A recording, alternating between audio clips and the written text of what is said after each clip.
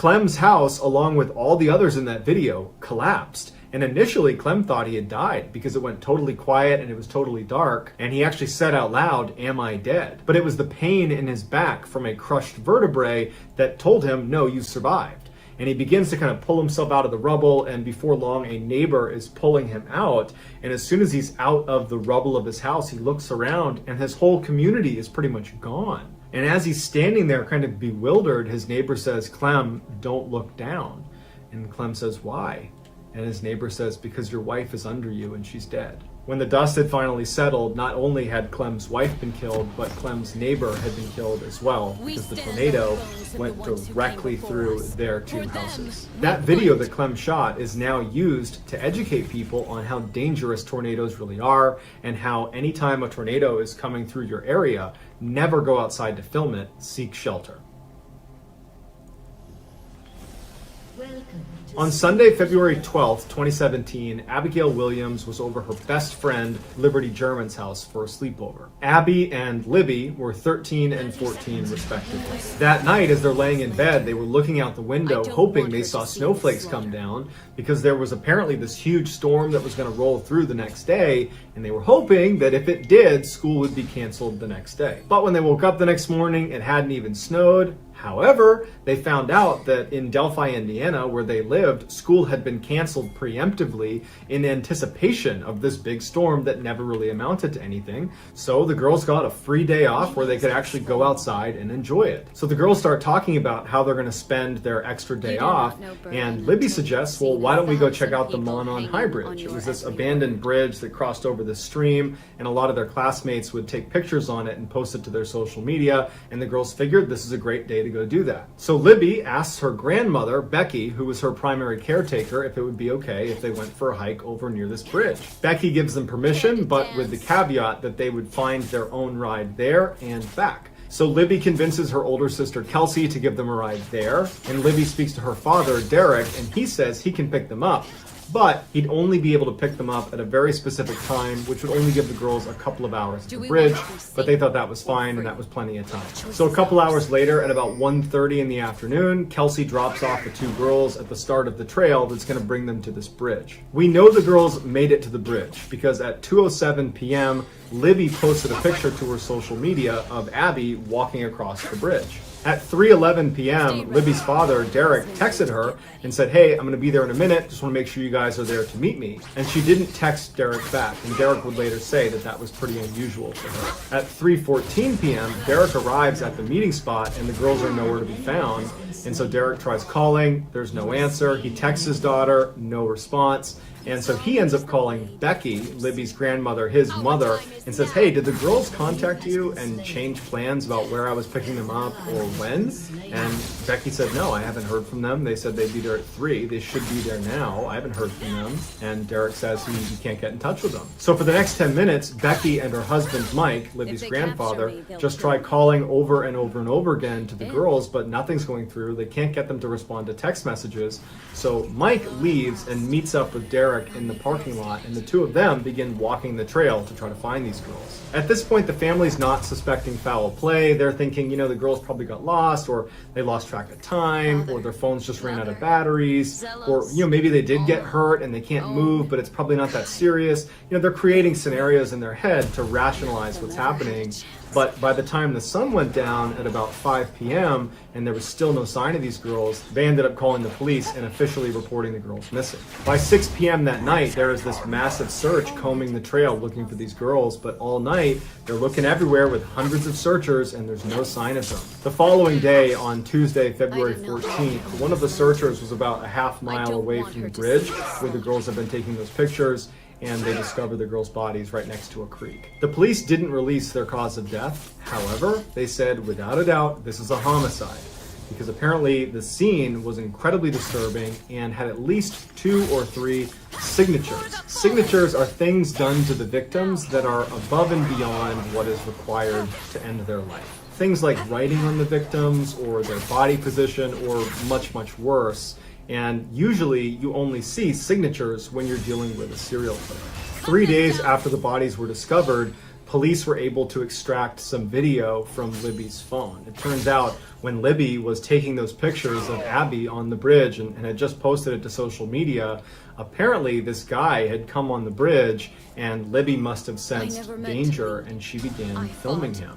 Now, there is apparently a video that starts from the bridge and lasts all the way through the girl's final moments, but the police would release a very small snippet of this recording because it showed who they believe is the killer walking towards them with his hands in his pockets looking down, and he says to them, "Guys, down the hill."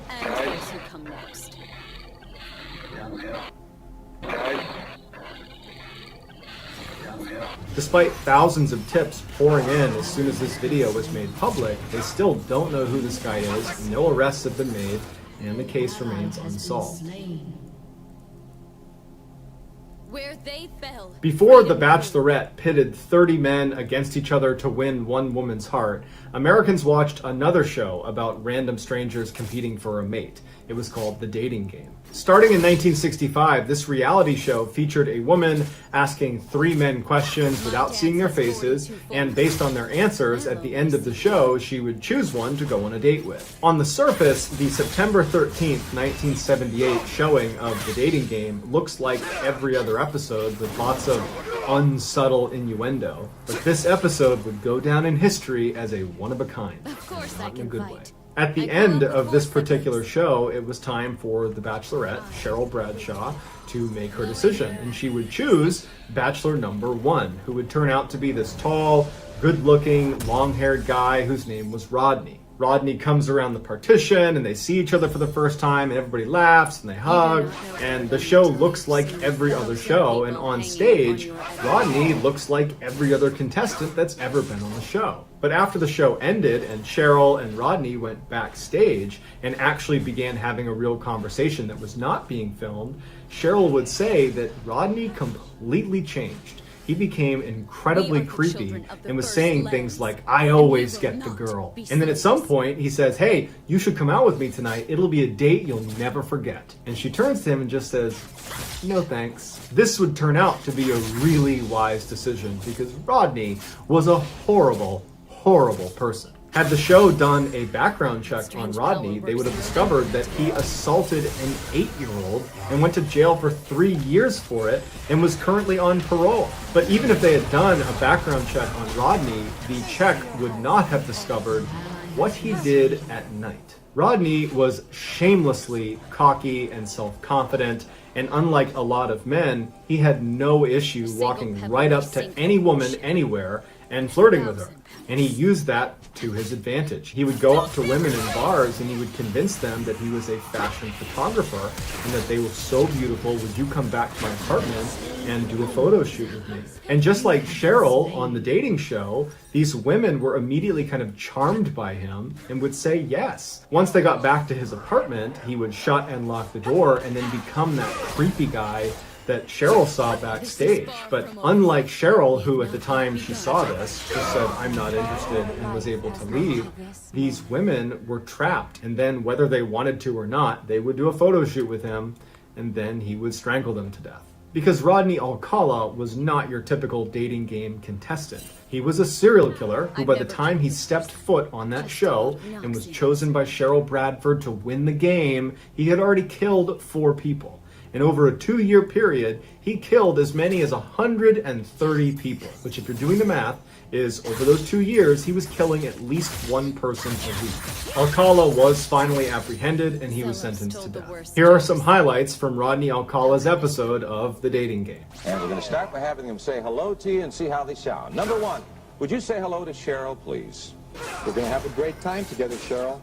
Okay, and here we go. Bachelor number 1. Yes. Really should have What's your stretched first. best time? The best time is at night, nighttime, Why do you say that? because that's the only time there is. The only time? What's wrong with morning, afternoon? Well, they're okay, but nighttime's when it really gets good. Bachelor number 1.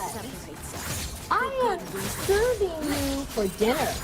Oh, What are you called and what do you look like? I'm called the banana, and I look really good. I can you be a little more descriptive? Peel me.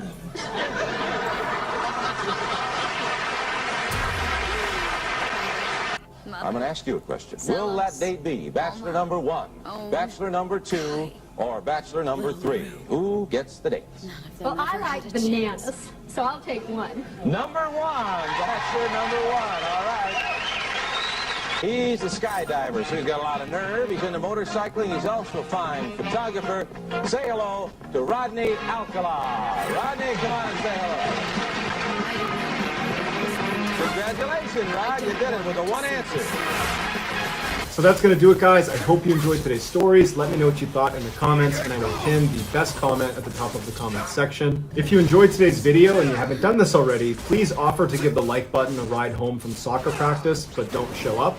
Also, please subscribe to this channel and turn on all notifications so you don't miss any of my weekly uploads. If you want to get in touch with me, you can direct message me on Instagram or on Twitter. My username is the same for both platforms. It's just JohnBallin416. I also have a ton of content over on TikTok. My username over there is Mr. Ballin. If you have a story suggestion, please submit it to our subreddit just called Mr. Ballin. It's linked in the description below. So whether I see you on Twitter, Instagram, TikTok, Reddit, YouTube, or some combination, I just really appreciate your support. And until next time, guys, that's going to do it. See you. You do not know burden until you've seen 1,000 people hanging on your every... Today, I'm going to share with you 3 progressively more disturbing stories, and at the end of each of them, I'm going to share with you the video that is famously associated with them. But before I get into today's stories, if you're a fan of the strange, dark, and mysterious delivered in story format, then you've come to the right channel, because that's all I do, and I upload 3, 4, even 5 times every week. So if that's of interest to you, please replace the like button's melatonin pills with caffeine pills. Also, please subscribe to this channel and turn on all notifications so you don't miss any of my weekly uploads. All right, let's get into today's stories.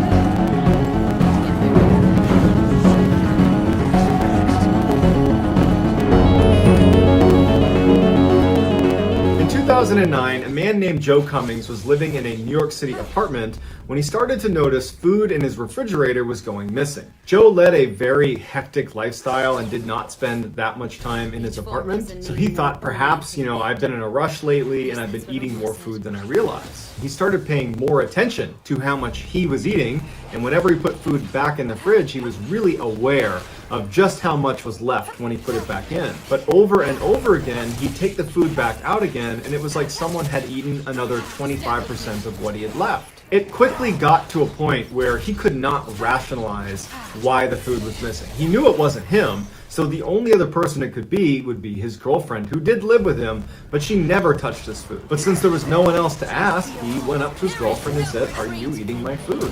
And she at first was just really confused because she hadn't heard about this, and then was like, "No, I'm not touching your food. I have my own food. I don't eat your food." As convincing as she might have been, Joe was kind of backed into a corner. There was no other reasonable explanation for why the food was missing. So he decided he would set up a hidden camera in his kitchen to catch his girlfriend eating his food. So that day, he went out and got a camera, came back, set it up, made sure it worked, and then he hit record and went to bed. The next day, when he reviewed the footage, he knew immediately that it was not his girlfriend. Joe would post his hidden camera footage to YouTube in a video he called "Creeper in My Apartment." The video starts with Joe adjusting the camera so it's lined up the way he wants it. Then it fast forwards a couple of hours and you hear a sound coming from somewhere in the kitchen. And then this woman emerges out of the cupboard and very carefully extends her foot down to the table and gets down onto the kitchen floor and makes sure Joe has not hurt her. Afterwards, she goes into his fridge and she's drinking milk right out of the carton. And then at some point, Joe actually comes into the kitchen and she has to dive out of the way and hides from him. When he leaves, she gets up, she takes some food, and she goes right back up into the cupboard. The video ends with Joe walking into the kitchen the next morning, totally oblivious to what happened the night before, and going in his fridge and drinking from the same carton that she had drank from. When Joe reviewed the footage, he immediately called the police, who came over and they pulled her out of the cupboard and they arrested her.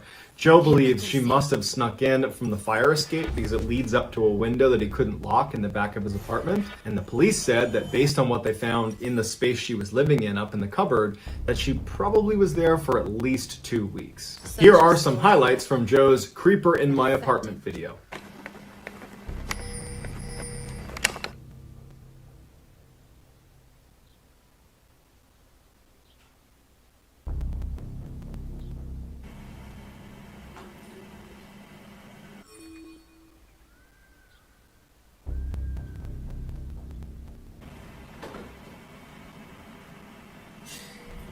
coward.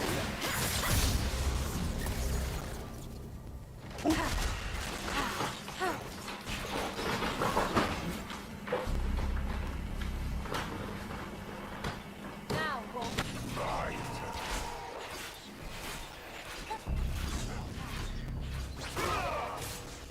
These blades were whetted on the bones of tyrants.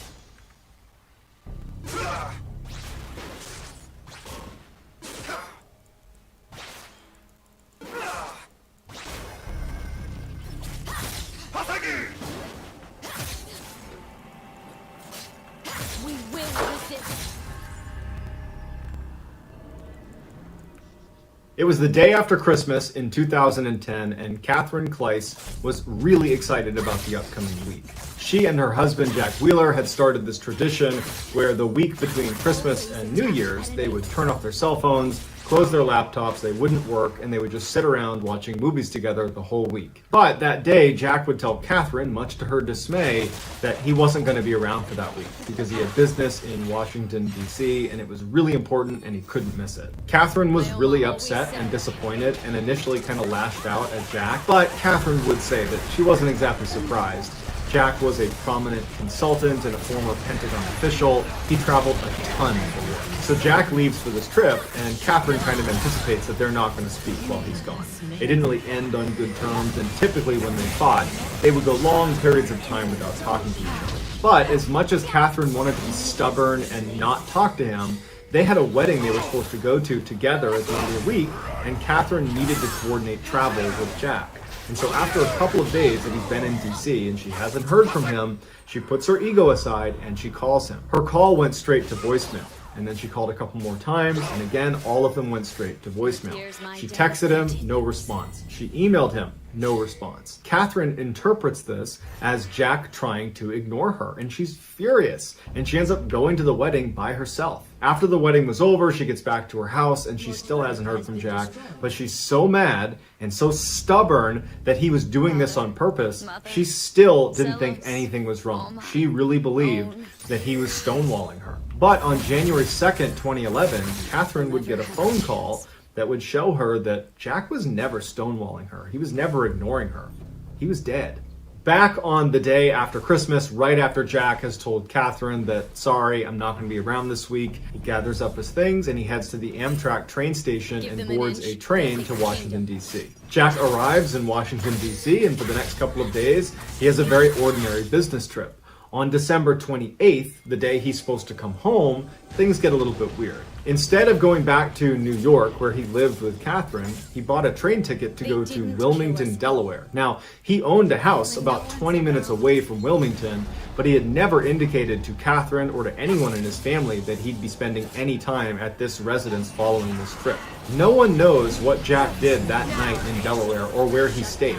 All we know is on the following day, on December 29th, he got in a cab and asked to go to a particular hotel in Wilmington. The police would get in touch with this cab driver who would say he was completely normal. He just looked like a business guy that wanted to go to this hotel. We had small talk in the cab and I dropped him off and that was it. Around 9:30 in the morning that day, Jack sends an email to his company that says his home has been broken into and his cell phone along with his badge, his work badge, and a key fob and his briefcase have all been stolen. After that email, we don't know what Jack did over the course of that day because he was not spotted again until 6 p.m. that night when he walked into a pharmacy and walked up to a random pharmacist and said, "Hey, can you give me a ride somewhere?" The pharmacist would tell police that when Jack came in there and asked him for a ride, he looked really upset, but overall, more or less put together. He had a suit on, he looked like he genuinely just needed some help, but the pharmacist just had a weird feeling about it and said, "Look, I can't give you a ride, but I'd be happy to call you a cab."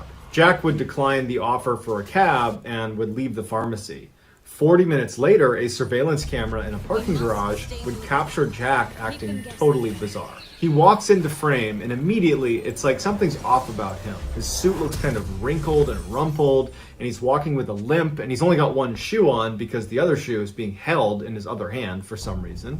He goes up to the attendant and he points his finger at them like he's upset about something. And apparently what he was saying to them is, someone stole my briefcase, but there's no audio on the footage. And then he turns and walks down the hall and he opens up a door into the garage, pokes his head around like he's looking for something, shuts the door and comes back. And apparently he was saying to the attendant, I'm looking for my car, can you help me find it? And no one really knew what to do with the guy. And just as quickly as he had arrived and made this kind of weird scene, he abruptly left and didn't tell anyone where he was going. Nobody knows where he went after the parking garage or where he stayed that night, but the next day, on December 30th, Jack walked into this high-rise office building. He goes right up to the front desk attendant in the lobby, and he asked to speak with a managing partner at one of the law firms that was inside of this office building. The attendant calls up to the law firm, and the lawyer is notified, who says he'll be down in a minute, but by the time he got down to the lobby to meet with Jack, Jack was gone. We don't know what Jack did after he left the office building, but several hours later that night, Jack is picked up to the north of this building in an area called Rodney Square, and he's making his way over to the relatively dangerous part of the city known as the East Side. Jack had also changed his outfit at this point. He was now wearing a sweatshirt with the hood up. The next time anybody saw Jack, he was being poured out of a dump truck into a landfill, and he was dead. The worker who spotted Jack's body being poured into the landfill called the police. The police show up, and they were able to determine, based on the truck that Jack had been in, that he was picked up from a dumpster that was in Newark, Delaware, not Wilmington, Delaware, which means Jack's body was somehow in a dumpster 13 miles away from where he was last seen on camera in Rodney Square. Police quickly ruled this a homicide, and it was determined that his cause of death was blunt force trauma. He had been beaten to death. But to this day, no one has any idea who did it or why Jack was acting as strangely as he was in those final few days in Delaware. Now, his wife and his family have watched the videos of him on surveillance acting very strangely, and they say he's not acting crazy. He's acting scared. Here is the surveillance footage of Jack when he was at the parking garage walking around with one shoe on. Shut down. Shut down. An ally has been slain.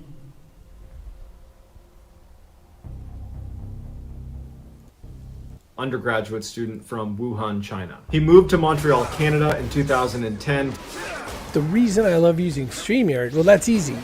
I can make, Chris Brogan, I can make a show like The Back To study engineering and computer science. And according to his best friend, Benjamin Zhu, Lin had also moved to Canada because Lin was actually gay, just not openly. And back home in China, he had hid that from his family and from society because he felt pressure to, conform. And he had even married a woman to keep up appearances. But that relationship ended in divorce, and he ultimately decided, I need to be myself. I need to go someplace that can allow me to do that. And he saw Canada as that place. So Lin gets to Montreal, and by all accounts, he's really pleased with the accepting and liberal culture there. It was everything he hoped it would be. But Lin was notoriously shy and reserved, and after living in Canada for about a year or so, he hadn't really built a very big network at all. He only had a handful of very close friends. Lin did go out and get a cat that he absolutely adored and treated like a baby, and it seems like the cat might have been his closest companion in that first year and a half. But in early 2012, Lin finally reached a point where he was like, you know what? I need to put myself out there and make some new friends. I need to get uncomfortable to expand my network a little bit. And so he went on Craigslist in hopes that he would find someone basically asking for a friend. He would find an ad from a guy named Luca Magnotta, who was roughly his age, who was asking for guys that wanted to be in a homemade movie with him. But he explicitly said in the post that it was nothing inappropriate, it was just a fun homemade movie, and apparently Lin thought, this is exactly what I'm looking for. This is an easy way to make a friend, and he reached out to Luca, and the two set a date to meet up. Unfortunately for Lin, this Craigslist ad was bait. 1 year before Luca posted that Craigslist ad asking for someone to be in his movie with him, he had made another kind of movie. It was called One Boy, Two Kittens, and it was Luca filming himself suffocating two cats to death. Luca posted this video anonymously and took great measures to ensure on camera he didn't give anything away about himself. He wanted to shock the world with this video, but he didn't want to get caught. Now, once this video started getting spread around the internet and people saw that this wasn't a hoax, it was a real horrible video, a large Facebook group was started with the sole purpose being, let's figure out who did this. Let's figure out who made this video. And they painstakingly went through every single scene in this horrible video, and they were able to pull quite a bit of information about who the person was that created this video, but they didn't have enough information to identify who it really was. But when Luca uploaded a second and then third video of him again harming more cats, this Facebook group started to recognize a pattern. Luca was incorporating very specific music into the background of these videos, as well as a couple of posters that were intentionally placed in the shot of these videos. And it became clear that Luca was trying to recreate certain scenes from certain movies. And it was through these movie references that they determined Luca was in Canada, and then using one of the still shots from a picture he had posted, they figured out exactly in Canada where he was. And so they felt like they had finally nailed this guy, and they reach out to Canadian authorities and they say, hey, we have this guy, he's harming animals, and he's showing all the signs that he's gonna do this to a human at some point. We know exactly where he lives, we know his name, we know everything about him. Here you go arrest this guy. But the Canadian authorities basically said, it's just cats. We really can't do much about this. And they sat on it. They didn't do anything. Fast forward to May 24th, 2012, and it's the day that Lynn and Luca Magnotta are supposed to meet up to make this fun movie. There is security footage of Lynn meeting up with Luca right outside of Luca's apartment in Montreal, Canada. They walk up to the front door. Lynn has a yellow shirt on. Luca has a white shirt on. Luca opens the door. Lynn follows after him, and the two walk down the hall and up the stairs and out of view. They make their way up to room 208. That was Luca's apartment. They go inside, and Luca offers Lynn some wine that he had put some very heavy sedative into. And Lynn didn't know this. Lynn drinks the wine and he becomes lethargic and tired, but he's not totally unconscious. Luca brings Lynn over to the bed and he has him lay down, and then he ties his arms and his legs to the bed as he's laying on his back. And then Luca turns on some music and he gets a camera on a tripod and he sets it up at the base of the bed looking at Lynn. Luca hits record and you can see that Lynn is still conscious and moving around, but he's not fighting back in any way. Luca walks up to the side of the bed and he kind of pats Lynn on the head before getting on top of him, pulling out an ice pick and brutally killing Lynn on camera with this ice pick. Afterwards, Luca gets off the bed. He puts on Lynn's yellow t-shirt that he had been wearing, and Luca just casually leaves his apartment and comes back with a bag filled with cleaning materials and gloves. But before he goes in to the apartment, the security camera picks him up, stopping and looking at his own reflection and checking to make sure his hair was perfectly placed behind his ears, as if there's nothing more important right now than his appearance, even though literally minutes earlier you just savagely killed someone on camera. After ensuring his hair was in just the right position, he casually walks back into the apartment building, up to his room, into the room where Lynn is. He brings him into the bathroom and chops him into pieces. He kept a few smaller pieces for himself that he eventually ate. He wrapped up the hands and feet, which he ultimately mailed to the Canadian government, and then the rest of Lynn was cut into fairly small pieces and put into trash bags. And then over the next several hours, Luca would make dozens of trips from his room down to the basement of the apartment building where he would dispose of these bags in the dumpster. The next day, on May 25th, 2012, Luca anonymously uploaded an 11-minute video called One Lunatic, One Ice Pick to the Shock website Fast 4. The video was of Luca killing John Lynn. When the Facebook group that had been tracking Luca for his animal cruelty saw this video, this One Lunatic, One Ice Pick video, they instantly knew this is Luca. And they told the police and they showed them all the evidence from previous videos and why this is definitely Luca, and the police listened. And they were able to find Luca sitting in an internet cafe in Berlin, Germany, Googling himself. Luca would try to use insanity as his defense, but the Facebook group had shared with the police, and then the police shared with the prosecutors, that Luca was actually just reenacting scenes from some of his favorite movies. It was this bizarre fantasy he had, and what he did to John Lynn is eerily similar to the opening scene of Luca's favorite movie of all time, Basic Instinct. In the movie, a woman is sitting on a man who's tied up on a bed, and she reaches under the sheets and she pulls out an ice pick and proceeds to kill the man with it. Luca was quickly found guilty and sentenced to life in prison. I decided to leave out any of the footage from One Lunatic, One Ice Pick. It's truly one of the most distressing things I've ever seen, so if you want to see that, that's up to you. Instead, I included the footage of Luca and Lynn going into the apartment building together, and then Luca coming down sometime later after.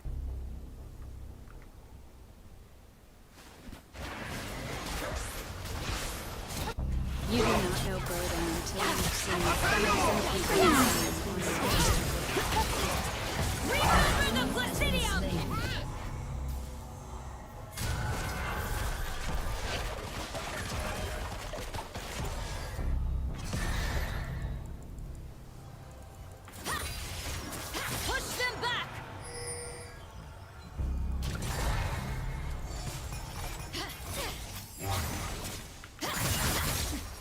So that's going to do it, guys. Let me know what you thought of these 3 stories in the comments section, and I will pin the best comment at the top of the comment section. If you enjoyed today's video and you haven't done this already, please replace the like button's melatonin pills with caffeine pills. Also, please subscribe to this channel and turn on all notifications so you don't miss any of our weekly uploads. If you want to get in touch with me, you can direct message me on Instagram or on Twitter. My username for both platforms is the same. It's just JohnBallin416. I also have a ton of content over on TikTok where my username is Mr. Ballin. If you have a story suggestion, please submit it to our subreddit just called Mr. Ballin. It's linked in the description below. So whether I see you on Instagram, Twitter, TikTok, Reddit, YouTube, or some combination, just know that I really appreciate your support. And until next time, that's going to do it, guys. See ya.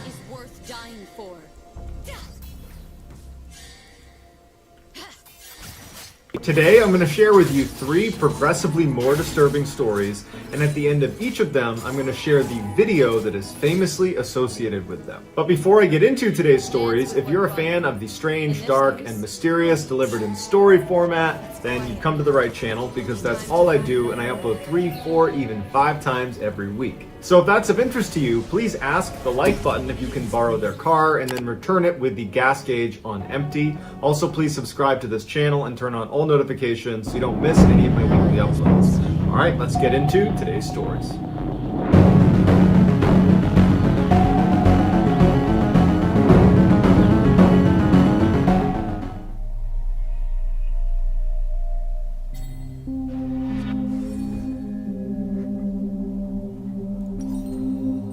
Anna Malaya was born November 4th, 1983, to very poor and alcoholic parents in the Ukraine. In the winter of 1986, when Oksana was only 3 years old, in a drunken stupor, her parents forgot about her outside in the cold of winter. And because she was locked out, instinctively she crawled towards the nearest source of warmth, which was the family's kennel where a whole bunch of dogs were sleeping. And incredibly, once she crawled inside of this kennel, not only did the dogs allow her to sleep there that night, but they kind of embraced her as one of their own. The next day, Oksana did not go back in the house, and her parents seemingly did not notice her absence. And over the next 5 years, Oksana would stay with this family of dogs, essentially living like she was part of their pack. Which meant over those 5 very formative years from ages 3 to 8 years old, Oksana had almost no interaction with humans. Oksana rapidly learned how to behave like a dog and began only walking on all 4s. She would bark instead of try to speak, and she would eat raw meat. By the early 90s, Oksana no longer identified as a human. She identified as a dog. And it was in the early 90s when a passerby happened to see Oksana running around on all 4s in the back of her house in the woods,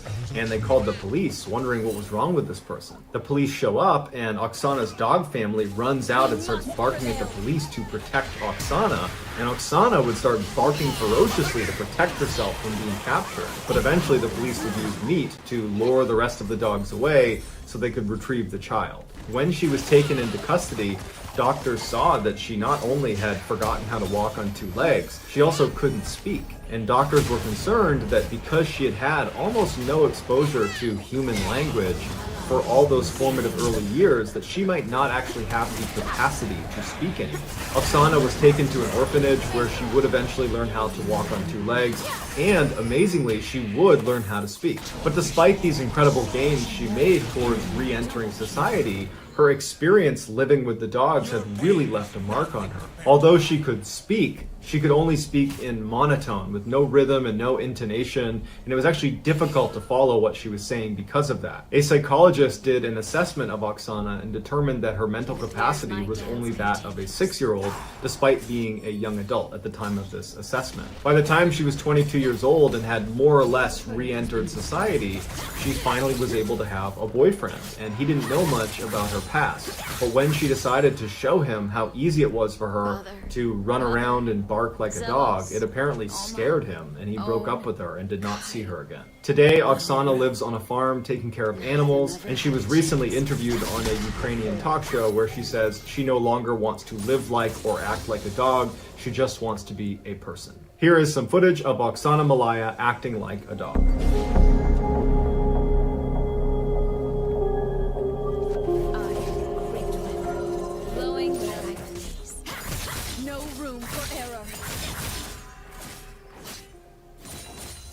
After being apart for many years, identical twin sisters Ursula and Sabina Eriksson were finally reunited on May 15, 2008. Within 24 hours of their long-awaited reunion, the 41-year-old Swedish sisters boarded a ferry for Liverpool, England. They arrived in Liverpool at 8:30 in the morning on Saturday, May 17th, and their first stop was going to the St. Anne's police station, where Sabina would tell them that she's very concerned for the safety of her kids back in Ireland.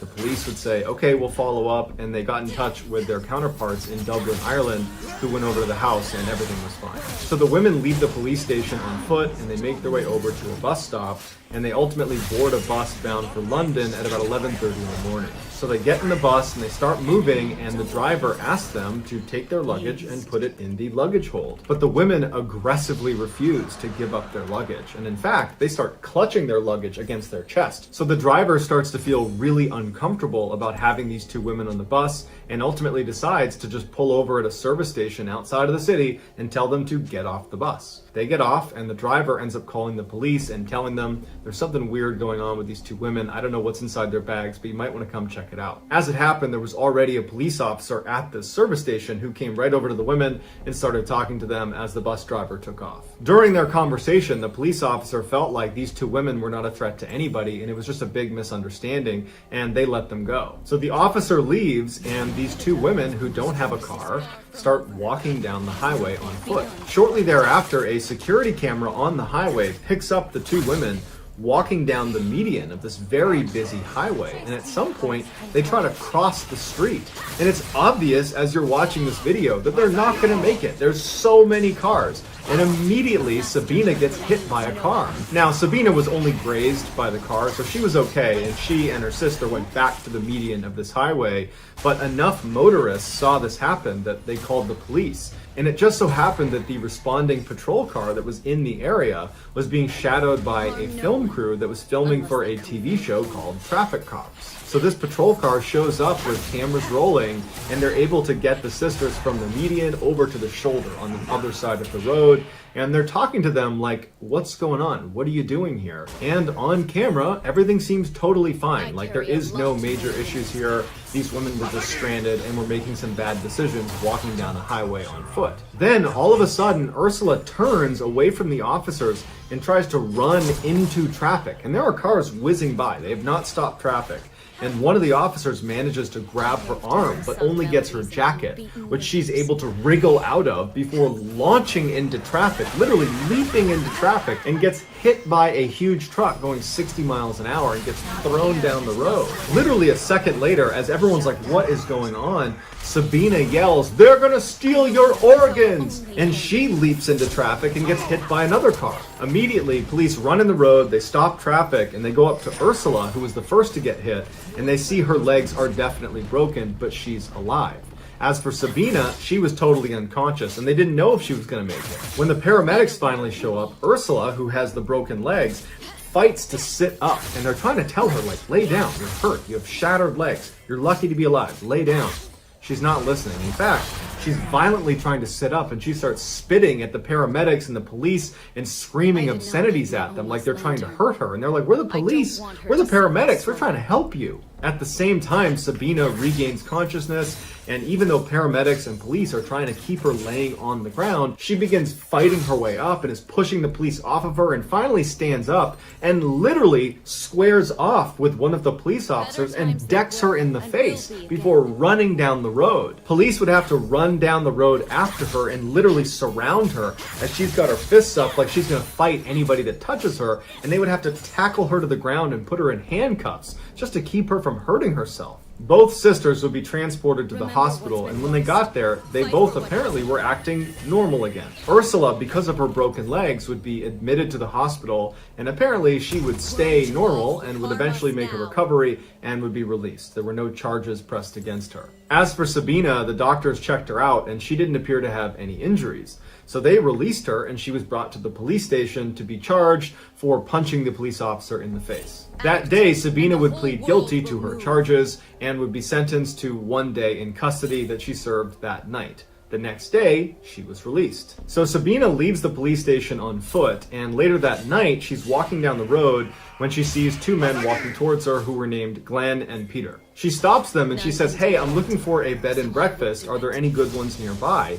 And Glenn would say, "You know, it's funny, I own a bed and breakfast. You can stay at mine." Initially, Sabina seemed hesitant, like perhaps this was a trap, but ultimately she agrees, and the three of them go back to Glenn's B&B. Once they got there, Sabina apparently was constantly looking out all of the windows, acting very paranoid, and then at one point she offers the men a cigarette, and the men accept, and she hands them their cigarette, and she's about to light their cigarettes when she suddenly snatches them out of their mouths and says, "Oh, these might be poisoned," and she throws them in the trash. Just before midnight, Peter leaves, and Glenn and Sabina go to sleep in their respective rooms. The next day, Glenn gets up to make tea and food for Sabina, who's downstairs in the kitchen, but Glenn realizes he's out of tea bags. So he goes outside and he hollers to his neighbor Frank and says, "Hey, can I borrow some tea bags?" Frank gives him the tea bags. Glenn goes back inside. About a minute later, Frank recalls seeing Glenn stagger out of the B&B, clutching his stomach, screaming, "She stabbed me."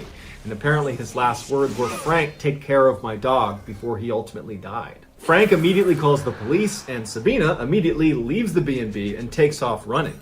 She gets to a highway and she's running along the side of this highway, and a motorist named Josh sees Sabina running, and she's clutching a hammer that she's repeatedly hitting herself in the head with as she's running. Josh drives well past her and gets out to try to intercept her, but as she's running past him, she pulls a roof tile out of her pocket and throws it and hits Josh in the head. She runs past Josh, who's now clutching his head and can't stop her. She gets to this bridge that overlooks another road, and she leaps off. It's 40 feet to the ground, and when she hits the ground, she breaks both ankles and fractures her skull, but she lives and narrowly escapes being hit by another car. Eventually, police and paramedics are called, who transfer Sabina to a hospital where she once again is acting totally normal. Nothing like the crazy person that killed Glenn or was throwing roof tiles just hours earlier.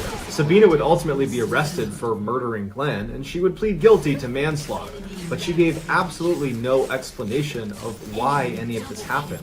It was like she didn't understand and was a different person. The defense claimed that although Sabina certainly killed Glenn, she should have diminished responsibility because she was suffering from a condition known as folie à deux. It's a French term that means madness of two, and basically it only presents itself in identical twins where one twin has a psychotic break and they transmit their insanity to the other twin. And amazingly, the prosecution accepted this claim, and they only gave Sabina 5 years for her crime. Sabina would serve her 5-year sentence and was released in 2011, and to this day is a free woman. Here are some highlights from that film crew that captured Ursula and Sabina acting totally crazy on the side of the highway.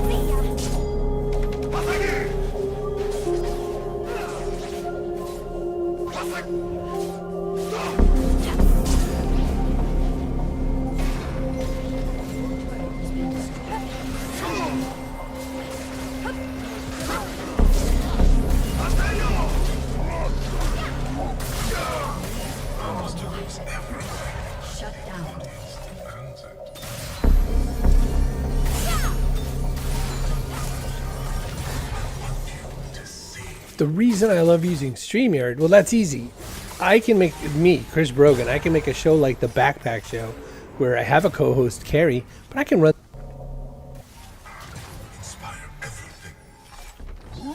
In June of 2011, law student Lauren Giddings was only one test away from completing her dream and becoming a public defender. Even though she had a ton of studying still to do, she had taken off the first week in June to go to her sister's wedding where she was the maid of honor. Right before she left the wedding to go back to school, she joked with her family that she was going to be locking herself in the library and just studying 24/7 and that nobody should get in touch with her. But when she got back to campus, none of her classmates that she studied with saw her at the library. And in fact, when they didn't see her for a couple of days, they started reaching out to her and texting her and calling her to see if she was okay. But she never picked up, she never wrote back, and so no one knew what was going on with her. One of Lauren's classmates would reach out to Lauren's sister and would ask her, hey, have you talked to your sister at all because we haven't seen her? And Lauren's sister would write back and say, oh no, everything is just fine. Lauren told us before she left the wedding that she was going to be locking herself away and just studying 24/7, so I'm sure everything is just fine. But this classmate wasn't convinced because this felt very uncharacteristic of Lauren to not study at the library and then not to pick up any phone calls or text messages. So she would call the police and say, hey, can you please go check on Lauren's apartment because I think something's wrong. So a police officer goes over to Lauren's apartment and knocks on the door. Lauren doesn't answer. They try the door, it's locked. The officer goes outside and looks around the outside of her apartment. There's no broken windows. There's no obvious signs of a break-in. And so the officer leaves and says, I can't do anything else unless you guys file a missing person report. So a couple of days go by and there's still no word from Lauren. And at this point, Lauren's family is now concerned and they do file a missing persons report. So the police go back to Lauren's apartment. They try knocking. She doesn't come to the door. The door is still locked. So they get the owner of the apartment building to open up her door. And when they go inside, Lauren's not in there, and at first, it doesn't seem like anything is wrong until they notice her cell phone, her keys, her purse, and her laptop are all still in there. This made the police think there could be something sinister happening here, and so they went to Lauren's friends and family and they asked, does she have any enemies? Does she have any reason to be fearful for her life? Initially, they said no one would want to harm Lauren. Everybody loves Lauren. But Lauren's sister would say to the police that there was actually one comment Lauren made a year ago that now seemed a little bit more relevant. Lauren had just got back from a vacation and she noticed there were things in her apartment that seemed like they had been moved, like someone else had been here, but no one was supposed to be in her apartment. And so she told her sister, and the two of them talked about it a little bit, but it was quickly forgotten about because there wasn't a reasonable explanation, and Lauren was so busy with school, she didn't pursue it. After police have done a thorough investigation of the inside of Lauren's apartment, they move outside of her apartment and begin scanning the exterior of the building, and they make a huge discovery. An officer who was looking in the dumpster noticed this big black trash bag that looked out of place, and when he tried to move it, it was very heavy, and when they opened it, they found a human torso, and it was Lauren's. Right before this discovery was made, a news crew had shown up outside the apartment building and was trying to interview people that lived in the apartment complex because they had been tipped off that somebody who was living here had been missing for over a week and now police were getting involved. They saw what looked like a resident of the building looking visibly shaken up, watching the police doing their investigation,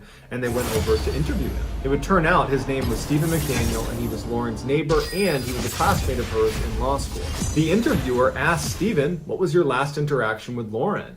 And Stephen became really focused on how he had not seen her in the last week. And in fact, speaking on behalf of my other classmates, no one's seen her. She must have just vanished. As they're doing this interview, right on the other side of a bush, this police officer discovers Lauren's torso, and the news kind of gets out to the interviewer, they've found a body. And the interviewer says out loud to Stephen, it looks like they found a body. And Stephen just completely changes, and he goes, a body? And then he goes completely silent to the point where the interviewer says, are you okay? And he just stands there looking completely distant before walking away from the interviewer, sitting down with his back turned and hyperventilates before the interview ends. Once this case went from missing person to homicide, the police started searching all the rooms on Lauren's floor.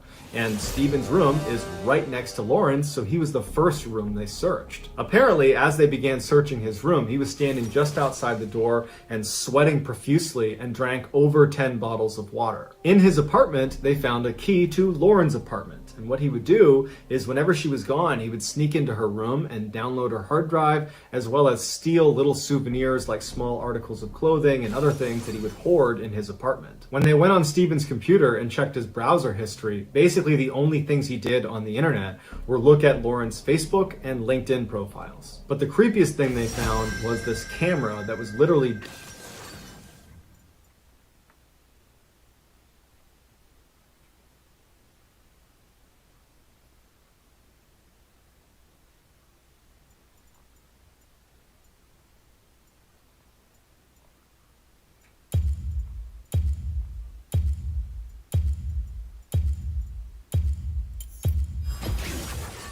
For the first duct taped to this long pole.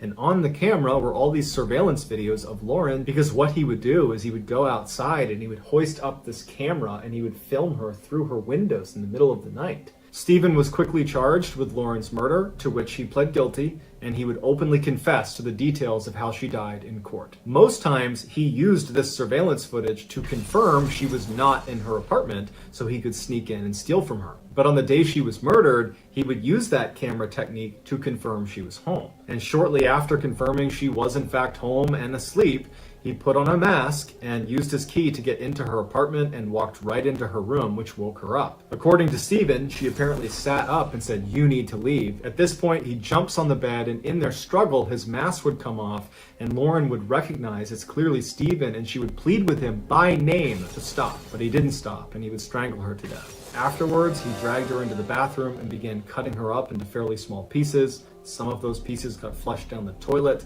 The others were put in bags, and only one of those bags was ever discovered, and that was the one of her torso. Stephen was ultimately given a life sentence. Here is a highlight of Stephen's interview when it's revealed that they've discovered Lauren's body. I mean, no one has seen her since Saturday. I haven't seen anything. I mean, I've always heard noise outside, but it's just people walking by pretty much. I mean, we just don't know where she is. What about in the parking lot area? I know they've been doing a lot of, I think that's where they have recovered the body or whatever they recovered from there. Body? Had you seen anything there? Had you seen anything there? I mean, we don't know if this is the same person. You know what I mean? Like, they took out a body there earlier. We don't know if it's the same person or not. So that's why we're trying to ask people if they know who lived there. Are you okay, sir? I think I need to sit down. Okay.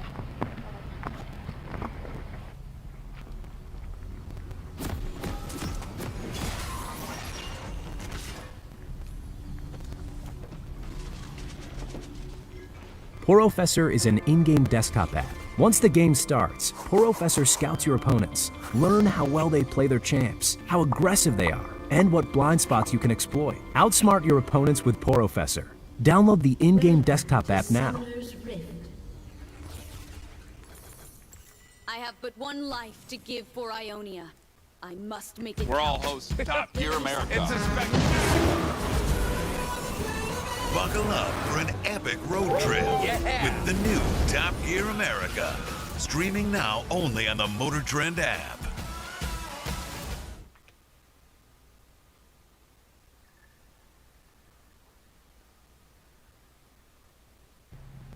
So that's going to do it, guys. Let me know what you thought of these 3 stories in the comments, and I will pin the best comment at the top of the comments section. If you enjoyed today's story and you haven't done this already, please ask the like button if you can borrow their car and then return it to them with the gas gauge on empty. Also, please subscribe to this channel and turn on all notifications so you don't miss any of our weekly uploads. If you want to get in touch with me, you can direct message me on Instagram or on Twitter. My username on both platforms is the same. It's just John Ballin 41.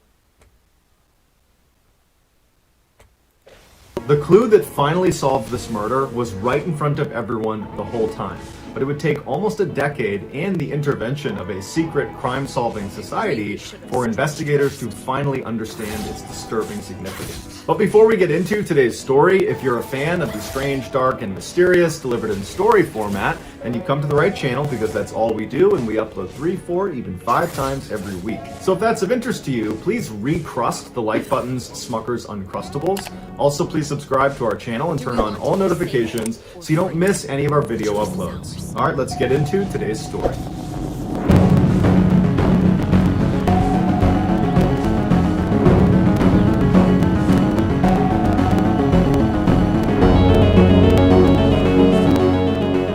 Classes began at Drexel University in Philadelphia on the morning of November 30th, 1984. Students walking into Randall Hall made a gruesome discovery. Crumpled at the bottom of an outdoor stairwell underneath a gray jacket was the body of a young woman. She had cuts and bruising all over her face, and she had a deep purple line that went all around her neck from where she had been strangled to death. She had no purse, no backpack, nothing to identify her. There was no evidence of sexual assault because she was fully clothed, although she was missing her shoes and socks. Police immediately cordoned off the area. Their first suspicion was this was a robbery that turned deadly. But right away, the police knew they were in for a very difficult investigation because, one, there were no cameras inside or outside of Randall Hall, so they couldn't just review the footage to see what happened to Debbie. And two, there was a virtually unlimited number of suspects because Drexel University was not an isolated campus. Its buildings were integrated into West Philadelphia, and Randall Hall itself was located right along a known cut-through that residents that lived in and around Drexel would use almost every single day. And it was clear this young woman had not been killed in this stairwell. She had been killed elsewhere and then dragged a great distance, losing her shoes in the process before being dumped at this spot. But just a couple of hours after the body was discovered, the police received a lucky break when a young man who was combative and frantic rushed the closed-off crime scene and demanded he be let through because he said he knew the identity of the dead girl. The police were immediately suspicious because they didn't even know who this dead girl was. So they pull the young man aside and they interview him, and he tells police his name is Kurt Rayner, he's a student at Drexel University, and he believes the girl they had found, the dead girl, was his girlfriend, 20-year-old Debbie Wilson, who was also a student. And then he proceeded to give police a very long and complicated explanation of how he figured out the girl inside was his girlfriend. He said the night before he was with Debbie in Randall Hall in the computer lab in the basement. He said Debbie had a big project that was due the next day and that he had offered to just keep her company while she worked. But by about 1:30 in the morning, Debbie still had a lot of work to do, and Kurt said he was just really tired and didn't know if he could stay awake any longer, and so he asked Debbie if it would be okay if he took off early. Debbie said it was totally fine. She was used to working late at this computer lab, and Kurt, even though he wanted to stick around and walk her safely to her car when she was done, he felt like she was okay, and so he took off on his own. On his walk back to the dorm, Kurt said he passed by a campus security guard, and he actually asked him if he wouldn't mind checking on his girlfriend in the computer lab because she was all alone and it was late, and the security guard said, "No problem, I'll make sure she's okay." The next morning when Kurt woke up, he heard rumors from other students on campus about a woman's body being found just outside of Randall Hall, and that apparently it looked like murder. Kurt said he didn't think much of it at first, but that day when he went into campus to meet up with Debbie, he saw her car still parked in the computer lab parking lot, looking like it had never left. And then when he got to the meeting site, Debbie never showed.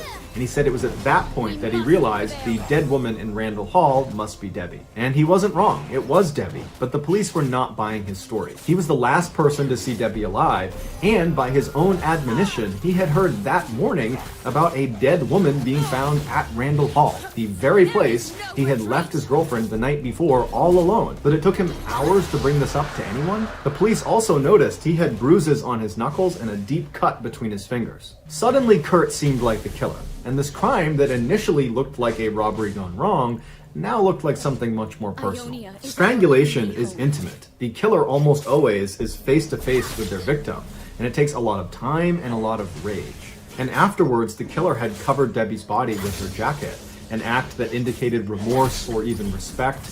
And investigators know that generally when a woman is murdered, her romantic partner is the culprit. Instead of tipping off Kurt that they were looking at him as the primary suspect, they told him to go back to his dorm room and they would be in touch with him as the investigation developed. In the meantime, investigators turned their attention to the computer lab in Randall Hall, where Kurt said Debbie had been last. Debbie had logged into a computer at the front of the lab, but had not logged out. Her computer cursor was left blinking mid-sentence at 1:38 a.m., leading investigators to believe she was interrupted by her attacker inside of the lab. Investigators found 2 extension cords on the ground near this computer that matched the ligature marks on Debbie's neck. They also found a small spot of blood on the back of Debbie's chair that they sent off for testing. As police swept the computer lab, they began commenting on how neat everything looked, considering that there must have been some sort of death struggle that took place in there. And that's when they realized there had been a huge setback in this case. The janitor that morning had cleaned the computer lab and the hall right outside, likely destroying critical physical evidence. They interviewed the janitor, who had a rock-solid alibi and was incredibly remorseful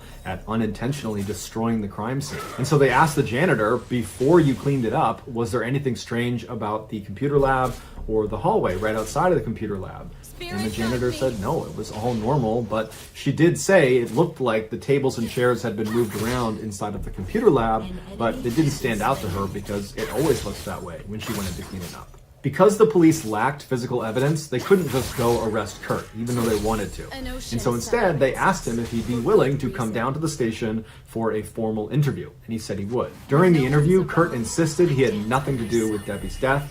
As for the bruises and cut on his hand, he said he had punched a wall after finding out what had happened to Debbie, and the cut in the middle of his fingers was from working on his car, but neither of those things could be proven. After this interview yielded no new results, and they still had no evidence on Kurt, they told him he could go, and in the interim, they began digging into his alibi. Kurt had previously told police that after leaving Debbie in the computer lab, on his walk back to his dorm, he had passed a security guard and asked that security guard to check on Debbie. And so the police were able to track down that security guard who confirmed Kurt's alibi. The security guard's name was Bryce Clapman, who was a longtime employee of Drexel University with a stellar work record and no criminal history. Clapman said he spoke with Kurt around 1:30 in the morning as Kurt was walking back towards the dorms. After speaking with Kurt, Clapman radioed Bronson Ziegler, who was one of the 2 security guards that were working in Randall Hall that night, and he told him that he or the other guy, David Dixon, would need to go down into the basement and check on this girl. Shortly after radioing Ziegler, Clapman would say he saw a person, presumably a student, come out of Randall Hall. He said he was just too far away and it was too dark that he couldn't make out any features, but he definitely saw someone walking around the premise around 1:30 in the morning. Clapman told police he never stepped foot inside of Randall Hall that night and that he was willing to take a lie detector test. Police ran the backgrounds of Bronson Ziegler and David Dixon. Dixon was a military veteran with a pristine record who was still in the Army Reserves. As for Ziegler, he had spent time in jail for burglary and had actually lied about it to get his job as a security guard. When police interviewed Ziegler, he was evasive and frustrated, and he said that he did receive the message from Clapman to go check on the girl, but he didn't feel like doing it himself, so he radioed Dixon and said he should go do it. Ziegler insisted he had done his rounds properly and he had never stepped foot inside of the computer lab. He told detectives they could check his security guard clock that he carried with him every time he did rounds, which was basically like a punch card where there was designated stations along his security rounds where he would punch this card that stamped a time that he had arrived at that station. And so over the course of the night, he would punch his card at each of these stations, and there was a record of what time he arrived and what time he left. And so when they checked this record, it showed that Ziegler had hit all the stations at the correct time. But that didn't mean he didn't kill her, because there was lots of time in between rounds that he could have attacked her. Towards the end of the interview, Ziegler accused detectives of messing with him, and then he sarcastically said he had killed Debbie, and then he refused to take a lie detector test. When the police interviewed Dixon, he said that Ziegler had never radioed him asking him to check on the girl in the computer lab. However, he did say he was aware of someone working late in the computer lab because around 2:15 in the morning he had walked past and the lights were on and he heard the sound of printers working inside. And so not wanting to disturb whoever was in there, he didn't even poke his head in. He just figured he would come back in a couple hours and make sure they were gone. And so over the next couple of hours, he chatted on the phone with his girlfriend, and then around 4 in the morning, he went back down to the computer lab and the lights were off and the door was locked. And so he figured whoever had been in there had finished up and left, and Ziegler had locked up after them. When asked why he or Ziegler had not discovered Debbie's body, he said their security rounds did not leave the building, and so that stairwell was considered outside of the building, and so they never would have seen her. At this point, Clapman and Dixon were ruled out as suspects, but Ziegler became a primary suspect. But just as with the boyfriend, Kurt Rayner, there was no physical evidence tying Ziegler to the crime, and so they couldn't arrest him. Investigators decided instead to try to track down that person Clapman had seen walking around Randall Hall around 1:30 in the morning after speaking with Kurt and after radioing Ziegler. It would turn out to be 28-year-old PhD student Ashlyn Berhard, who was known for keeping long hours and was also known for sneaking up behind the female secretaries that worked in his office and suddenly holding a pencil up to their neck and threatening to kill them. His office also happened to be directly above where Debbie's body was ultimately found inside of that stairwell. When interviewed by police, Ashland said he had been in Randall Hall the night Debbie had been killed, but didn't know Debbie, had no interaction with her, and didn't leave his office the whole night. He quickly agreed to take a lie detector test, but he failed it. Scrambling to explain it, he named 2 other students that were in the office with him that could be his alibi.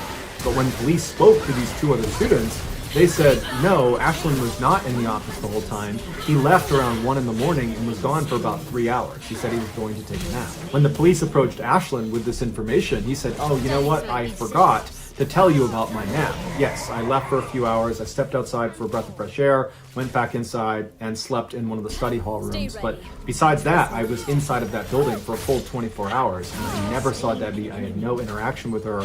It's just coincidence that my nap coincided with when she was killed. But detectives were not buying it. They believed wholeheartedly that now, finally, they had found their killer. But just like with Kurt and with Ziegler, they had no physical evidence tying Ashland to the crime, and so they couldn't arrest him. And because they were not able to make any arrests, the police just continued to look for more suspects. And so they began speaking to some of Debbie's friends and acquaintances, and it came out that Debbie actually had a stalker. It was another student named Alan Smith, who had previously been one of Debbie's very close friends, but at some point he wanted to take the relationship from platonic to romantic, and Debbie rejected him. Alan apparently didn't take this very well and took to following Debbie around campus, trying to get her to stop and talk to him and try to reconcile their relationship, but Debbie every time would just say no, and Alan got increasingly more angry about it, and just the day before Debbie was killed, their friends saw Debbie fighting with Alan in the middle of campus, where Alan had actually grabbed her shoulder and was shaking her and yelling at her. Police tracked down Alan, and he was cooperative and said he did not kill Debbie, but he didn't have an alibi. He just said he was alone in his apartment on the night that Debbie was killed. And so, like all the other primary suspects in this case, there was no physical evidence tying Alan to the crime, and so they couldn't make an arrest. Around this time, the lab that tested the blood spatter that was on Debbie's chair inside of the computer lab came back with their results. DNA profiling was not available back then, so all they could provide was blood type. The blood type that came back from that little spot was type A, and Debbie's blood was type O, meaning this blood spot likely belonged to Debbie's killer, who during their struggle must have gotten wounded and then bled on the chair. And so right away, the police got Kurt Rayner, Bronson Ziegler, Ashland Bearhard, and Alan Smith to all come in and provide a blood sample, and they figured if any one of them was type A, that they probably were the killer. But unbelievably, when their test results came back in, none of them were type A. It was a crushing blow to the investigation. The first few days after Debbie's killing seemed so full of promising leads, but now with this blood type development, investigators had no suspects. And all of a sudden, the Drexel community was starting to panic. Students were outraged at the light security and wondered why the security guards were not allowed to carry weapons. The administration put up a $10,000 reward for any information about who could have done this. And the president of the university told students to use the buddy system and never be alone on campus because he believed the killer was one of us. No one could understand why anyone would want to target Debbie in the first place. She seemed like such a wonderful person that was nice to everyone. She had modeled in high school, but she wasn't vain. She'd actually turned down getting braces because she was worried it might affect her clarinet playing. She was an average student, but she had an uncommon drive. She worked really hard to get good grades. Whenever she was feeling down or wasn't feeling motivated, she would stare at a picture of a Mercedes-Benz car that was there to inspire her and remind her what she could achieve if she continued to work hard. When she was killed, that picture of the Mercedes-Benz still hung above her desk. It was ultimately her work ethic that put her in danger because she was prepared to stay at that computer lab as long as it took to make sure her project was perfect. The few pieces of physical evidence the police had didn't fit together. The crime wasn't really a robbery. While she was missing her shoes and socks, her backpack had turned up at the campus lost and found about a week later, and no one knows how it got there or who put it there. Inside, it appeared all of her belongings were still there. Also, when she was discovered, she was still wearing her expensive watch. Her murder looked personal, but the police could not prove that someone who actually knew her was the one who killed her. Police considered a few other suspects, but like all the others, there wasn't enough evidence to make any arrests, and so eventually Debbie's case went cold. In 1985, the Philadelphia Inquirer ran a story about unsolved cases that most haunted detectives, and Debbie's was one of them. Some of the detectives that were involved in the case said they believed this was a random killing and that the killer would most likely strike again. Debbie's case eventually disappeared from headlines, and it languished for 8 years. And then, in the spring of 1992, Debbie's murder was assigned to a cold case squad led by Detective Bob Snyder.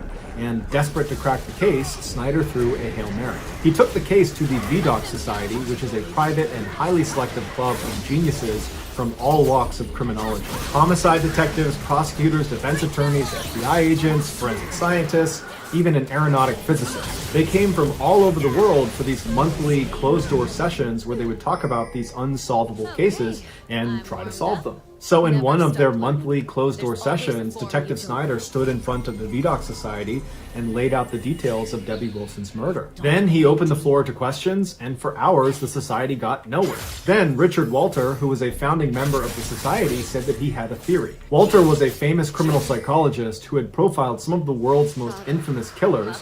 Most of his work is actually still confidential. He believed the killer was a power-assertive, macho-type guy that liked being in control. Walter pointed to one clue that detectives and everyone seemed to have overlooked after all these years, and that was Debbie's missing shoes. He said the missing shoes were not random, they were the most important clue. The killer, Walter predicted, was a foot fetishist. Detective Snyder had nothing else to go on, and he was really intrigued by this idea, so he brought the information back to the cold case squad and they began re-interviewing everybody involved in the case. When they spoke with the manager of the computer lab at Randall Hall, he told them he was always bothered by one particular detail. The printers in the lab always turned off after 10 p.m., and so he was always confused how the security guard David Dixon could have heard the sound of printers inside the lab at 2:15 in the morning like he claimed. Detectives were shocked. Somehow no one had picked up on this discrepancy. They began looking more closely at David Dixon, who had been ruled out as a suspect and was viewed by and large as this pristine military veteran with no criminal history, and they dug all the way to the back of his military file where they discovered in 1979, the first year he was in the service, he had gotten in trouble for stealing another soldier's white Reebok sneakers, the exact type of shoe that Debbie was known to wear. Police began interviewing Dixon's former and current neighbors, and at least 4 women reported having a break-in when Dixon was living next to them, and the only thing missing was their white sneakers and dirty socks, although none of these women actually ever found out who was responsible. When they raided Dixon's apartment, they found in one of his closets 20 sets of used women's white shoes that were all wrapped in plastic like they were trophies. They also found 77 homemade videos, presumably shot by Dixon, that are just filming the feet of women walking around in white shoes. Dixon's alibi on the night that Debbie was killed was that most of the time he was on the phone with his girlfriend. His girlfriend had become his wife, and then she became his ex-wife. And so when detectives spoke to her, she told them that they had only spoke for a couple of minutes that night, not for a couple of hours. Police arrested Dixon in June of 1993, and he never admitted to anything, but as soon as he got into his cell, he started bragging to his cellmate about how he had killed Debbie because he wanted to have his way with her feet, and his cellmate immediately told on him. Dixon was ultimately found guilty of killing Debbie Wilson, and he was sentenced to life in prison. So that's going to do it, guys. If you found the secret in today's episode, let us know in the comments what it is and where you found it, so give us the timestamp, and if you're the first to do that, we'll pin you at the top of the comments section. If you enjoyed today's video and you haven't done this already, please Need a website? Go to Fiverr.com and find a programmer in seconds. Or don't go to Fiverr and waste your time interviewing 50 programmers. I prefer Code Director. Next. Find your programmer quickly and easily. There is nothing quite as satisfying as a true story that's mysterious and interesting, it sucked you in, that has a killer plot twist, a killer reveal. That, to me, is just the most satisfying thing you can find. I am a complete story addict, and so I go looking for these stories. I go literally searching for real-life stories with real-life plot twists. And in my opinion, the very best one is the story of the missing lighthouse keepers, and that is the story I'm going to tell today. So the Too Long Didn't Read version of this story is a crew is sent out to this lighthouse off the coast of Scotland. They're being sent out there to relieve the workers that are there, provide new supplies, and just kind of make sure everything is okay. When they get out there, nothing is okay. The 3 lighthouse keepers are missing. The island and the lighthouse are kind of in disarray. And then they find the lighthouse keeper's logbook, which, needless to say, is very strange. It has some entries in it that don't really add up. And then when you combine those entries with what some people had to say on the mainland that were watching the island, it really doesn't add up. So it creates this really epic plot twist. It's absolutely worth watching to the end, I promise. So let's get there. Off the coast of northwestern Scotland lies a stretch of 7 small islands. It's called the Flannan Isles.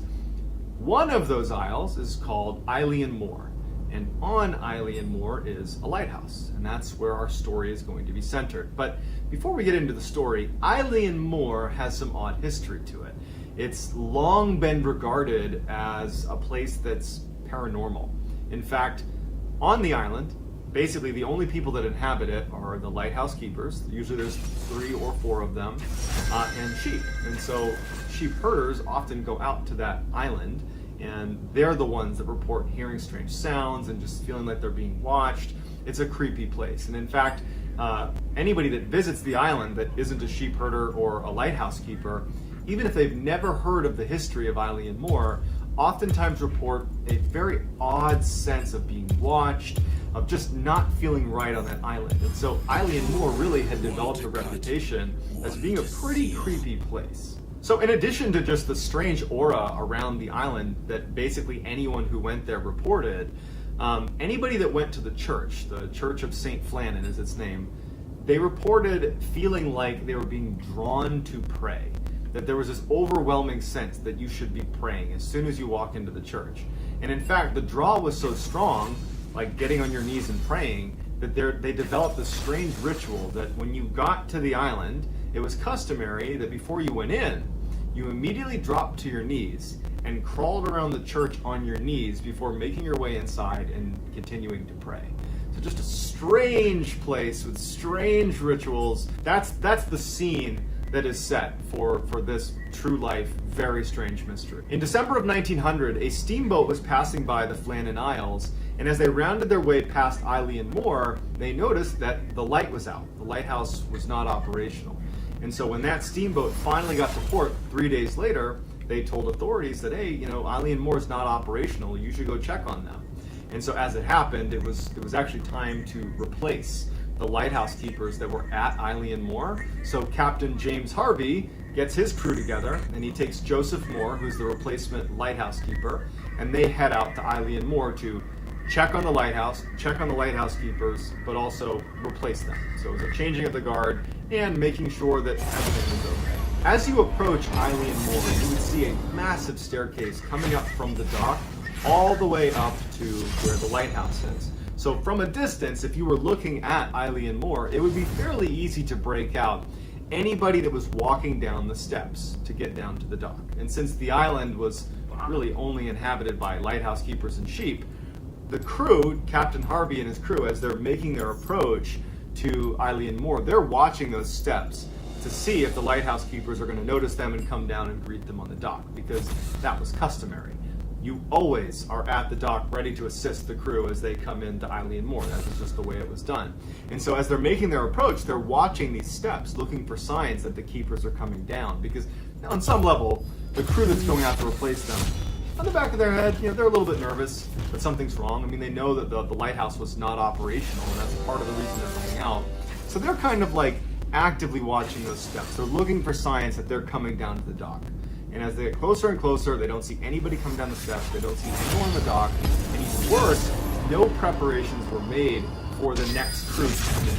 That's something that all lighthouse keepers did. They kept that dock, up to codes that if any time someone came in, they could properly dock and make their way up. So no preparations are made, no one is coming down to greet them. So the omen is pretty bad.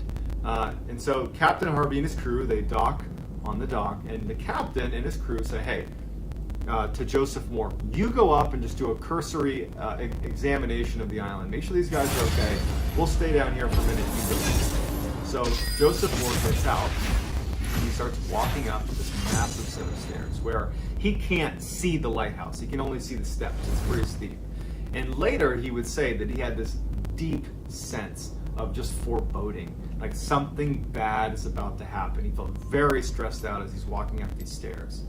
And as he makes his way up, he finally kind of crests to where he can actually start to break out the top of the island where you can see the lighthouse and you can see, where they were staying. And the first thing he notices is the steel railings that line this massive staircase up to the island near the lighthouse itself.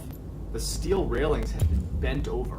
Like imagine if it was made out of tinfoil. They'd been folded onto themselves. Like pretty significant damage to steel railings. And so he makes note of that, and he also notices that this big boulder that just, I don't think it was decorative, it just was on the island, and so they built around it. There's this huge boulder that just was right in front of the lighthouse, and it had been that way for years and years. It had moved significantly. Your underarms are under attack. Harsh deodorants are bullying your body and choking your pits. See you later, nerd. Don't sweat it, Mike. I've got something that'll turn those bad pits. Every year, hundreds of people go missing under baffling conditions in the woods of North America. One former police detective named David Paulides has investigated thousands of these strange disappearances, and he documents what he finds in his incredible book series called Missing 411. Today, we're going to look at 3 cases from the Missing 411 that might shed a light on what's behind all these strange disappearances. But before we get into today's stories, if you're a fan of the strange, dark, and mysterious delivered in story format, then you've come to the right channel, because that's all we do, and we upload 3, 4, even 5 times every week. So if that's of interest to you, please go to the Like Button's house on a really hot day and ask them to get you a cold drink. While they're away, hide a large raw salmon in their haze. While they're away, hide a large raw salmon. I could feel it. I could feel it coming on. While they're away, hide a large raw salmon in the AC vent. Also, please subscribe to our channel and turn on all notifications so you don't miss any of our weekly uploads. All right, let's get into today's stories.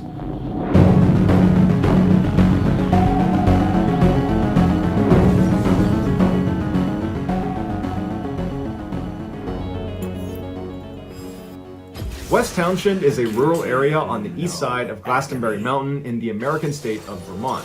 This is significant because that places West Townshend in the so-called Bennington Triangle, which is apparently one of the most haunted places in America. The Triangle is a loosely defined area that encompasses the ghost town Glastonbury, which used to be a small logging community centered on the eponymous mountain in southwestern Vermont. The town was abandoned at the end of the 19th century after the logging boom died down, so as a result, the greater Glastonbury area that West Townshend is certainly a part of is now untouched, pristine wilderness that even by Vermont standards is incredibly rugged and remote. The Triangle has earned its spooky reputation due in large part to the alarming number of unexplained disappearances that have occurred there over the last 100 years. Furthermore, over those 100 years, there have been dozens of sightings of the so-called Bennington Monster, which is apparently this 8-foot-tall creature that roams the mountains of Glastonbury, and some people think that creature is behind many, if not all, of these strange disappearances. On November 23rd, 1943, 37-year-old Carl Herrick and his cousin Henry decided to go to West Townshend to do some deer hunting. At some point during their hunt, the pair got separated,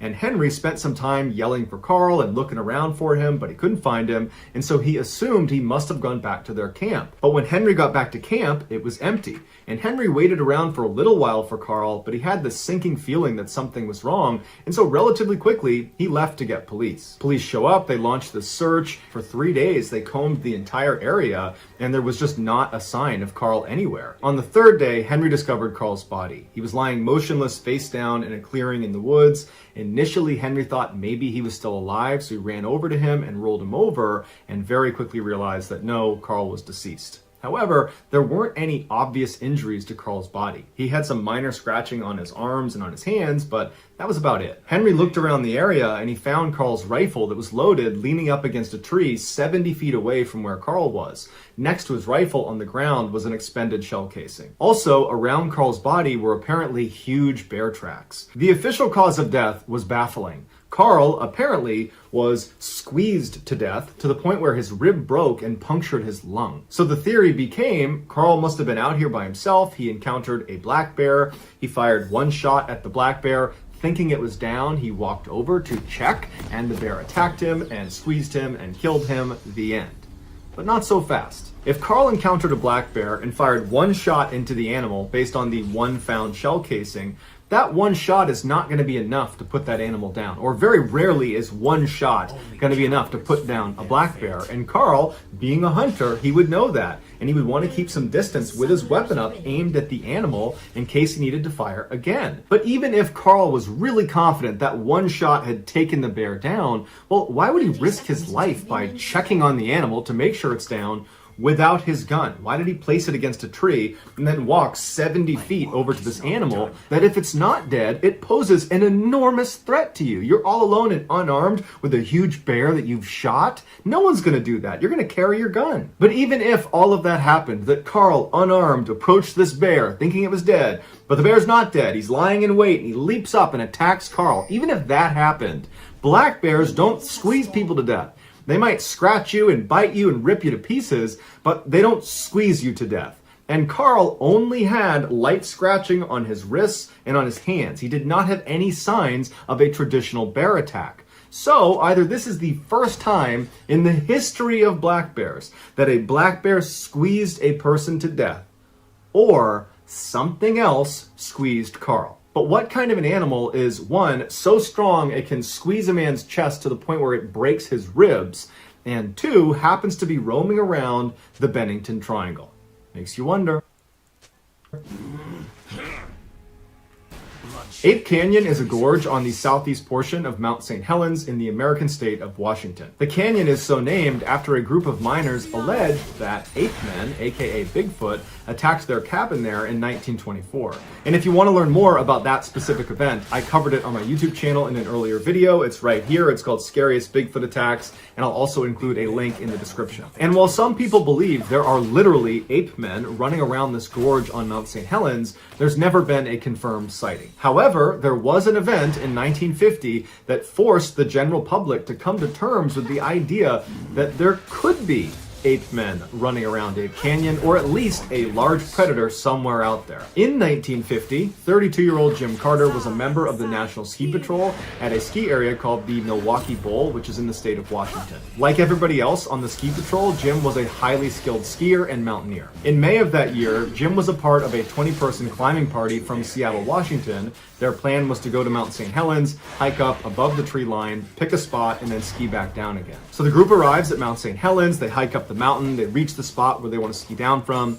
they sit down, they're putting their skis on, and Jim puts his on, and he says to the group, hey, why don't I ski down a little ways, I'll set up my camera on a tripod, and I'll take a picture of you guys as you pass, and then I'll follow you down to the bottom. And the group said, great, that sounds awesome. And Jim wanted to use his camera, so it was a win-win. So Jim, in full view of the entire group as they're getting ready, he skis down a little ways and then turns left into an area called Dog's Head, which was a little bit flatter than the area they were in, so probably a better spot to set up his tripod. But as soon as he turned left into that area, he was out of view of the main group. So after a few minutes, as the group is getting their stuff on, they took a little bit longer because they're trying to time it so they all leave at the same time because they want to get this picture all at once. And so they take a little bit extra time, they're all ready, and then finally they head down and they make that left. They're going to pass by Dog's Head specifically so Jim can take their picture. But when they bank around the corner, Jim's not there. And so they're looking around and they're saying to each other, did he tell us he was going somewhere else? Because it seemed an awful lot like he was going to Dog's Head, but obviously he's not here. And so someone said, well, maybe he got annoyed with us because we were taking so long to get ready up there and he just already went to the bottom. And so they agreed that's what he did. And so they got back together again and they headed down to the bottom. But when they got to the bottom, Jim wasn't there. And so they sat there for a few extra minutes looking up at the mountain, and they're kind of scanning down at the bottom and they're looking all over the place, but there's no sign of Jim. And so the group started to get really worried and they contacted authorities. When the first search team arrived, they went up to the area where the group thought Jim had been setting up at Dog's Head. And as they were looking around, all they could find was this discarded film box. So not any film or camera inside, just a box that would have held the film. It was kind of buried in the snow. Near this film box, they found Jim Carter's ski tracks, and they were not angled south towards the bottom of the mountain where the whole ski group had gone. they were angled east towards Ape Canyon. And they followed Jim's tracks, and they said they never deviated. They were total straight lines, like he was not trying to slow down. In fact, he was trying to go as fast as he possibly could, and at some point he began leaping over these huge ice crevasses that if you miss time, it's a death sentence. You're going into the crevasse.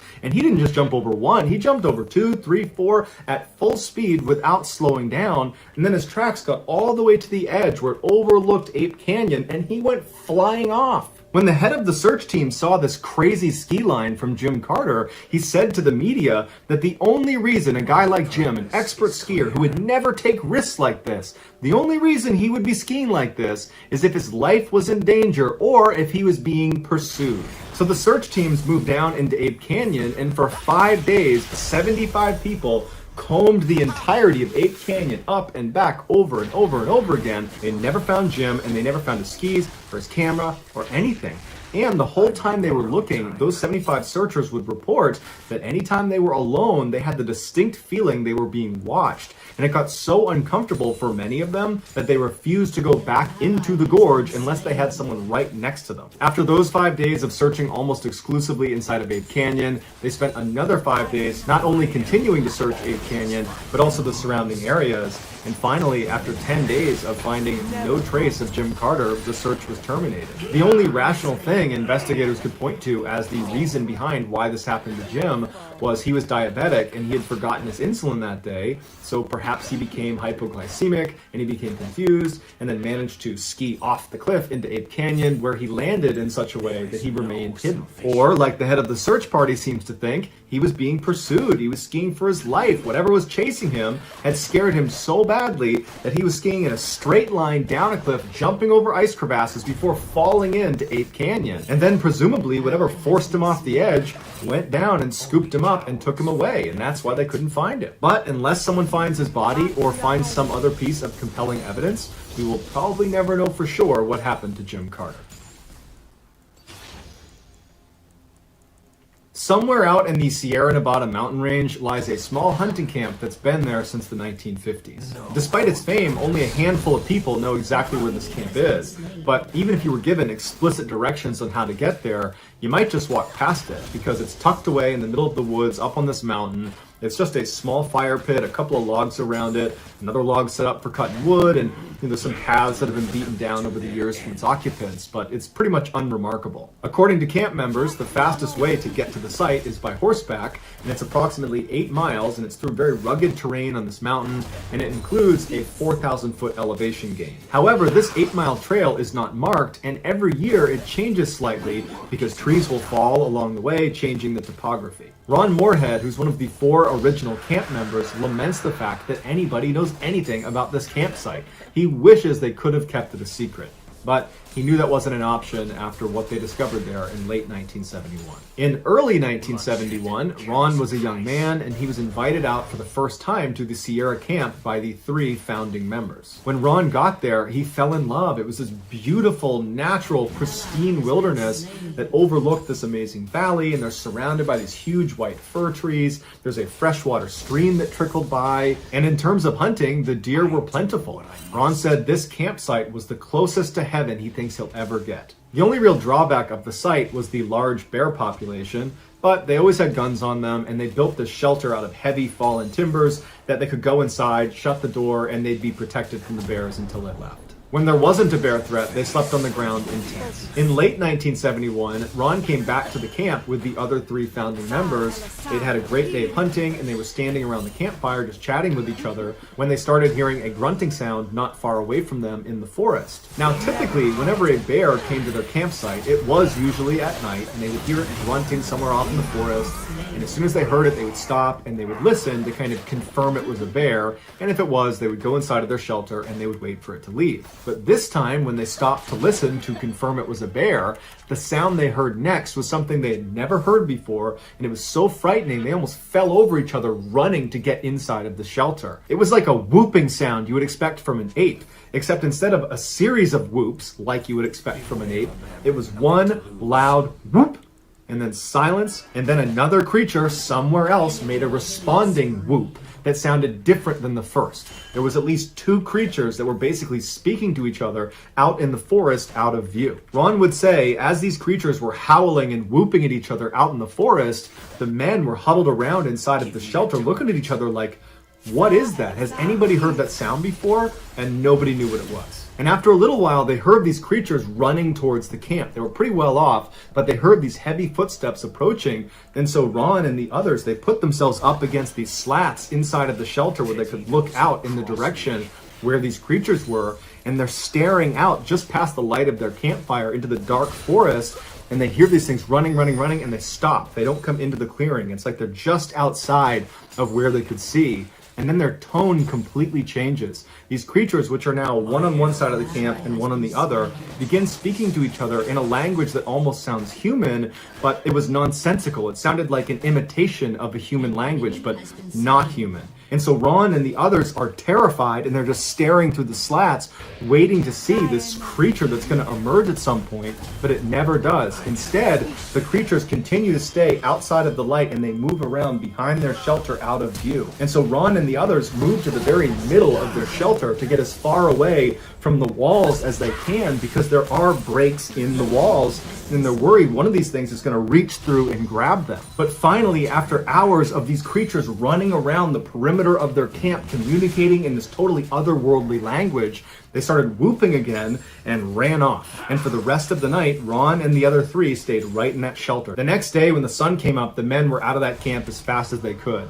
These are hard, rugged men, and they were very shaken up by this experience. And they tried to talk about it, but there was just no way to describe what they were hearing and experiencing. And so they just decided they just wanted to get out of there as fast as possible, and they'll deal with this later. But as soon as they got out of the woods and back to their homes, they didn't talk about it anymore, except Ron became obsessed with whatever it was that was making that sound.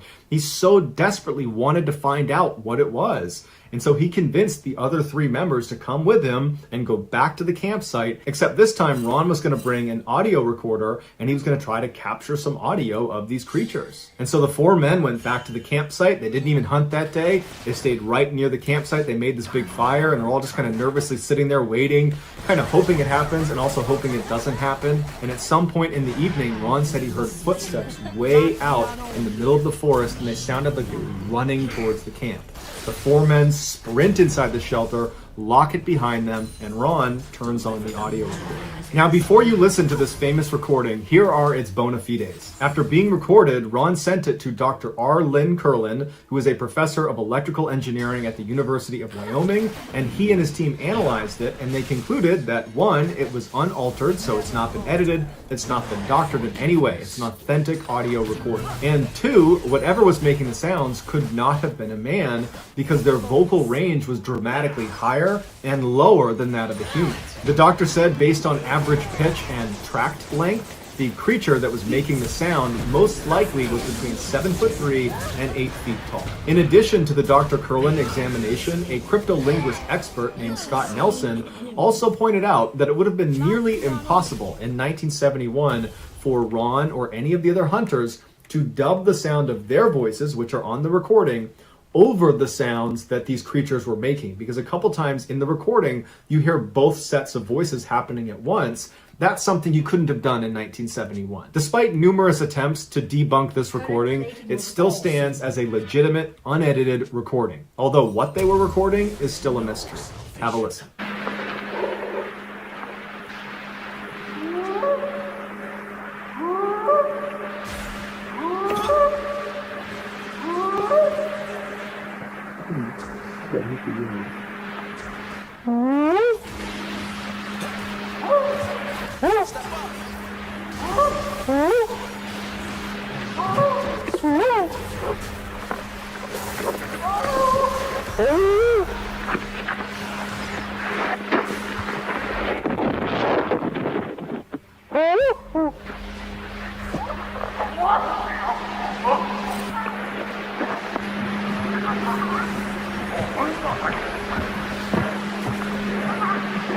There's 2 of them across the creek at the big rocks.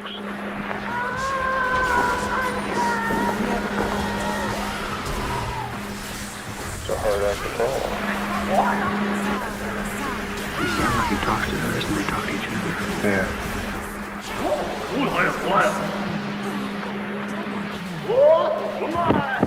Right there, I just seen movement right through there. Shortly after this recording was made, Ron stopped hunting at this camp. However, over the years, he has gone back several times because he's obsessed with trying to find out what's out in the forest. But he says to this day, he still has no idea. So that's going to do it, guys. If you found the secret in today's video, let us know in the comments. Shut down.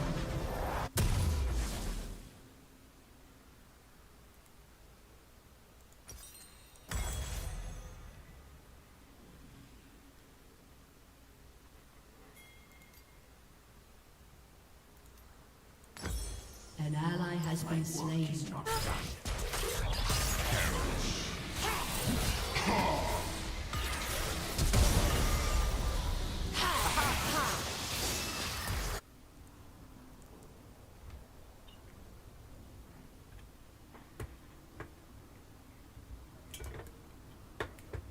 Shut down. I do. An ally has been slain.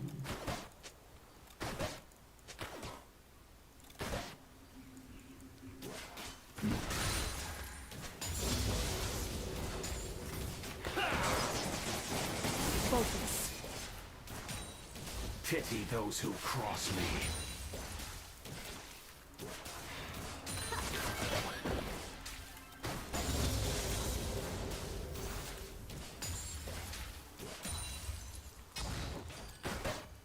Your turret has been destroyed. Dying. Beware of there, nothing to lose. Shut down. Peace.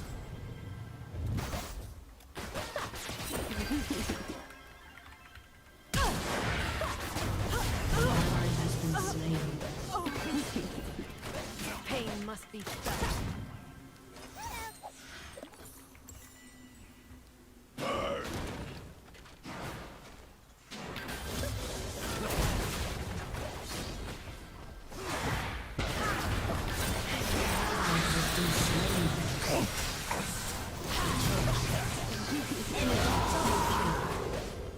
An enemy has been slain. Give me a Your turret target. has been destroyed.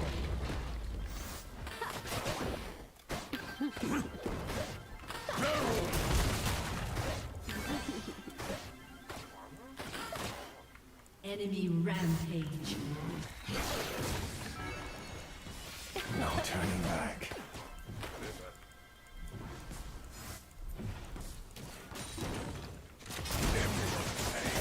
Never falter.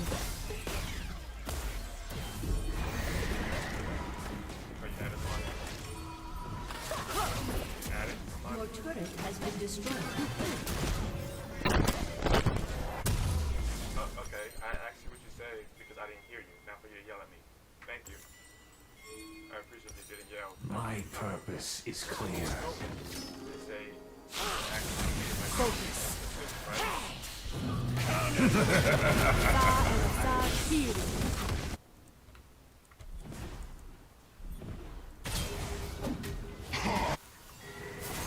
Has been slain. Shut down. Enemy killing spree. Double kill.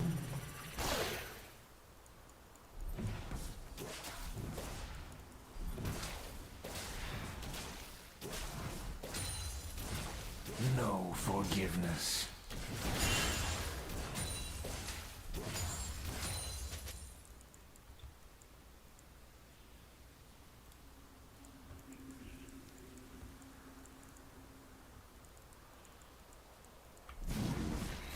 I am forsaken. Your turret has been destroyed.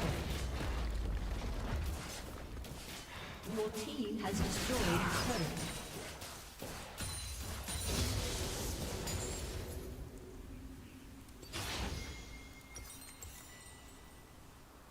There is no salvation. Killing spree.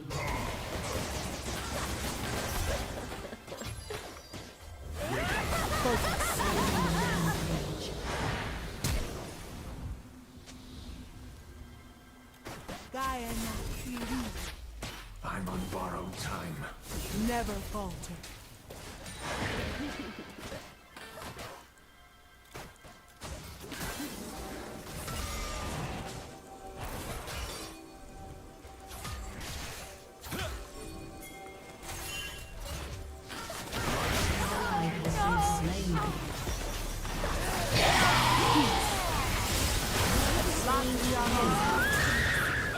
Refreshing! Focus.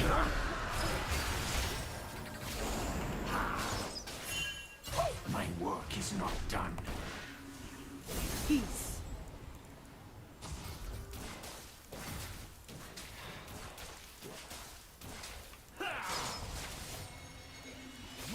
Never falter.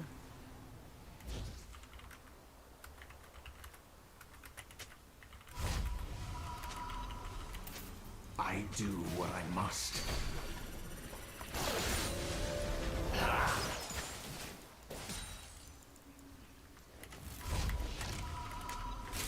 An enemy is unstoppable.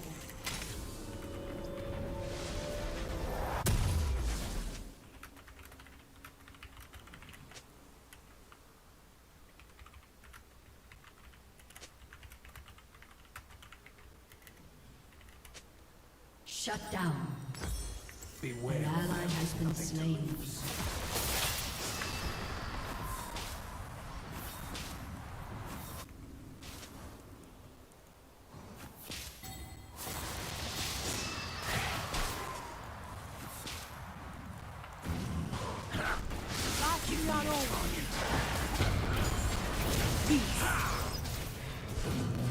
You have been slain. An ally has been slain. Shut down. Your turret has been destroyed. Mortality is truly divine.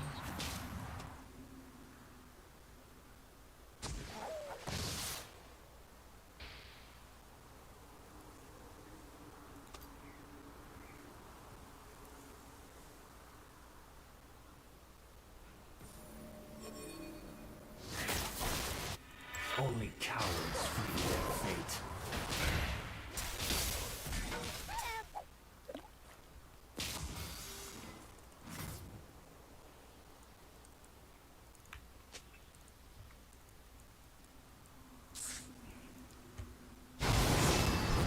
I am forsaken.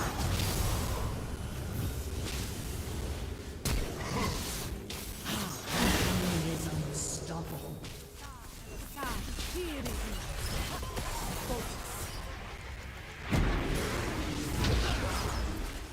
My purpose An ally has been slain.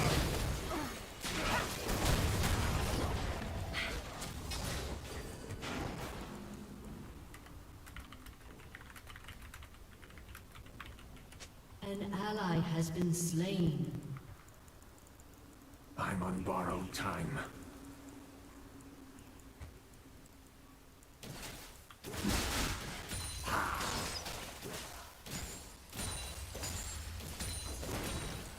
Your turret has been destroyed.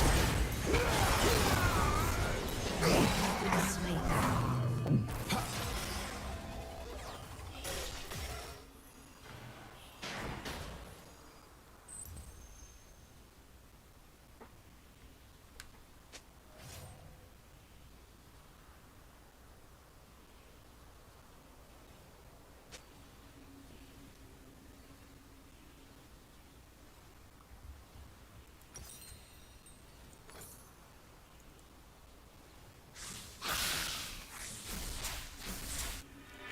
There is no salvation.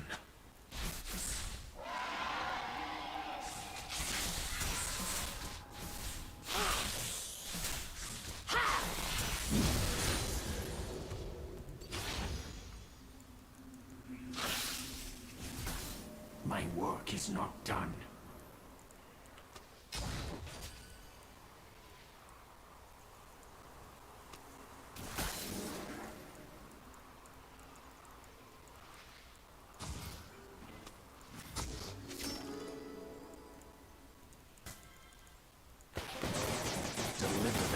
their end.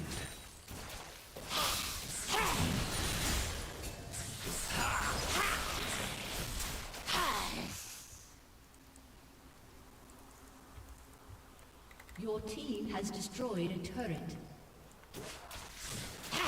I do what I must.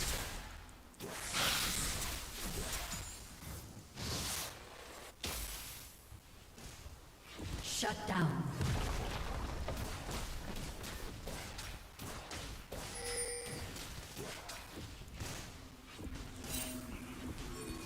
Beware a man with nothing to lose.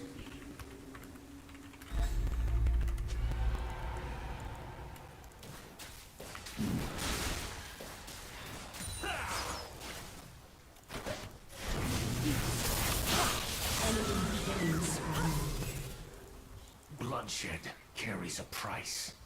Your team has destroyed a turret.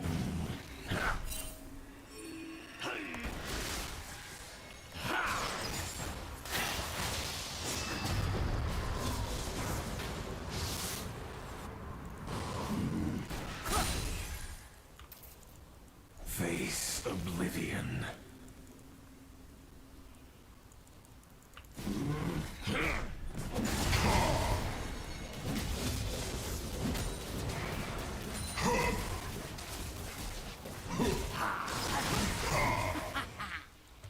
Give me a target.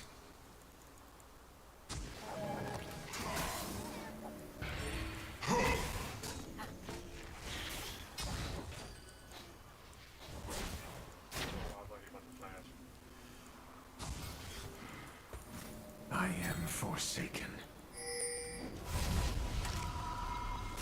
Your turret has been destroyed.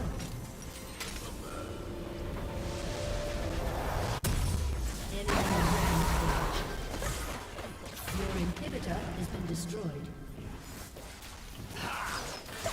Pity those who cause me. Double kill. Replay!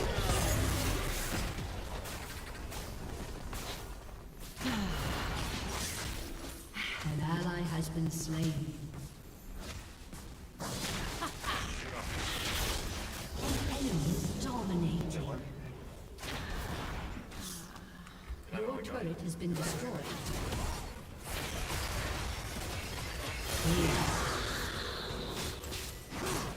Your inhibitor has been destroyed. Yeah! Your turret has been destroyed.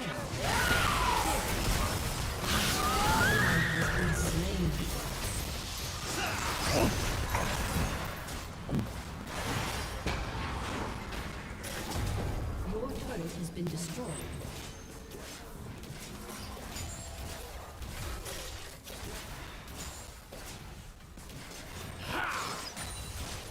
Your inhibitor has been destroyed. Your turret has been destroyed. Never. Can't touch me!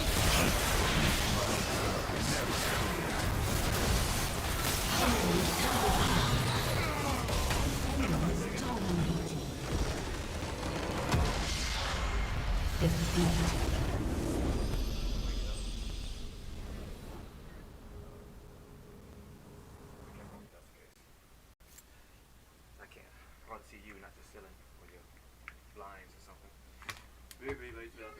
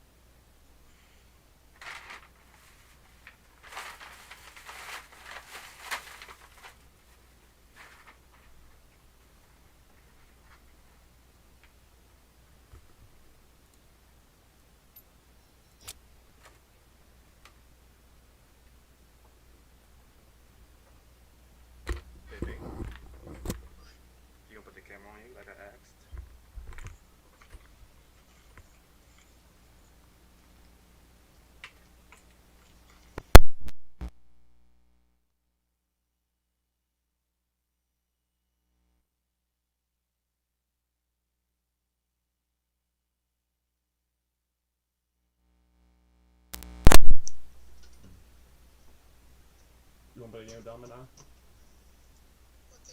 Warzone. We're hopping on Warzone. Huh? Well, let's go. We're getting on now.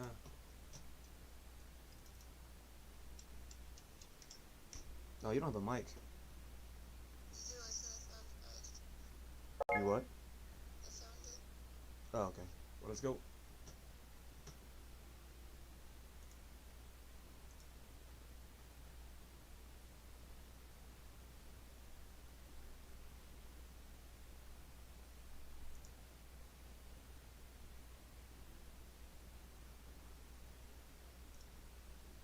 You hear me? Yeah. You said you wanted to play, right? Yes, it's starting. I don't know, baby. What does it look like on my screen? All it looks like you're doing is just laying there. How do I know it's starting? I don't. So stop yelling at me. I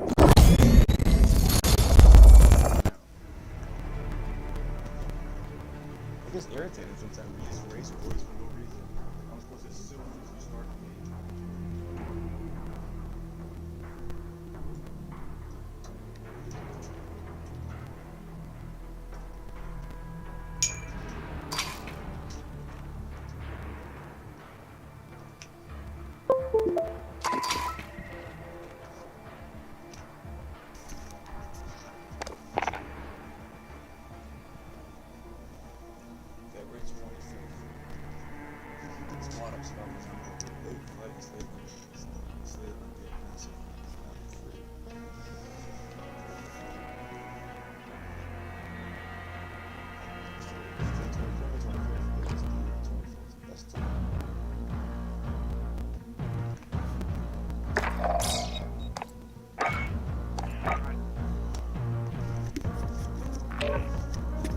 Yeah.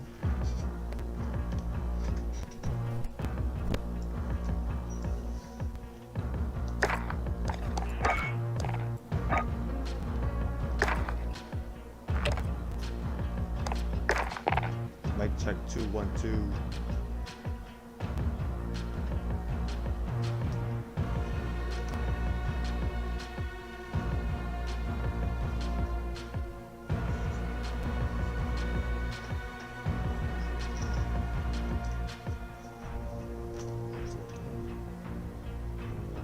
Done. Fix the mic. I can't hear it.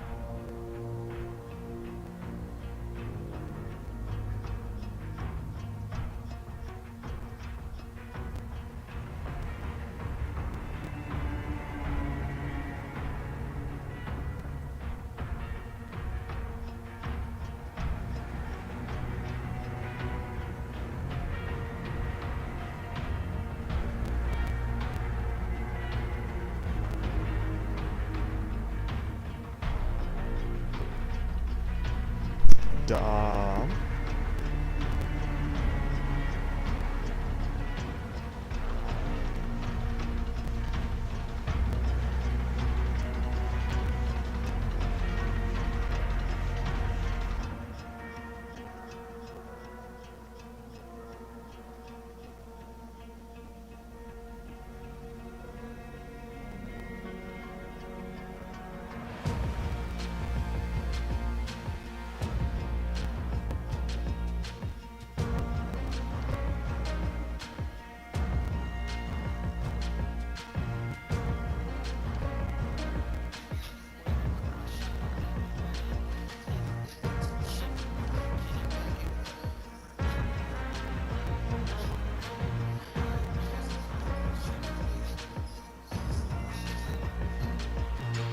Into yourself, man. Yo.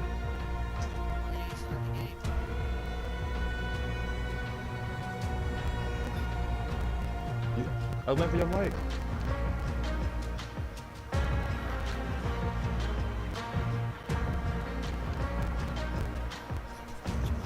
Damn.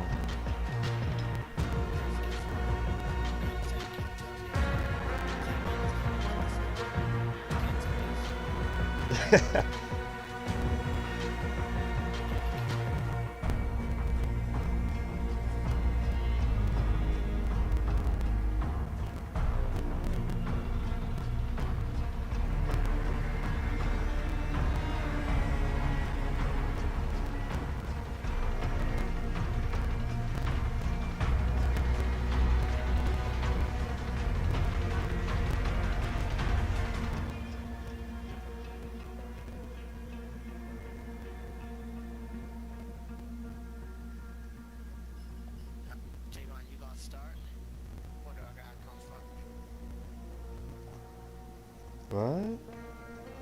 I was telling Riley, Chris, where your mic at? We can't start.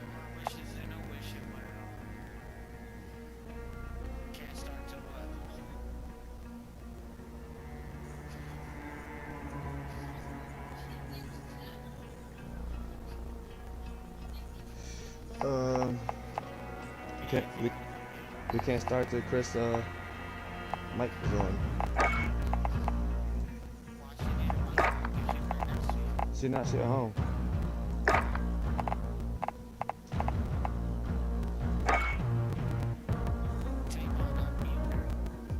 Oh.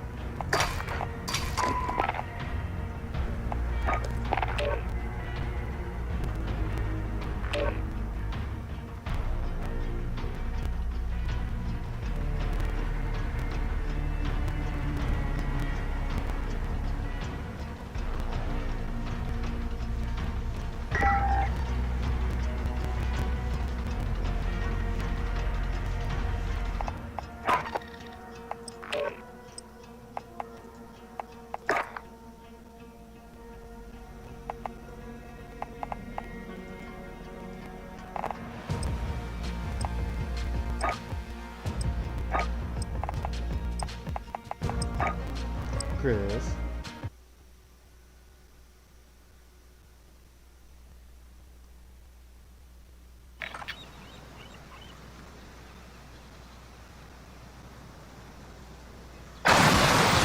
Check your gear and weapons. Planes are making ready for deployment.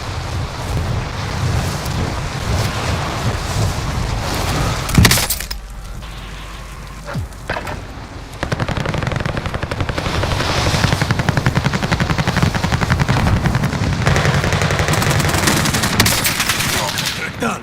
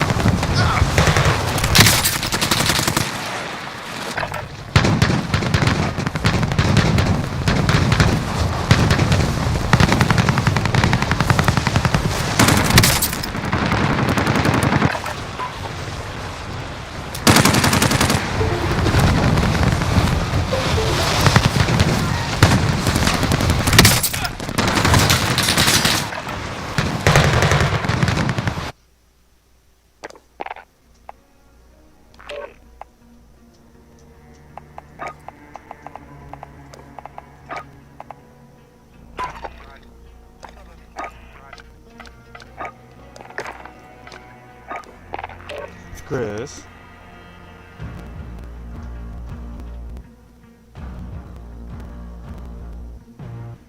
Chris. I'm about to say, you can't hear me? I'm about to come down there and beat your ass.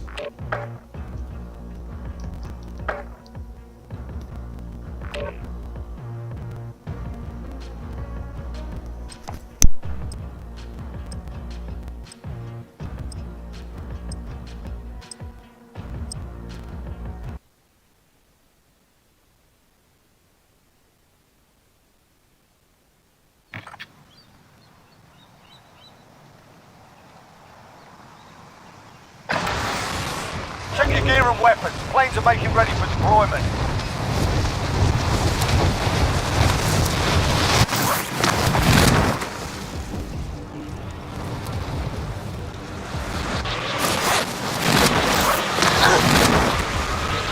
Hostiles dropping into the area. Watch the skies.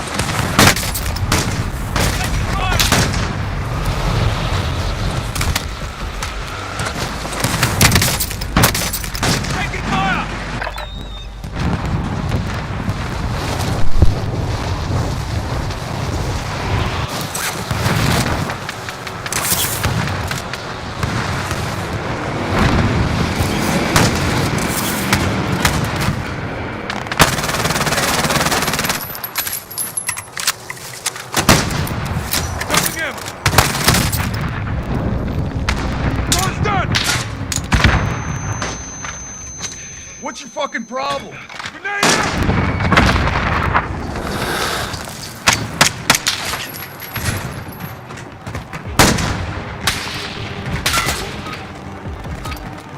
done warming up. Stand by for deployment to the war zone.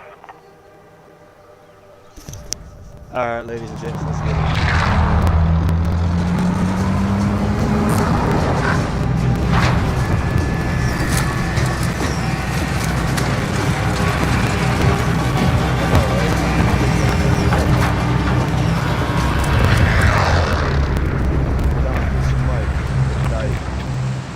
Battle Royale. Be advised, gas is closing in. Proceed to the safe zone.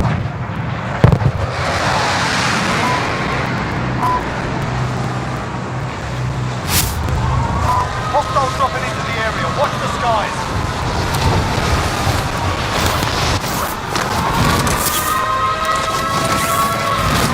Clear to engage all targets.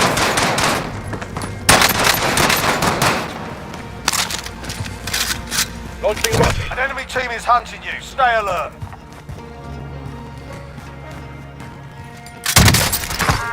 Taking fire!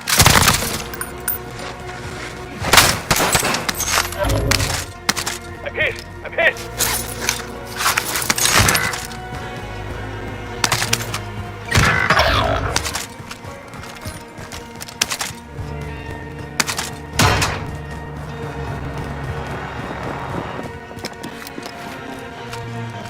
Hostile dropping into the area. Watch the skies.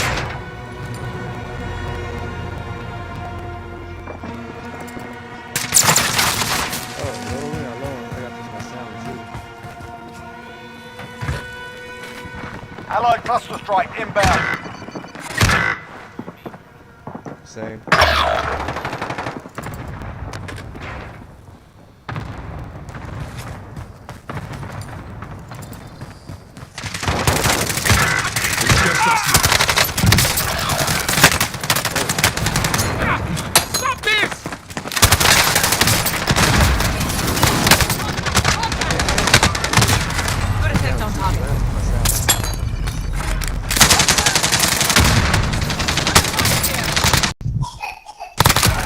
Where you die at, bro?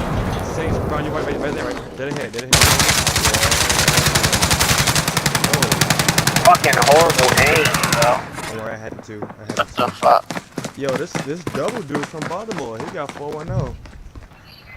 That's right. What part Yeah, of we Baltimore? from Baltimore too. I'm up north a little bit, Chesapeake.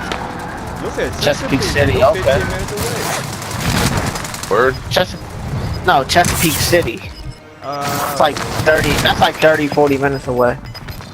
Oh, somebody's in here with me. Who's this? Gas is closing in. You're safe. You lost the enemy trackers. There's people right here. Yeah, people inside this bitch right here. Moving here.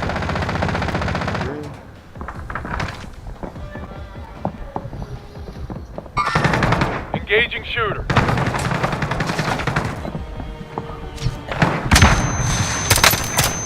Here I go. Everyone to the safe zone. Now.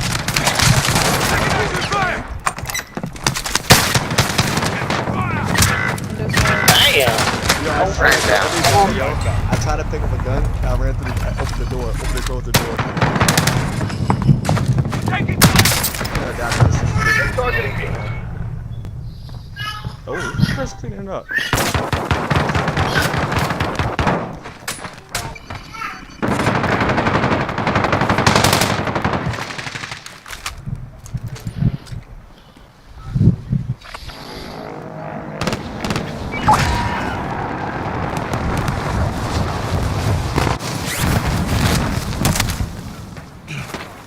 Friendly loadout drop on the way.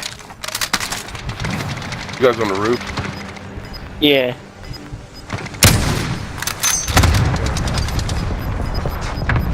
Enemy soldier incoming. Gas is closing in. Relocating the safe zone.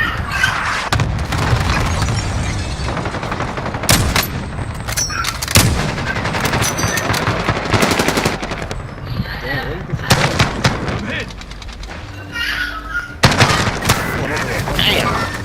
Located Tango. To your left, Chris. I already got shot before you said none.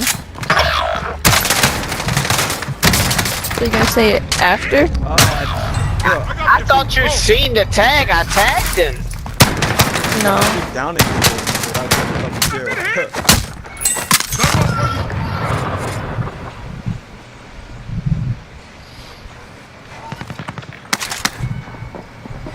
Below you.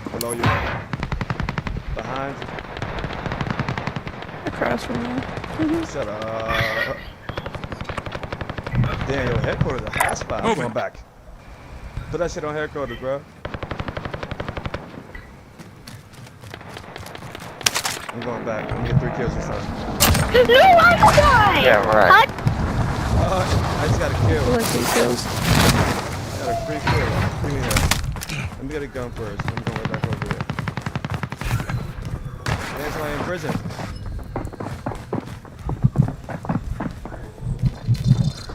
Bounty target has been marked. Kill him.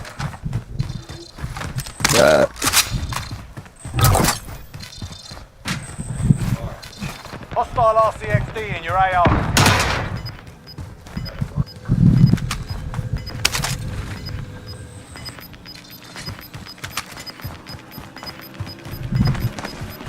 Gas is closing in.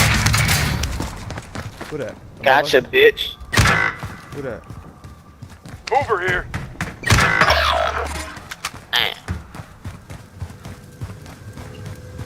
Where you die at, Dom?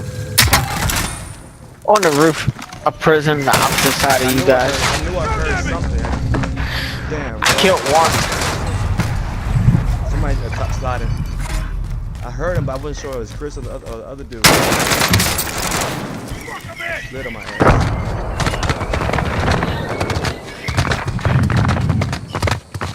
Yo, my body ain't. Somebody up there with you, Chris. Be careful. Yep. Crouch, he's right there. Oh, shit. Behind you. Don't tell me what to do. Alright, well, crouch so we don't kill you. No.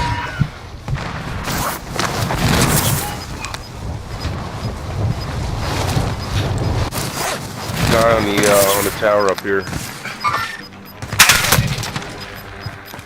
Gas is closing in. Relocate to the safe zone.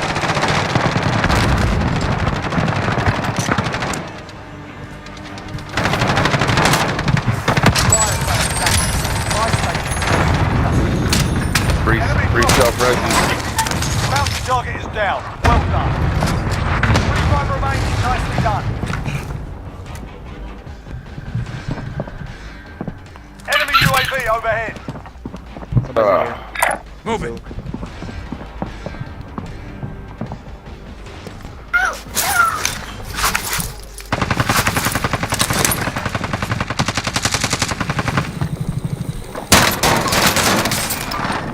Enemy spotted. Damn, they're behind me.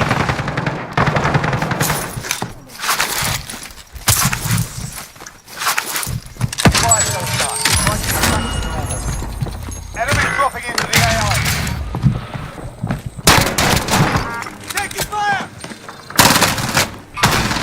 Enemy.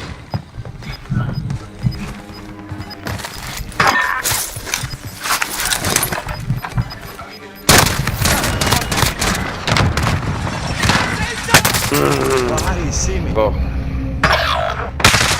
Damn. They keep reviving them. Spirits. So I have like fucking 10 downs, no kills. Damn, you dumbass bitch. I downed 2 out of 3. I'll get it. Hold there.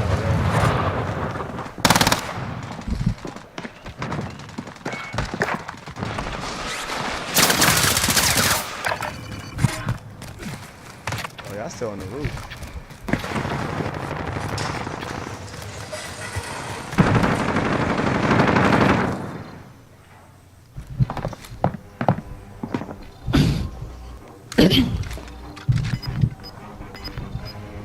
Yo, Don, you playing the long game, bro? Yeah. And then it was people on the left and the right. Gas is closing in. Relocating the safe zone. Someone come up steps. Purple.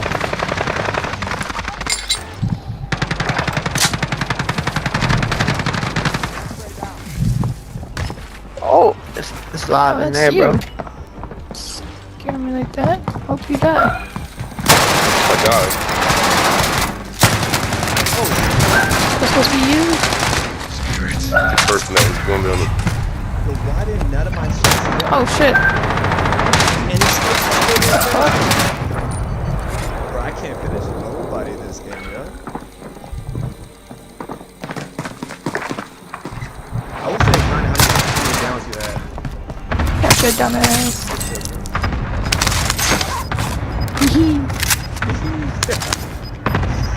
He called me a sneaky motherfucker. He didn't see me poke out. I'm big as shit. Shit, you were this. Damn, no stores around you? Somewhere.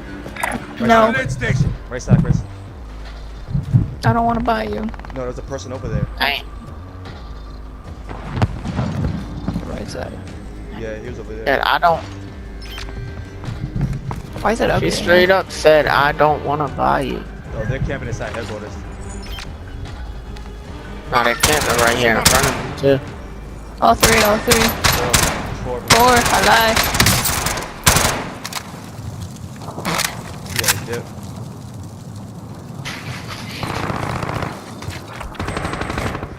Surprise. Down to that station. Damn.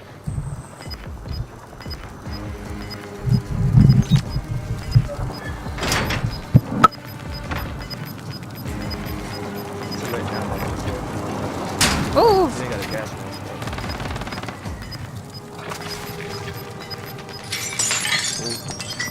There's 4, don't forget.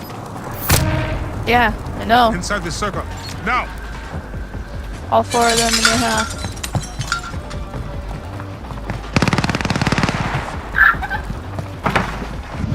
Fuck.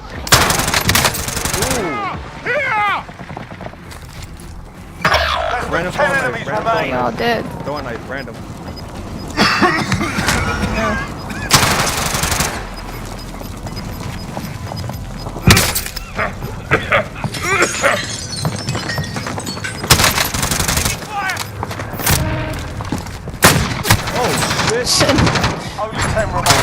out with a sniper. I forgot what. That was a good run though. You carried the team. You had the kills and the moolah.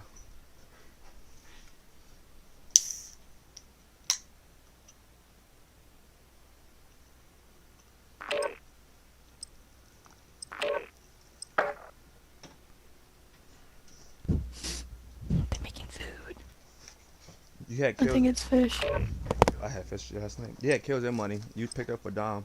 Because Dom was definitely lacking that game. You was lacking. Well, that's true. I cannot finish nobody.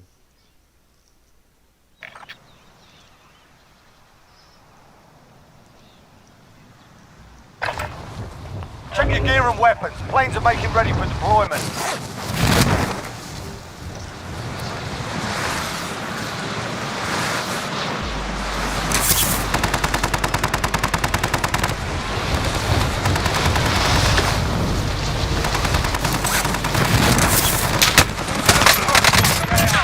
Stitching them up.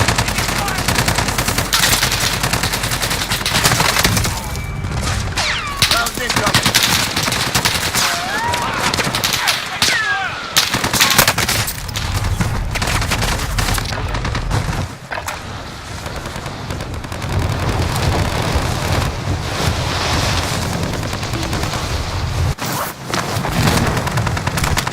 Enemy dropping into the area.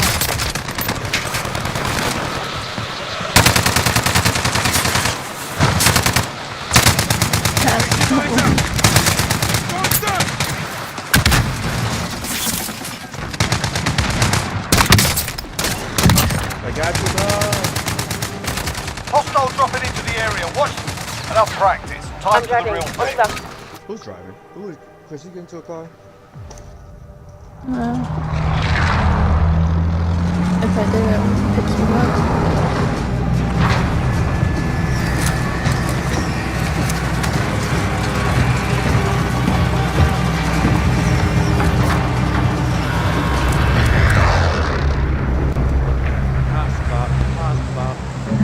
Battle Royale.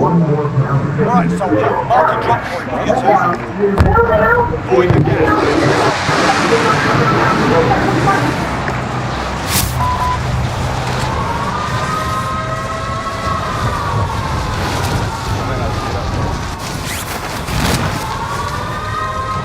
Yeah. Eliminate all targets in the AO. Okay. Supply box located. Move to secure.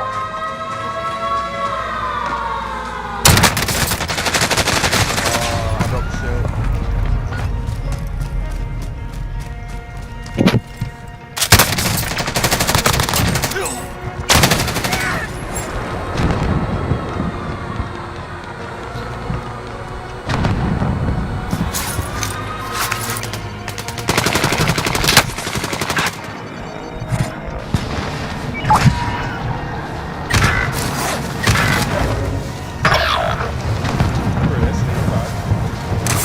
Oh, she died.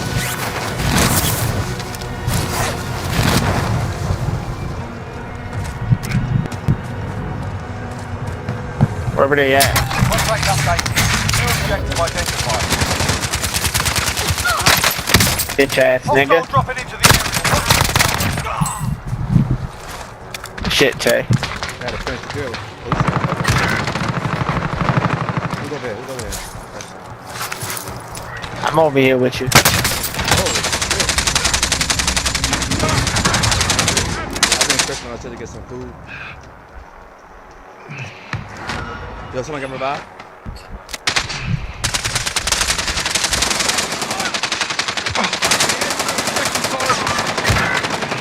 Jesus Christ, I'm getting shot from every way. Front, back. Oh, look at some bitches over there shooting. Wow.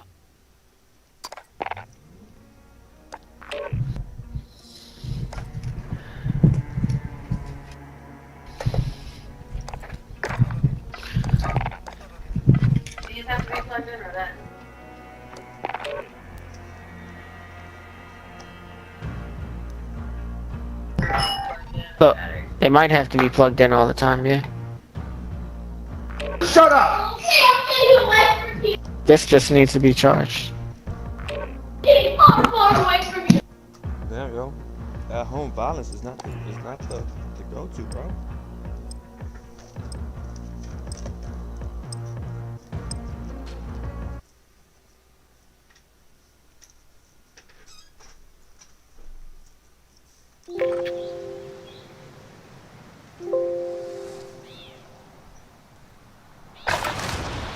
We're holding for deployment. Now's a good time to warm up.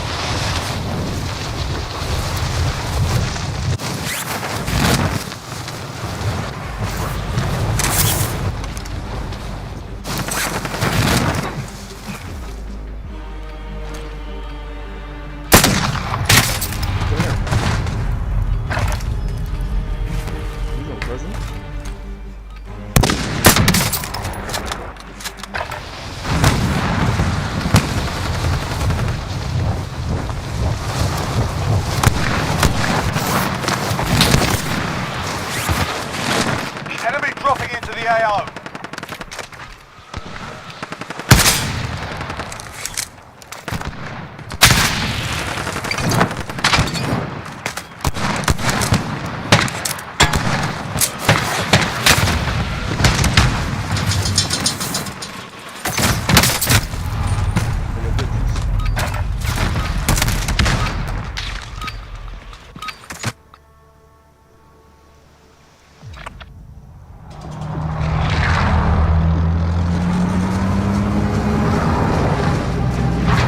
Come on, guys.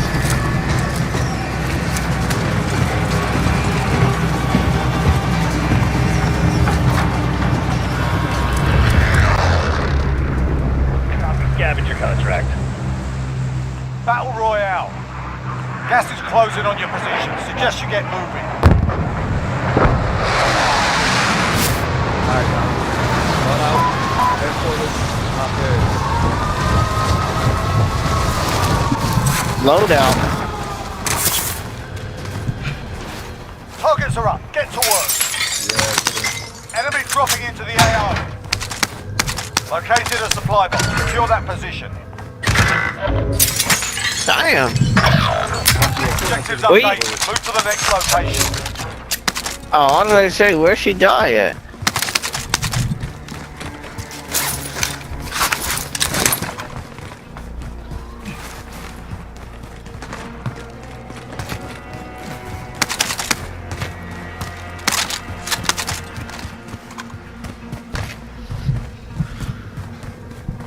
Somebody's in here.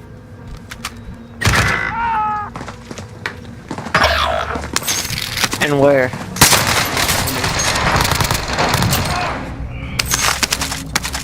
Where are you at? Blue? Hold on. Don't matter.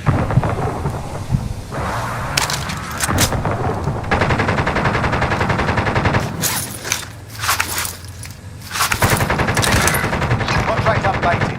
New objective identified. Did you kill him, Tavon? Yeah, I killed him. I need close air support on this target. This is Striker 3-1, good copy. Strike inbound.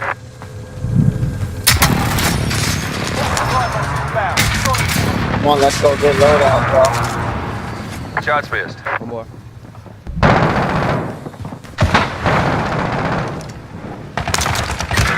Damn, bro, he's in here on me. Took all my fucking money.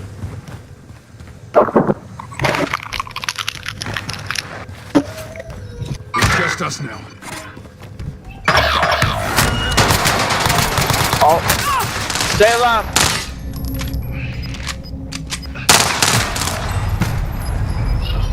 Damn. Get that money back down.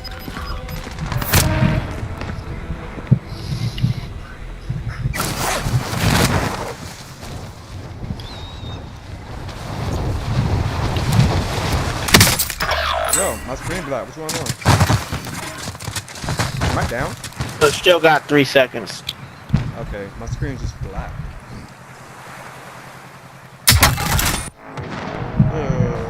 Okay.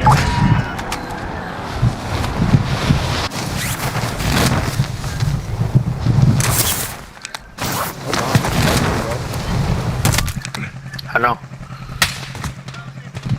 Yo, look at her. She's dead and falling. Like she was already dead when she fell. Mm-hmm.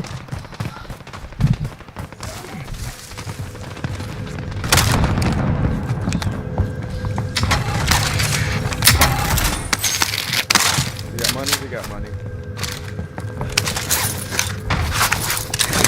Should have enough. Let me see your Don't get that. Don't get that.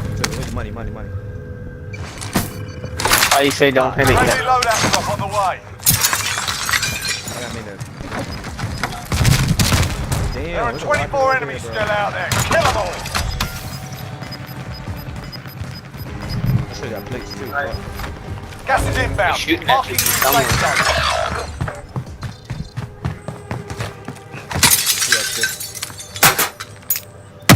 Got a loadout drop inbound. Get my sniper.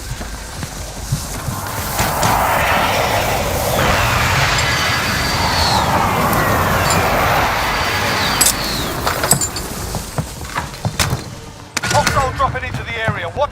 Bounty target is up. Let's get it done. I got my FAL. Somebody's shooting at us, bro.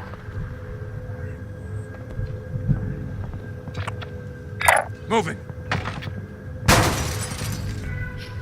Enemy UAV overhead.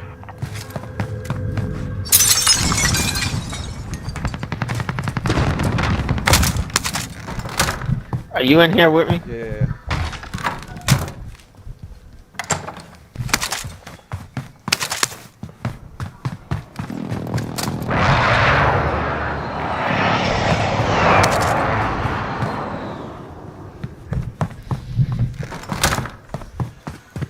There's a loadout up here.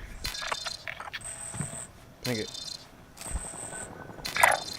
On the roof where I'm at. Oh, I don't know. I want to get the other loadout. That's a big old bait. Over there? Yeah. What's up, man?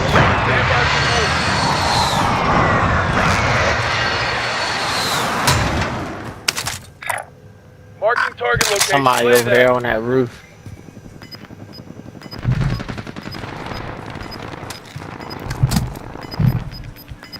I need more shields. I'm not buying some shields. Some plates. Gas is inbound. Yeah, there's people over there. At the loadout. Go back to you. Yo, I got someone landing here. Yep, I'm coming. I'm on them. Bitch ass. Target is down. Well Who brought his bitch ass over here to us? Right. 18 mines up. What? What you doing? I can't come because it's only me and Tavon. Chris got kicked. Enemy UAV overhead.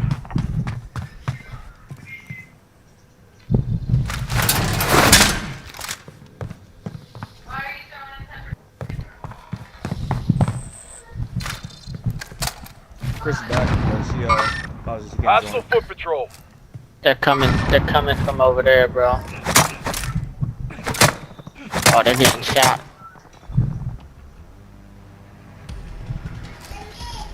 Be advised, friendly precision airstrike inbound.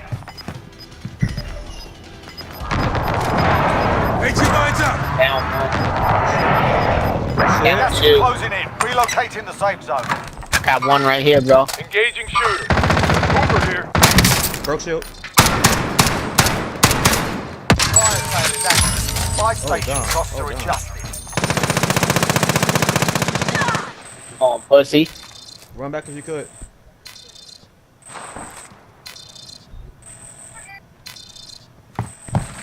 Enemy UAV overhead. I got one on me, bro. Come towards where I can see you. Come where I can see you.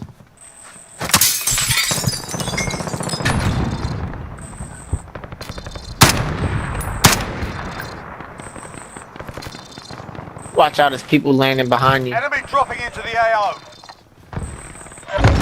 Wait, inside. I need help.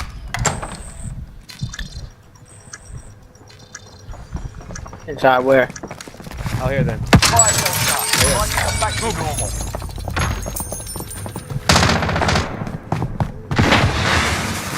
The trap, bro. They can't run out. Oh, they jumped out. Killed them? Yeah, drop something. Yeah, I said they. I trapped them. Yeah, I trapped them so they couldn't run out for you.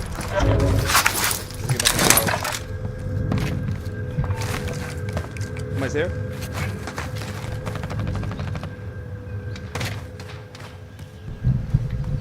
I don't see nobody, bro. I heard. Enemy dropping into the AO. Who's that? Where you at? Oh no, I'm going to the roof to see if I can see anything. What are He's on the roof, bro. He's on the roof. He's on the roof like a bitch. All he has is he just got his loadout from up there. Bitch ass. Really? Look what he got.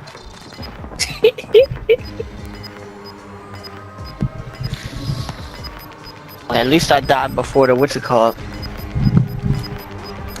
Gas is closing. Get to the new safe zone. They're coming up, they're coming up. Team white, team white, team white. Enemy soldier incoming.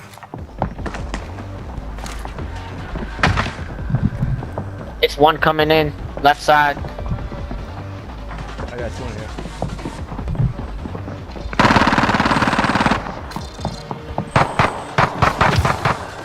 You bitch.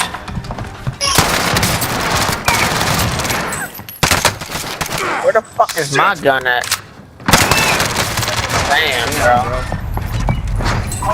He landed in there and got me. I couldn't find my gun on the roof.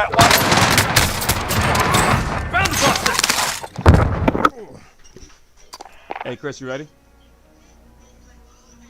Chris. Chris. Chris. See how she can hear me.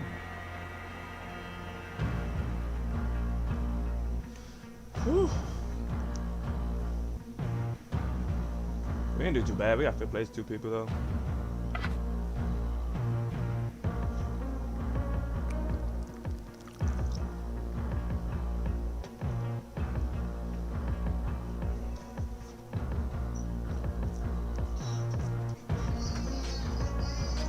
Chris. Chris. She has me turned down.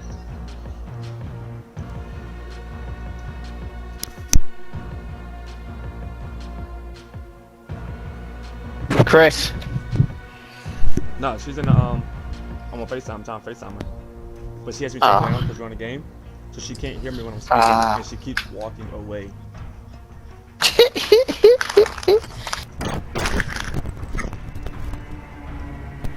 Quick start, God, definitely.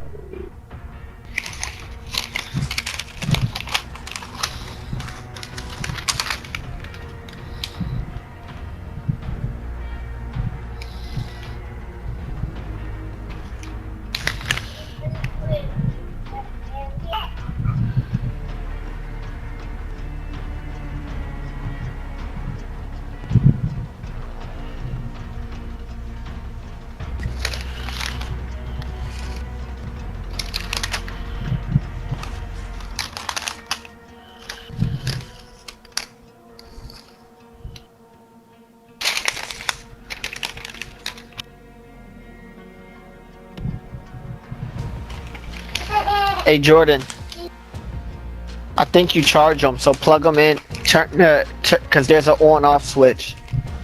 So turn it to off and then plug them in to charge them, and see if it lights up like it's charging.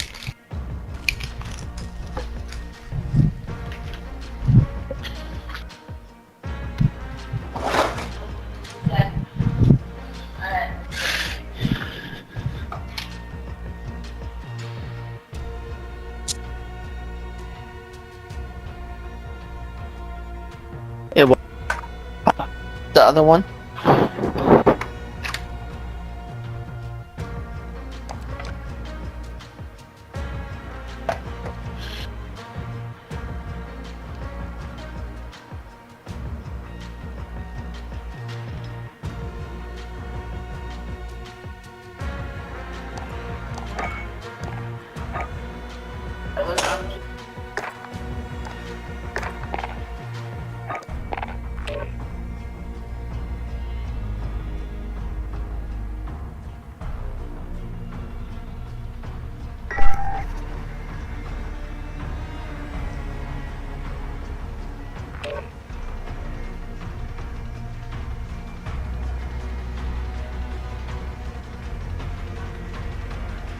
Brody.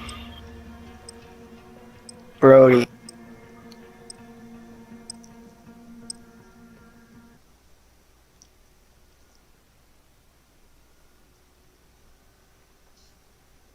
Out of my last 6 games.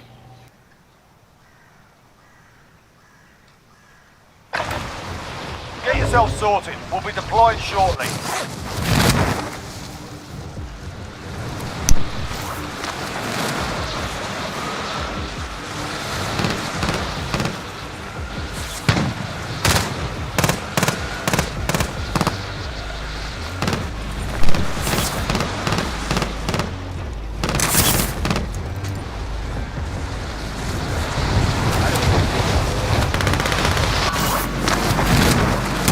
Hostile dropping into the area. Watch the skies. They're toxic.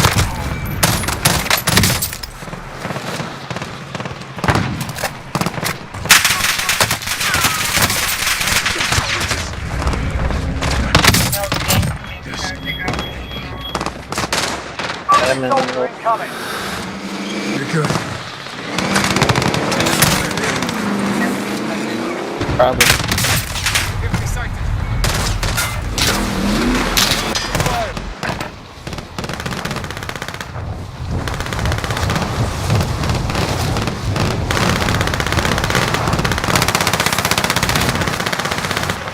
Understood, and then there's an outlet over there. I mean, there's an outlet.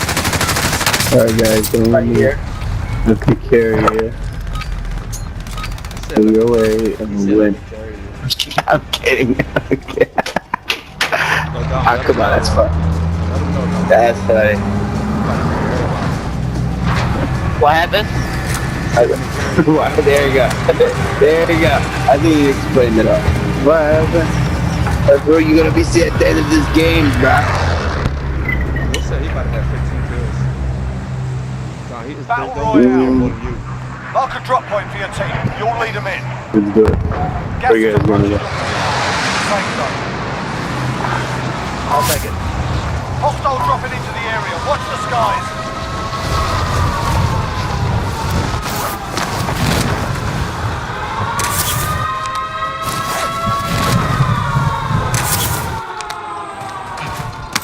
The primary objective is to kill them all.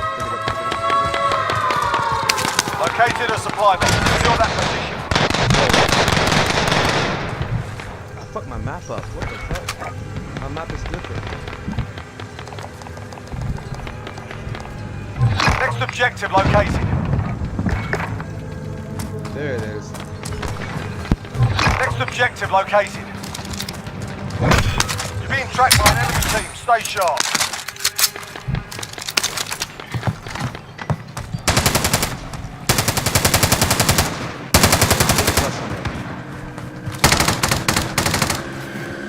Hostile dropping I'll into bust the at area. people. Watch the skies. Just bust in them.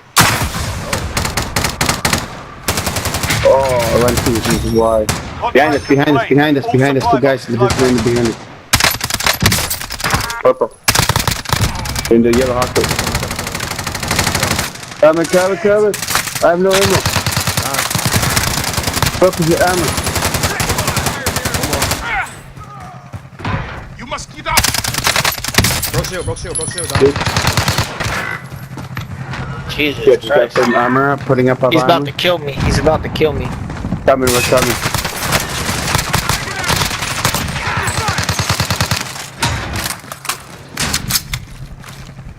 He's coming to you guys right, watch out. He's coming to your right. That's that, over there. Behind you. Ah, shit. Don't worry about me, just keep sick. Check your shot. I'll self-revive. Ready yet, Ted? I have no armor, I need some. Right there. Found Can't really get into battles. There you go, right there. Buff, thank you. Yo, right here. Got one on me.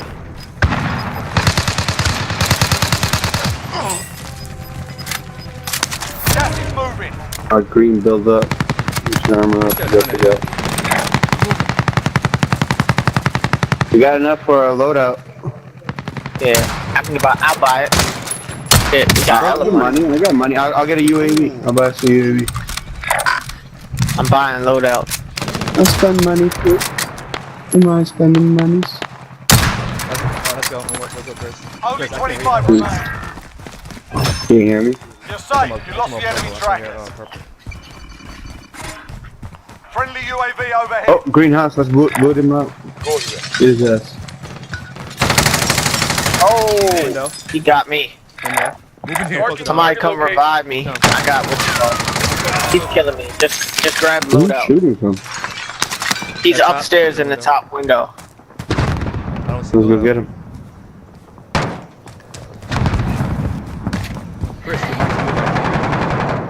Hit him.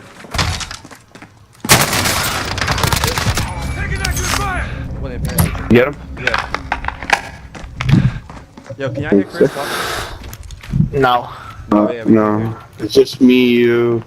Loadout drop inbound. No, I see everybody's mics moving. I can't hear him. Yeah, but you don't hear it. Orange, speak up. Yo, I'm here. Now Yeah, I can hear you. Killer. Oh, okay. He was talking about his girlfriend. You say something like that. As like, if you said a chick, you could have all known that your girl's not talking. Just Bro, I had loadout. I don't see it. It's not here no I more. still have it. Oh, I'm about to say. Loadout Why you drop dropping? inbound. Hey, someone over here, someone over here. Don't you tell me that I'm saying like that in the middle of everything? Crazy. I down one. Got him. There's another one, there's another one. Ah, fuck. Come. Team white. Nice. What? Yup. Y'all Oh, okay. stop making so much You're shit. not Shut up. messing around in this place. Got this. Anybody need this or can I grab it? Nobody's been here. What is it? Oh, I didn't get my sniper. No. I want to load out. Someone's dropping. Oh, he's down there. You've got a loadout drop inbound. Target marked. Hostile dropping into the area. Watch Right the here, right skies. here. On roof. Anyone need body armor? I need close air support on this target. This is loader Q0. Got it. Oh, he jumped off. Oh, across from us, the next door. The guy over there. Hits on that. Over there. Good, I go.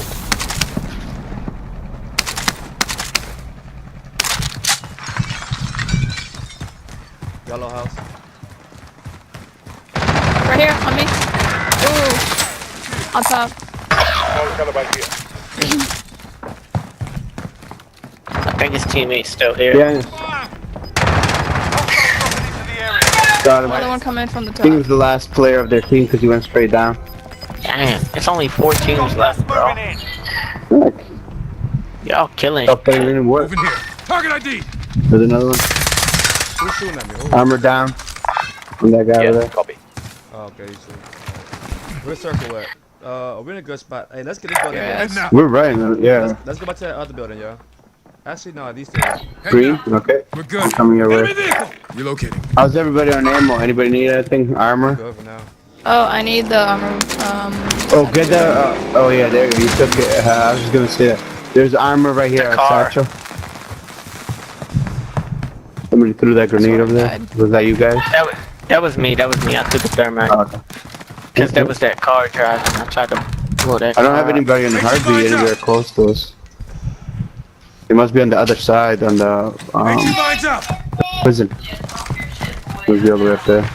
Oh, there's a guy in the lighthouse sniping. Be careful, guys. I'm looking now. Where? Glare. I was right over where the lighthouse starts, on the bottom of the yellow house. I'll check round here. Yeah, cancel that. I don't see nobody. Just throwing shit. Gas is closing. Get to the new safe zone. It could have been. I could be wrong on that. I just saw one of those, glares from a sniper. The sun's right there. Yo, why is the sun so? Fire station costs are So adjusted. bright right I now. hate the lighting in this game sometimes. Yo, we should definitely get a. Enemy bomb. UAV We got- overhead. We should get a UAV, yo. Sighted on target. Over here. UAV. UAV overhead. That's Damn, the bro. drive, son. Tavon, come It's snipe him. I'll go get it. Wait, Watch wait, my wait. back. Watch my back. I'm gonna go get Yeah, it. Dom. Back here. Oh, hurt. Look, they're just standing there, bro. Pick them niggas off, bro. Friendly Friendly What's that? UAV overhead. What the fuck? What is that? What? Yo, you see this Cheese shit? chip. Enemy precision airstrike. Take cover. Yeah. It's okay.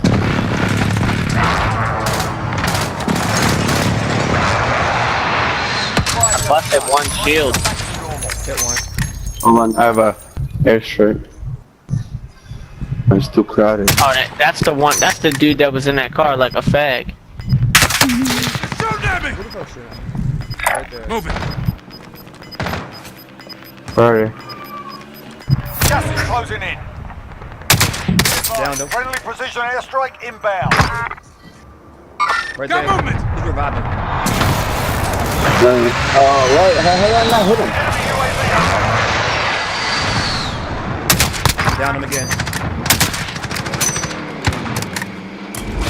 Careful, guys. We're just giving out our position. We're watching the stairway. We're all looking at the windows. What is he doing? Move your ass on my face. Anybody need this? Sorry. Thought you liked this. Hit shield. I hit a shield. Some shit makes no sense. I'm hit. Some shit makes no sense. They're coming up there shooting at me. Got a vehicle. Target spotted. Move it. Gas is inbound. Marking new safe Look zone. at that.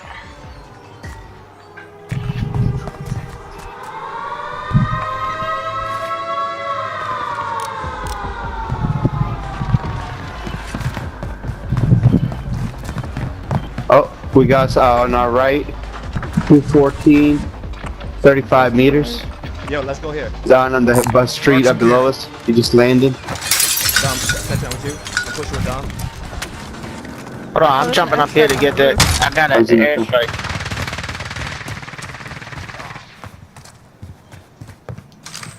Positive ID on the bounty target. Sort them out. Oh, straight down, straight down. Where you at? Where you at? He was straight down in front of us, bro. Got him. It's one more. 9 targets Got him. remain standing. Sort Good them shit. out. Both eliminated. One more in the Straight building. ahead, straight ahead, straight ahead. Under He the just building. killed me. He's in that little thing. I got him burning him. He's burning. He's dead. And I got his buddy. Down. Well Good done. shit, bro. I was getting shot over there too. I was getting shot by Chris. 2 teams, 7 left. There's 3 left, guys. Watch out.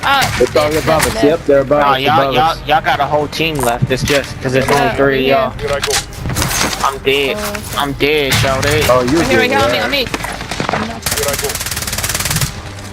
Target marked. Send it. This is Striker 3-1. Good copy. Strike inbound. Oh, you fucking plane killed you. Try to revive it. Oh, I did throw a loadout out.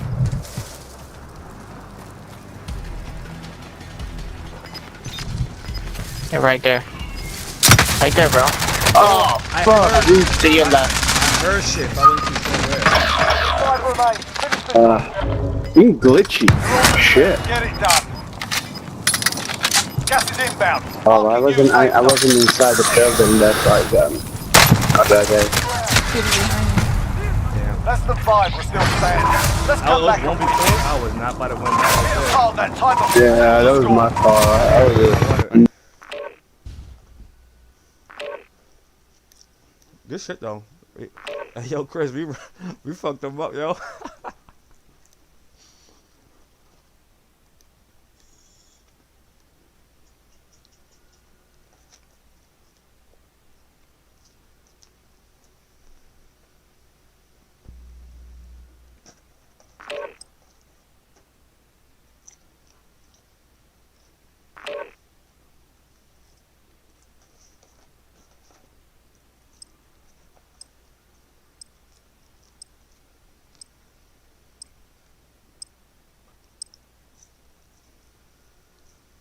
Hello? What happened?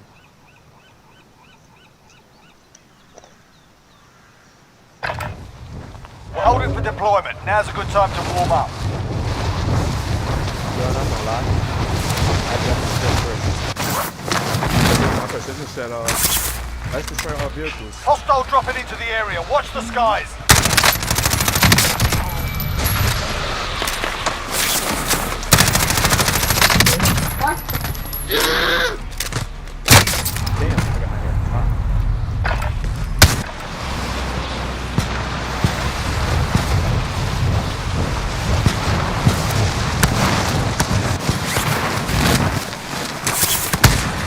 Enemy soldier incoming.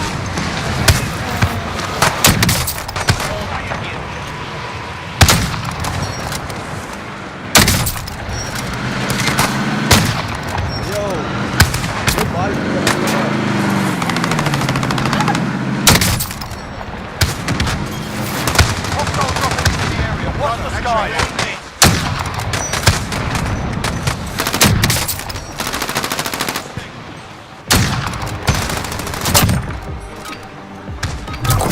Enough practice. Time for the real thing.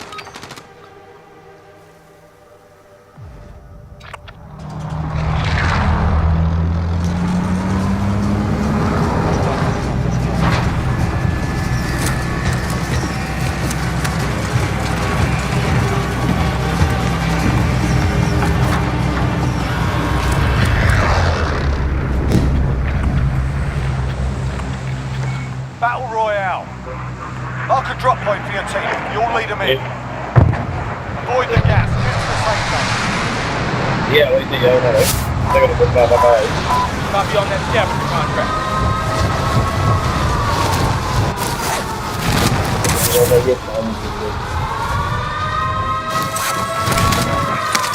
Pilots identified. Marking location now. Alright lads, let's get it done. That's crazy. Damn, yeah, there's a whole team or something like that. Friendly UAV overhead. Hostile dropping into the area. Watch the skies. Let's do my shit again. Enemy team is tracking your position. One over there.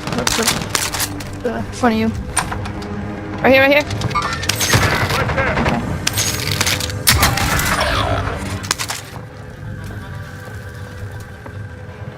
I blame you for it.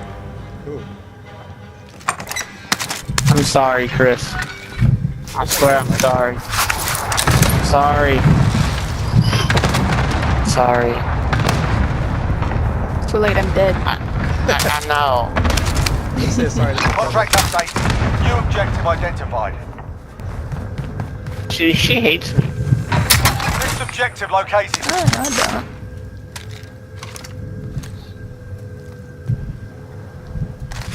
I mean, we can get loadout again. I got shmoney.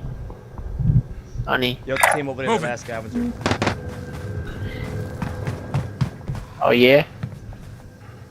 Don, where you at? The faggot over here in the helicopter. Chris, huh? Oh, he jumped out right here. Oh, what? Nigga. Someone just dropped out you. Yeah. Enemies here. Hey, how are you? Shoot me. Are you up there? Damn. I hurt myself. Damn, it ain't even a thing over here. What is it? What the hell happened, Chris? I don't know. All I heard is her yell. She said, I hurt myself. I slid in by accident. Enemy RCXD detected. Man, come in there with you, Don. Losing ground. Hold on, let me go up. I got ghost.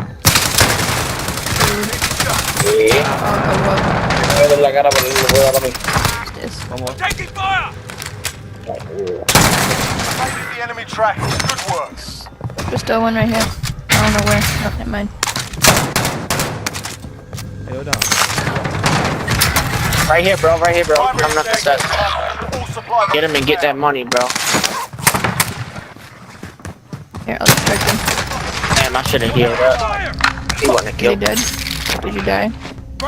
I died, yeah. Oh no. Damn, why our teammate quit, bro? Bitch. Oh. I'm in the building. Oh, my knife. Oh.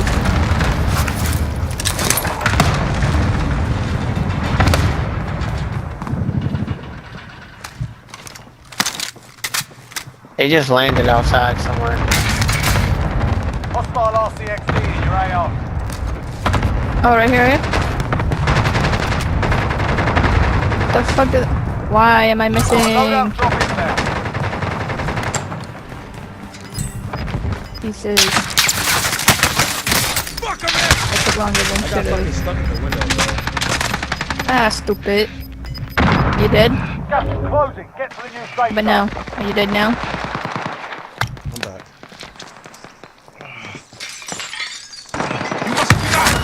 I helped. Right here? Never mind, that's the... No, gondola thing. Oh no. Enemy dropping into the AO. Oh, right here. The criminals were here. They might still. Who the fuck is he looking at? Damn. Fine. He was after you. I helped He was after me? you. Yeah. Yeah, well I ain't seen nobody in this Still motherfucker. active in the AO. I was in this bitch chilling, building a fort and shit. Oh, Tavon, Yo, give me my money back, yo. fuck you and your money. Give me my fucking money back, yo. You ain't get 19,000, yo. Drop that shit, yo. Where you at, yo? I pinged it. I'm going. I want my shit back, yo. I pinged it. I'm getting load out. I'm gonna have to fuck you up, yo. Damn. Hostile Do it, I'll dropping be into right the back. area. Watch the skies. Don't try to take my money. Definitely Someone try to dropping in, get I him. think. Oh, look, right there. Never mind. Loadout drop Far. inbound. Chris, load out. Enemy. What loadout? Home shots. Watch out, there's somebody that's landed. There's red smoke here. Who put this there? Load out. You said, who put that red smoke Uh-oh. there? Hey, yo. That's your girl, bro. Nah, don't say it like Enemy that. spotted. Who put that red smoke there? You said loadout. I was looking at the other loadout. Over there somewhere. Got gas Crouching. moving in. I hope they shoot you. Damn, Don. Hey, Don. She mean you or me? Yo, I told you, bro. She hates me. I missed. But you didn't ask. I broke shield. I got this. Yeet. Ooh, make a run. Thermite. Did you get him? Make a run. No. She dead. Nice. Oh, he's She dead down. now. Right there, above. Above where? Forehead? Target marked. Enemy soldier Oh, incoming. above. What the fuck are you doing? Just trying to slide into the DMs. Get him. That shit was weird. Another one. Above us? Top. Here I go. Above where? Here, upstairs. Oh, I think. I don't know. Just presence here. Oh, shit. Yeah. Fire. 18 mines out. What is he doing? Oh god, no. I gotta reload. Right here on me. Ah. No, I win. Damn. It's here. Went down the Where's he steps. at? He's shielding. Hurry, hurry, hurry. I'm looking at him. Check your Down. He's down. Tavon, come kill him, bro. Kill him, bro. I'm getting shot, I'm inside, I bro. was getting shot. I had to get out. You got this. Wow. I'm coming upstairs, bro. Damn, he left you. I got a kill. Can you come revive me, Tavon? You're acting like a bitch. Enemy UAV overhead. No one's there. Get him. Go. Onward. Oh, they're coming. All right, I got this. They're about to be here. Alright, come get me. Come get me. They're above Let's us. see. Oh, they're on top. Yeah, they're on the roof, bro. There's a tippy top. He's fighting someone down over there. Right there. He jumped off. Now he's over there. Got this. Don't got this. I don't know where he went. Enemy dropping into the AO. I think he came in. Round us down, round us. Oh, he's right here. I'll go this way.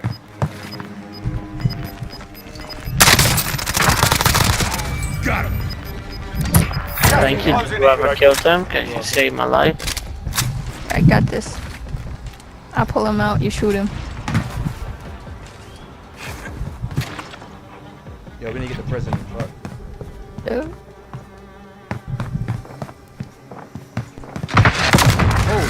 shit! Where are you at, Chris? Across from me. Top. Yes, over there. Oh no, on top of me. Oh, what was he on? Friendly UAV overhead.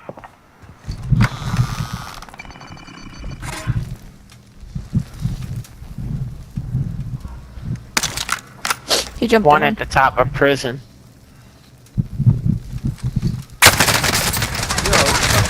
Oh my god! On the side. Where y'all at? Headquarters, it's like that, but I'm not And going the little I'm going for loadout, yeah. tower Bitch house. ass nigga. I'm going for loadout, alright? After the UAV, Friendly recon inbound. UAV overhead. Oh shit, you in a good spot right now. I might think it's come back with you. We gotta take over Oh, there's headquarters. two people over there. I'm going. What's that? Ghost. Hey, it's me. Hey, shorty. Let me come back with y'all. Oh, we might as well go back in this building, bro. Marking target location. Oh no, someone's on top. No. Moving.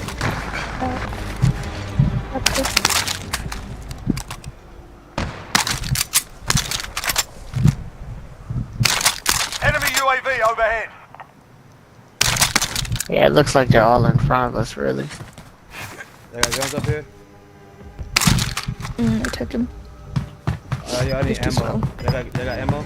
It's a shotgun. Shotgun tag for collection. I need ammo though. I'll take that ammo. 40 right there. Shooting up. Got gas moving in. Let's go back in green. I got pissed. 3 over there, 3 over here. Going there. Come on, Chris. We're moving. We're good. Yeah. Everyone's in the safe zone. Who said?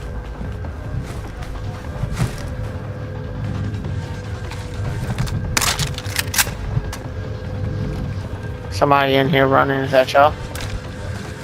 Chris, It's probably me. It's probably me. It's me. There's 3 of them in this building right here. Yeah. Yep, 3 left, 3 right. Acknowledge waypoint code. Target appears hostile. Yep. 3 over there in prison. 1 just ran in the bottom over there at the headquarters. Yeah, I see. Moving. Oh, and window over here. Coming. Downed him. Down him. Yeet. Got gas in. So I would have had the non. Maybe they... I don't like this gun. This gun is shitty. Gas is moving. Let's go back with Don. Go We back gotta to the move side. back, bro. Yeah, stairs. Ready? Let's go. There's 2 on top. Oh, he's jumping. They're I coming. don't see. Down him. Good Over shit. here. Enemy down. Oh, this left side, right here. Down one. He's coming around. Oh, what the fuck? Who? Where? Yellow pin. Oh, I'm down. Too late. No. Right here. There's 2 right here. No. There's 1 right here. Ooh, I want some there. Stay sharp. Get your shit Take together. his money. Killed him. Oh, okay. Oh, shit. Nah. There you go. Nice. Yeah, I got 1 left. There's 2 below, though. Go back to your building. Set up your building, Chris. Oh, okay. Ask me if you found one. There was just 1 right there.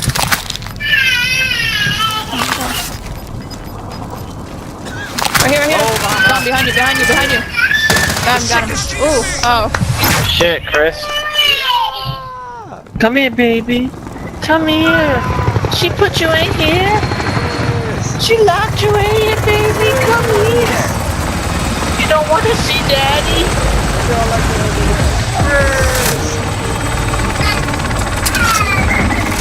Think everybody had 5 plus? 5 kill, at least 5. I should have let him die. Who, me? Yeah, she wanted to clutch it by herself. I was going to get back out the gas.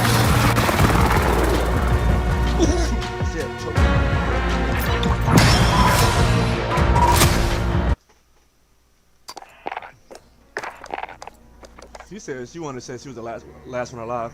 Any kill? Baby got pee.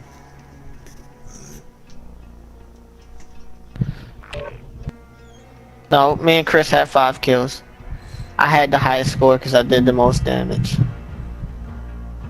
Yeah. Come here, baby. What's wrong? Talk to me. Your shit. Talk to me. What's going on? You don't like the way Chris treats your daddy? I know. I don't like it either. Yeah. Yeah. What? What do you want to play? You want to play? You better than me?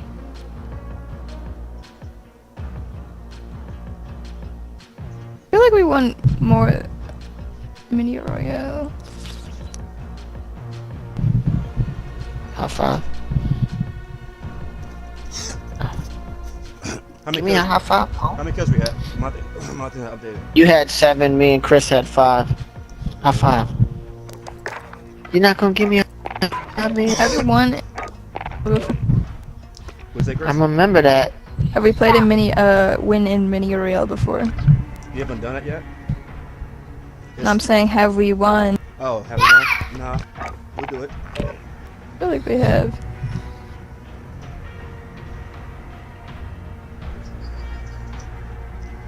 Oh wait, no, I'm thinking of a different one. I didn't see Chris.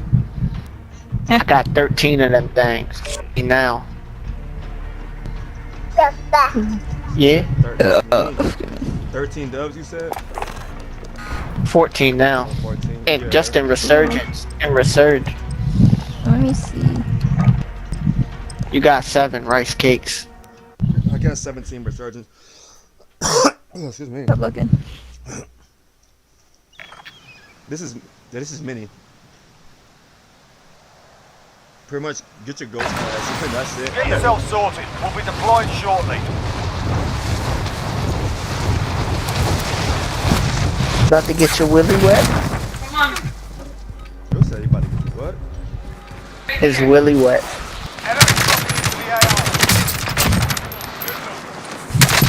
Taking fire!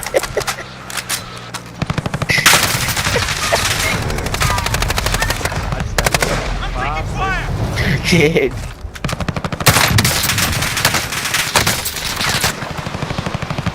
Circumciser now.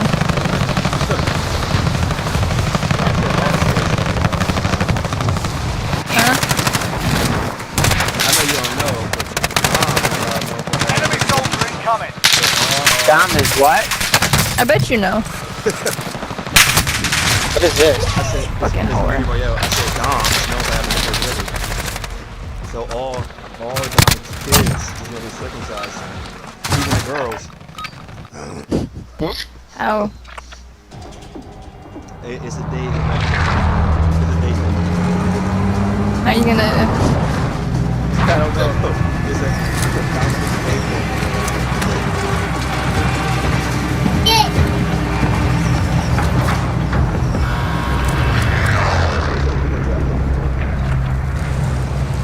It's me. Me. Battle Royale. Mark a drop point for your What are you team. talking You'll about? lead them Three? in. There's a group on listen. So be careful.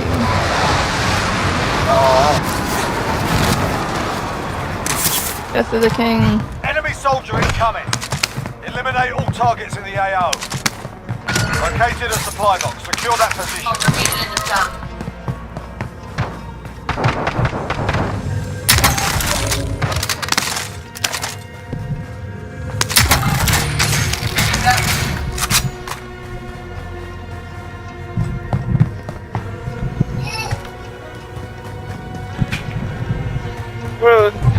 Surprise.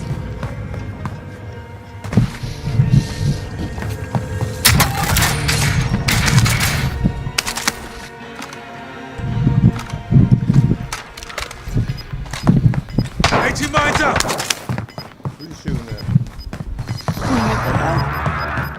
Niggas. Already got 1 kill. Ground. I'm on the roof. Objectives updated. Move to the next location. Don't steal my shit. What you get? Yeah, I need to shot him. Kill him. There's another one. jet.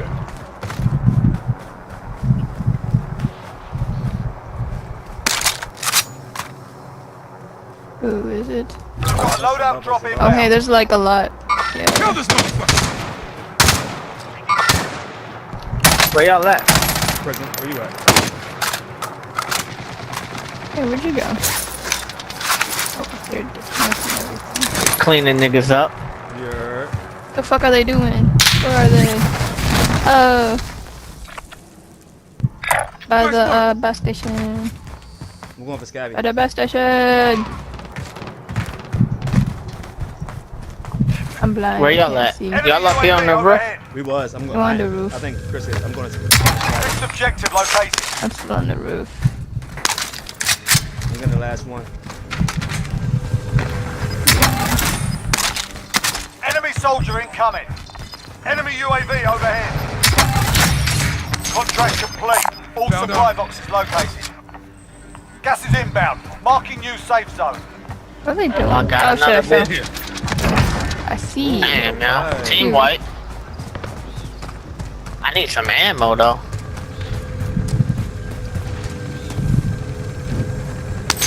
Fight me.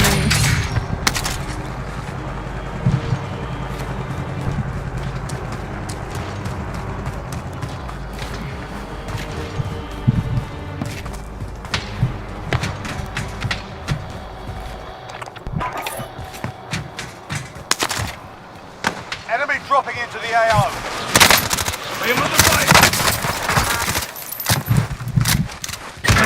Damn, he got me. I busted his shield. He's right outside, though. Chad. Teammates in the gulag. If they survive, they can redeploy.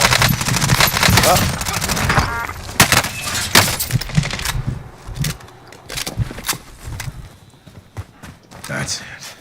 That's it. Teammate redeploying to the AO. Fuck no! Your teammate's done in. They're returning to base. Don, what are you at, yo? Nigga, I'm dead! Oh, shit. Tagging aid station. Hey, Chris, I got loadout. Losing ground. Uh-huh. Where you at? I'm in prison. Bottom. Yeah, I hear steps. Stippity step.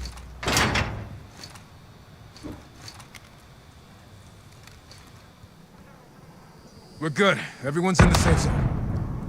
They just dropped the loadout right over there. You see the smoky? Smoke. My money's over there, Tavon. You need to go get my money and can I get me move? back alive. Headed your way. Are you on the roof? Oh, I see it. Hopefully it lands. Oh, it was over here. It didn't land. They get loaded on top of the roof, Chris. Let's go. Incoming! Yeah. Sitting, yeah. Oh, it was up here.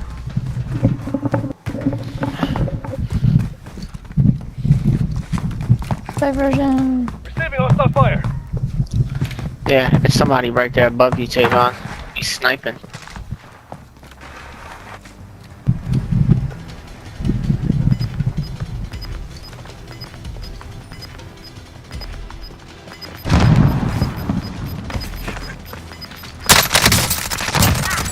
With your bitch ass. Gas is closing in. Relocating the safe zone. Yes. You need to go get me back. Go for loadout first.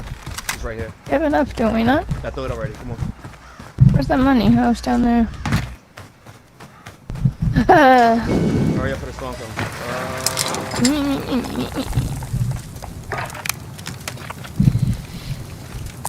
Found a vendor.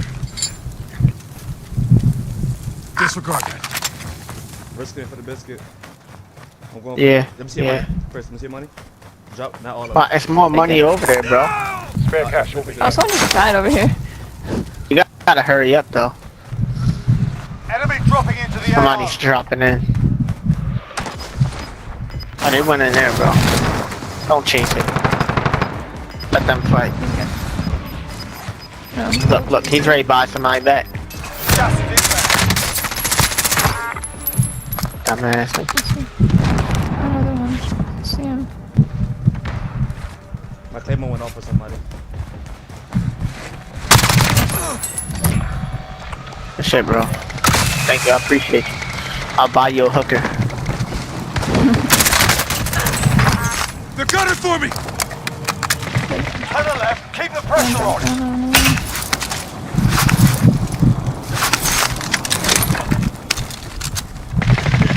Put your load out, Don. Put your load out and jump off. Oh, you ain't. Watch your left. I ain't land up there, bro. Oh, in front of us. Whee! Ah.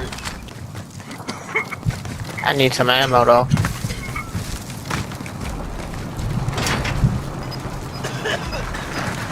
Across over the truck thing over there. I said truck. Right here. Gas is closing in. Relocating the safe zone. Surprise. Surprise, showed it. Oh, we have it. One out the window. He's coming to you. Good shit. With your bitch ass. Helicopter. Enemy helo! Still have the helicopter? Good shit, team. I think it's just us three and Nah, one. Yeah, 1 or 2 in the helicopter. Somebody died over here where I'm at, so I'm watching it. No, it's one in the helicopter, bro. No, I'm saying there's somebody died where I'm at, so I'm watching it. Oh. Where are you? Yellow pin, Oh, it's you're two all the way here, over it's two there. here. Yeah, catch up. Somebody's 2 over here. Yeah, but they're both alone, bro. What you doing? Okay. Ouch. What was that? Oh, okay. I wanted to do Where's the helicopter at? Over, up right there, right here. Enemy helicopter! He jumped off. He's coming down. I'm shooting at him. Target ID! Cluster strike. Yeet. I'm down. I hope I don't die. Oh. With your bitch ass, boy!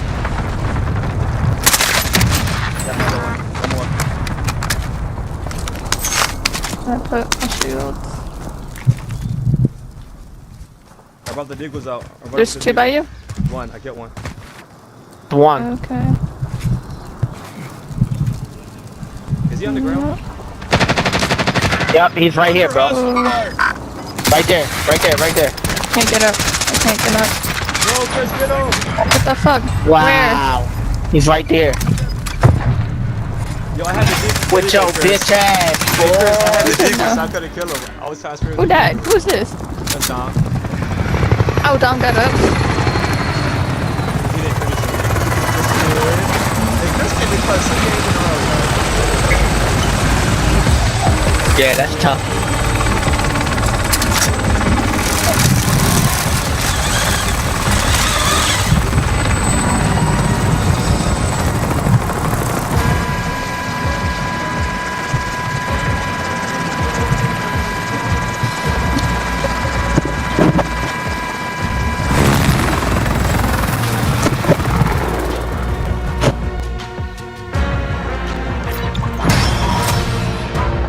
You bitch! Did y'all hear that? Hey, yo, did y'all hear that? Yeah, what'd he say? 3 bitches? Yeah. Out of nowhere. Alright, yo, let's keep this going. We got this. The big one. Did we just go back to back? We went back to back. Yeah, yo, did you tell Delonte about the 10 game, the 10 kill game win? No, I didn't. Now you gotta tell him about the back to back. Back to back.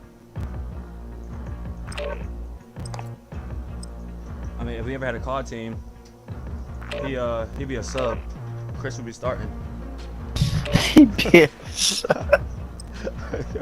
Yeah.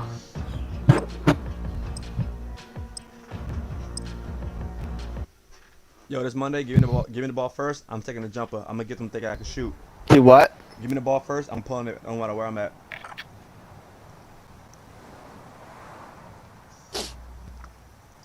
Is that a deal? Get yourself a proper warm-up. We'll be deploying soon.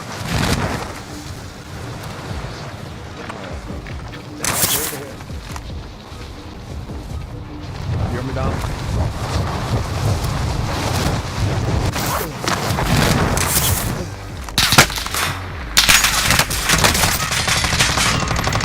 Enemy dropping into the AO.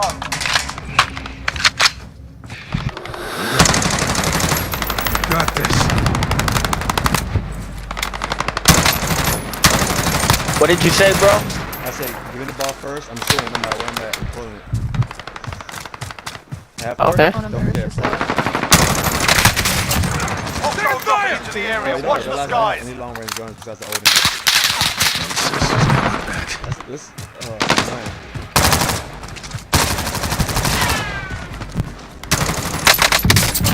We gotta go somewhere like downtown. Playtime's over, I want mate. some sniping. You're going to the war zone. Hey Chris, does he run LMGs? Huh? Aren't you running LMG?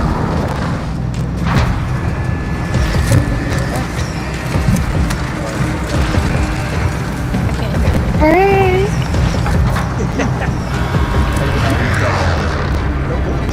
What? Don't disrespect Chris like that. Battle What? royale. Mark a drop point for your team. You'll lead them in. Be advised, gas is closing in. I wasn't making fun of Chris. Mark some Nah, gear. I didn't say you making fun of her. I said you sounded horrible. Cancel my last. I wasn't trying to sound like her. Mark some gear. Right there, bounty early. That was my sister, Jacob. Don't do that, man, dirty, yo. Your sister wife? Wait, no. My sister. Yes, he has a sister, a brother named Jacob. But it's a she. So he goes by she, not she. I don't know. I think he wants to be called a thing. It. It's them. His brothers Thing. and sisters are out here getting bullied every day, you know, and are victims of hate crime. I forgot we're starting. There's people in there. Enemies here. Eliminate all targets in the AO. Enemy dropping into Someone's the gonna, AO. oh, look at you. I'm going. Engage. I don't know where you got shot at. Me neither, but I'm over here, Oh, I Chris. see him over there. I'm in the air. Fuck off. Shout I'm trying to it! save you. Oh god. Got you, Dom. Hey. Oh, she got you. Oh, in Thank front of you. me, over there. I'll go to Over the red truck. That's the bounty. Right there. No, it's not. It is. Don't know where the fuck I'm looking at. Oh, there. See? Bounty target is down. Well done. I wasn't looking at the bounty.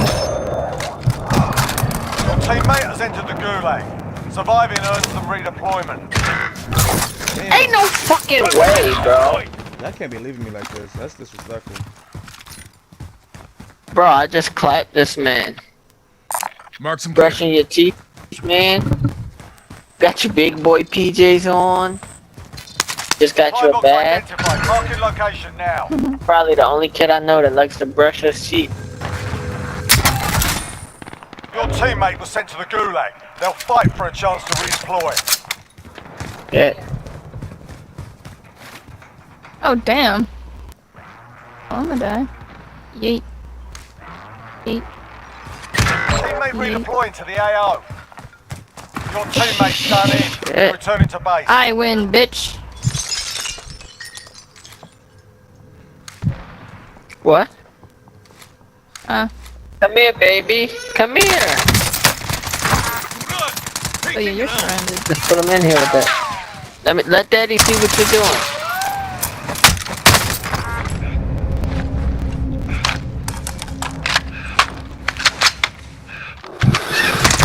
Damn. Brody, Daddy's got it.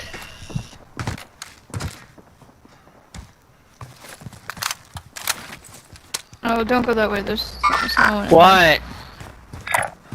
Moving. Give it to Tucker. Are you shooting at? Tavon's getting Someone's in chased. here. I know he is. What? Oh, look at that. Why did I come down here with you? I sprayed his ass, yo. Broke shield. Gulag. Yo, Survive took care and you of can fucking two redeploy. squads just now. Oh, Chris is alive. That's good. The fight's begun. She ain't too alive You're up though. next, mate. Get ready. Cause they ordered. Damn. Okay, Chris. I see you, Chris. He's coming though. Oh shit. That's all that's left. Get it done. he come Listen from? up, soldier. Win here. That was his teammate. He was downstairs. But if you lose, you're done. Oh, there's another over there. Sort them out. Oh, he came from the window. Over there. Yeah, we're bringing you There home. was somebody in my fucking field. We'll be back to finish the job. Yeah. God, yo, they're so trash. Go back to rebirth, alright?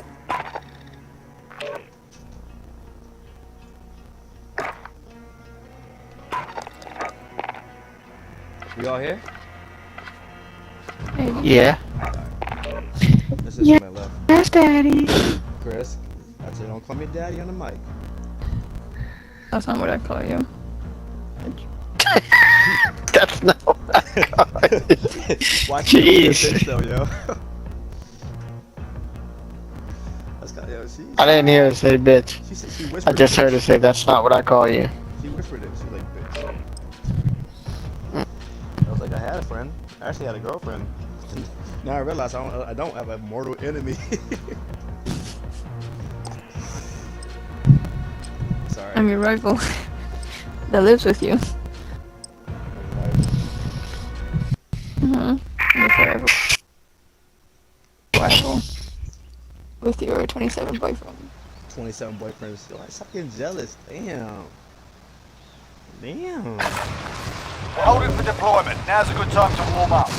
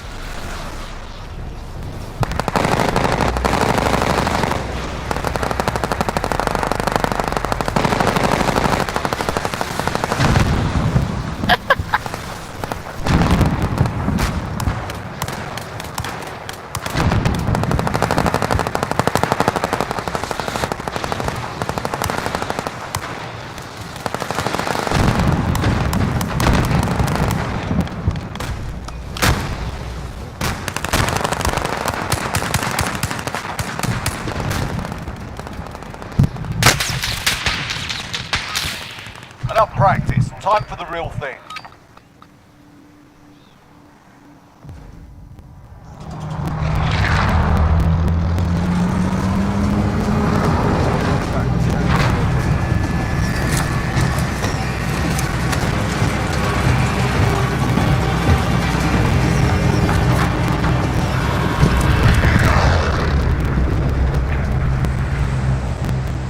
Mark some kill. Battle Royale. Mark a drop point for your team. You'll lead them in. You've got gas close to the bomb. Alright. We did it the last time.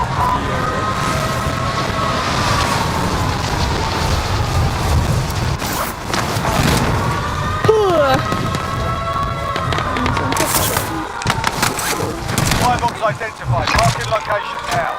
Took my rocket Clear to launcher, you engage all bitch. targets.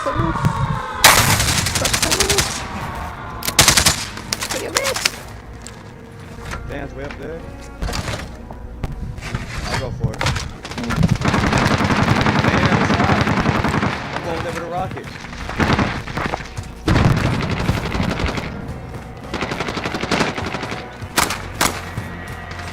Oh god, no! Ah.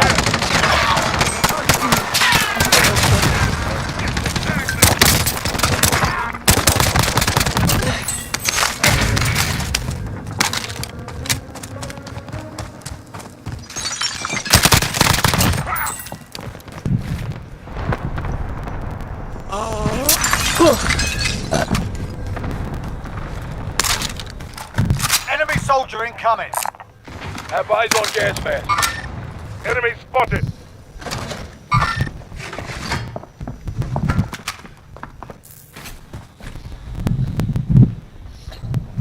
Trayvon, where you at?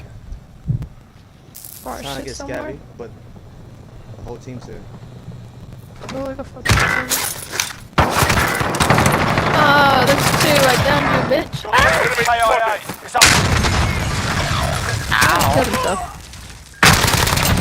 Ow. Only faggots use rockets. That hurts. She said only faggots use rockets.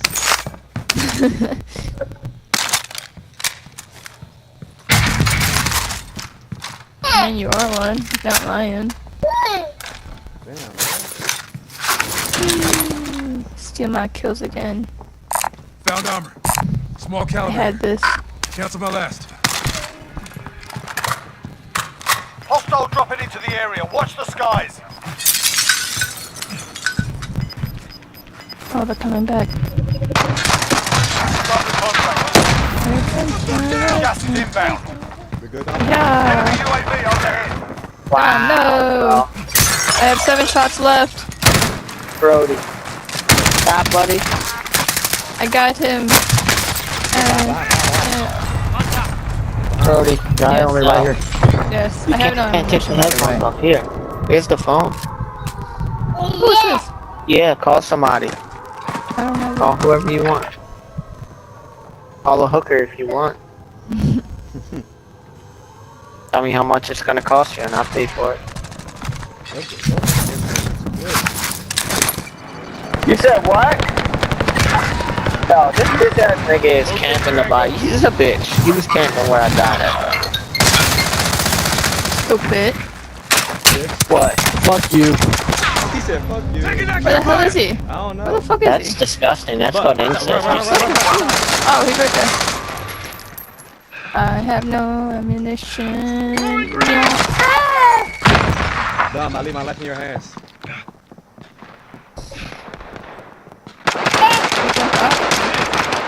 Chris, give me. Yo, what the fuck, bro? His shield is broken. What if I don't want him? Still alive. Stand up. He's upstairs. Okay. Hostile dropping into the area. Watch the skies. Yeah? Oh my god. I'm gonna need you to stop dying.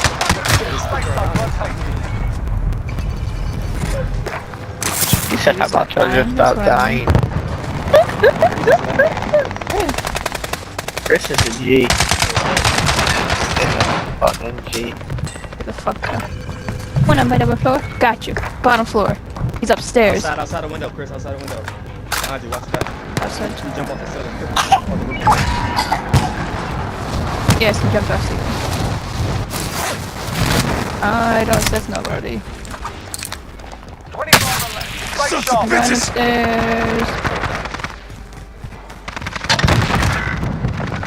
Yo, how I ain't killed him? I shot him with a rocket.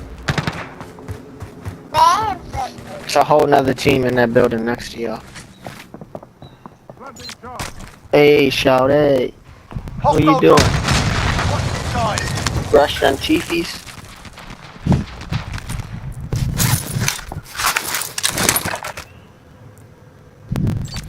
Daddy don't brush his teethies with your that's yours. So you don't have no teeth. Yeah, Daddy got dentures. You. I got you here quickly.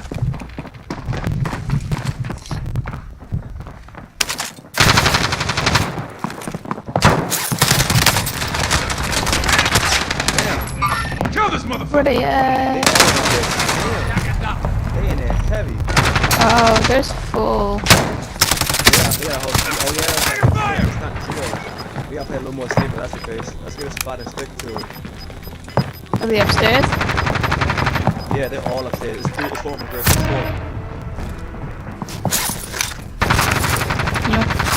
Nope. Nope. Upstairs again. Upstairs. Yeah.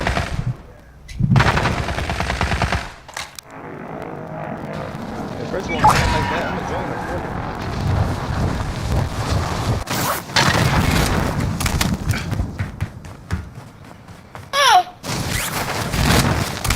What is that?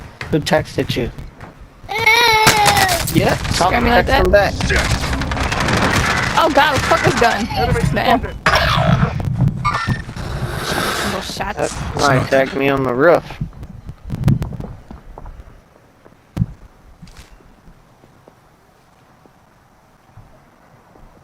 What am I looking at? Neat.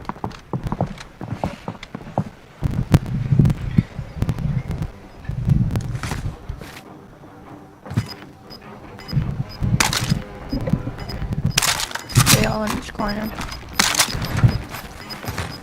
It's empty. Got gas inbound. Safe zone relocated.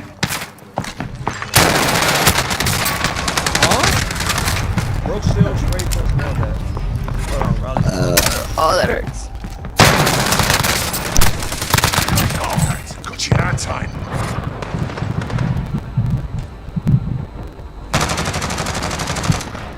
Jesus Christ, kid.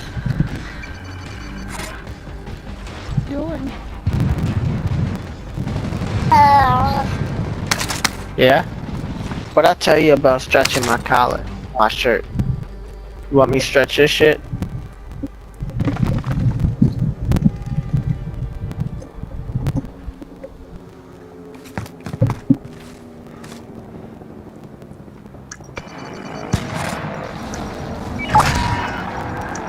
Bitch. Fire cell. Hostile RCXD in your AO. This is your last game or what? Time is it? Probably got like one more after this, maybe. Yeah. Why? I'm gonna hop on league. Gas is inbound. Oh, we gotta keep going, yo. We gotta keep going. Oh, stop!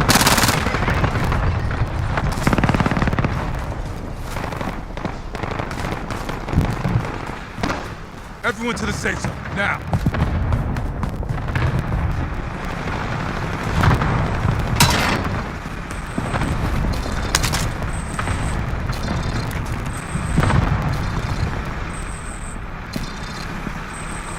Bounty target is up. Let's get it done.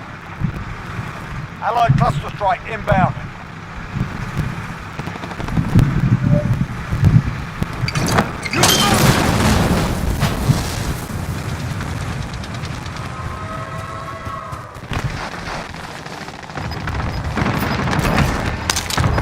Bounty target is down. Well done.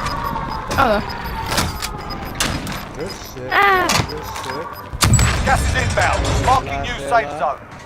We put our money. Chris. Hey, surprise! Don, come down here, yo.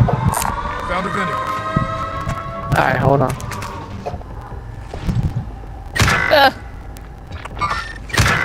Wait, never mind. Go to the circle. I'll meet you over here. I'll meet you in yellow. Damn. Your team is KI out. It's I up need to that you money. now.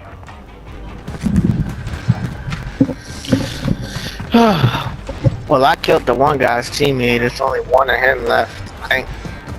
I ain't got no ammo, bro. What? Oh, where did I die? Oh, you ain't see him looking at you? I did, but I wasn't like, I'm about to The enemy get took that one, straight. but we'll be back. Back there.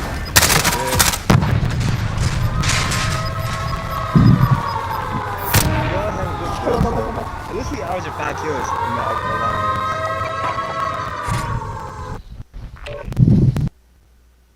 Ow.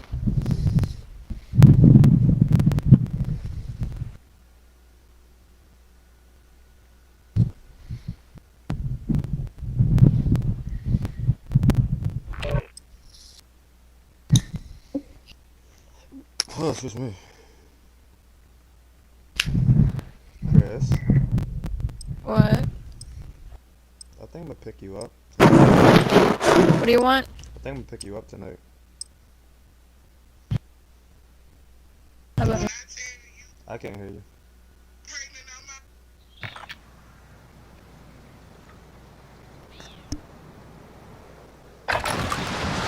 Hold it for deployment. Now's a good time to warm up.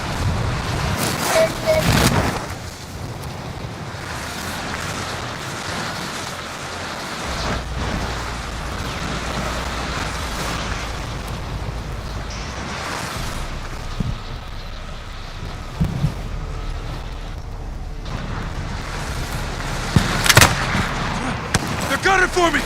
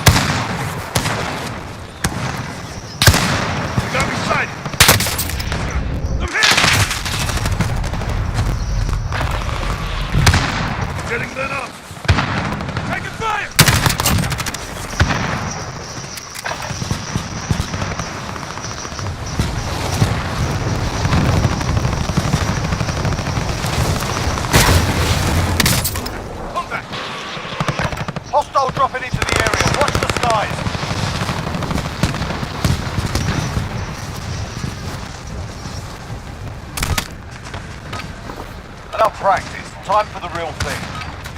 Yeah, sometimes Jordan just don't know when to chill. Why? It's Jojo's birthday.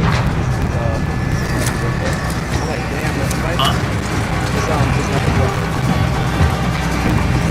Huh? What? We got 4-3. Battle Royale. Oh. Mark a drop point for your team. You'll lead them in. It's Gas is approaching your position. Safe zone. Yeah, I'm like, damn, don't invite. Usually they invite us like that. And he goes, Hostile dropping into the area. Watch the skies. Okay, no worries. Alright, lads, let's get it done. Hey, you're dead. Hey, you. Tavon behind you, Tavon behind you. Never mind, he's on me. He's killing me. I don't know where he is. Shit. That's shit. Surprise! Wrong person. Yeah, I'm out. Took my gun? New objective identified. Took my gun, Oh, me? Chris? That's fucked up. I did. Yeah. You want it back? Right here. It's alright, you can bully me. Oh, hey. New objective identified. Oh. Watch the skies.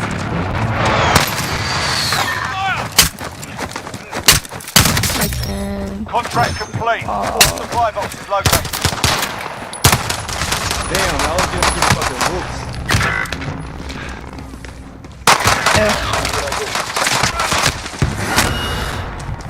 Then they're shooting at my teammate and shit.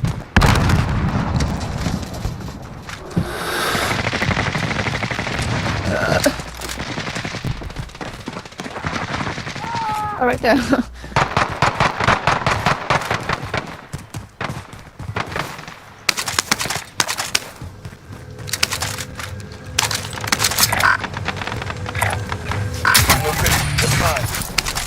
ain't got shit. Here you go. Yeah, it's still over there, Chris. Hostile dropping into I the killed area. him. Watch the skies.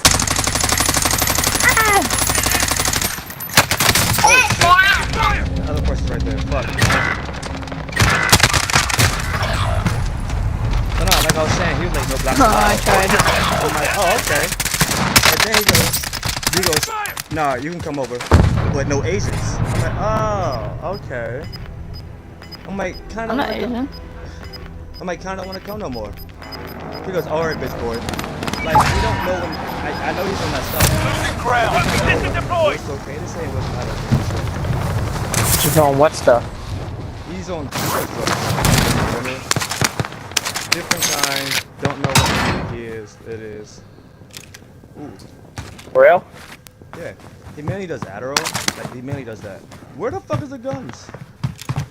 He mainly does what? There it is. Adderall, a lot of other shit. Adderall. Nice white. Team White. I help. Yeah, when Chris first met him, like. Whoever our teammate is cooking, bro. He was an asset. When Chris Enemy first met him. soldier incoming. Enemy team is tracking your position. Yeah. I forgot He's always been weird, bro. Yeah, I forgot what he said. They're like, alright, yeah, we leaving. I cannot remember exactly what a while ago, but it made Chris uncomfortable. A lot of disrespectful shit. Yeah. Who the fuck? Yeah, I mean, he thinks he's funny, but he's not. He's always been that way, though. He's always thought he was a funny guy.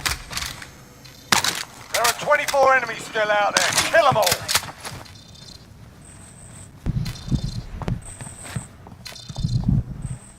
Friendly loadout drop on the way. Friendly loadout drop on the way. Oh, our teammate or someone is all load out.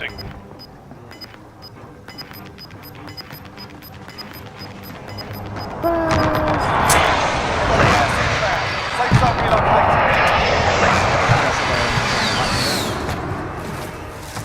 I see. Right there. Right there. Bringing gifts. Watch your front. You get him?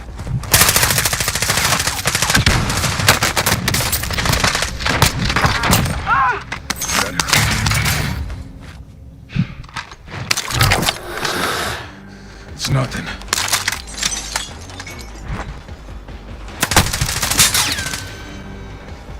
So he called you a bitch boy There's because another you one. thought you didn't think his jokes were funny. Yeah. His racist jokes. I don't know. Your one-eared man always been weird, bro. That's been your.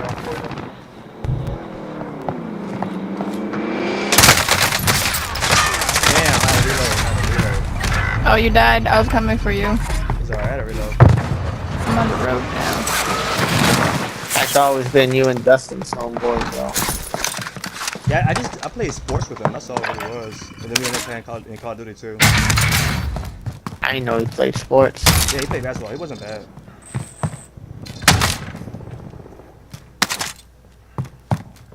I don't know, Tavon.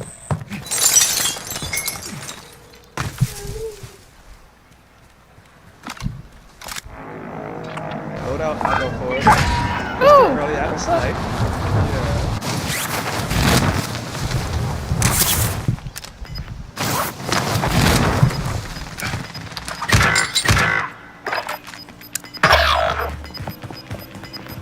Wait, somebody's in here?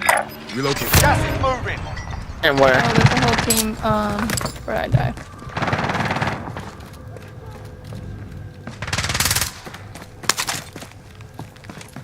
Go this way. All four. Yeah, I need to find a buyout station.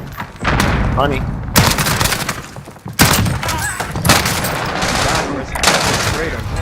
That's not me, I'm dead. Where's that FAR? Four. That was over there. That's where I would have shot it. No, he's over there.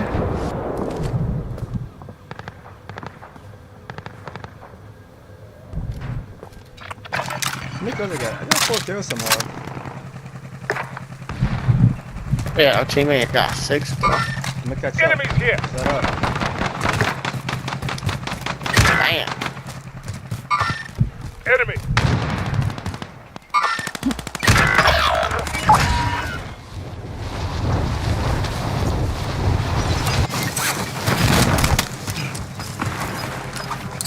I'm still gonna snipe.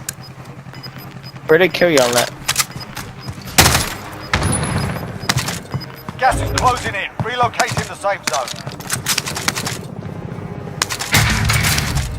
Why are you swinging your gun like that? Fire sale is active. Buy station costs are adjusted. There. Enemy spotted. Dumbass. Oh, okay.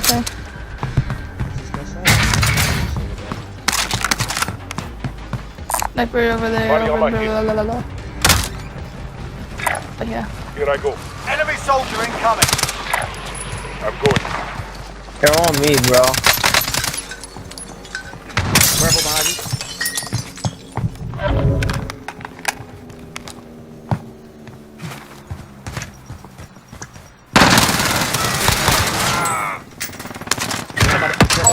Man, bro. Reviving his mans. There's two there. Decoy out.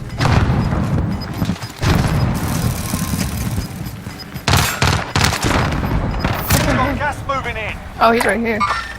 Enemy spotted.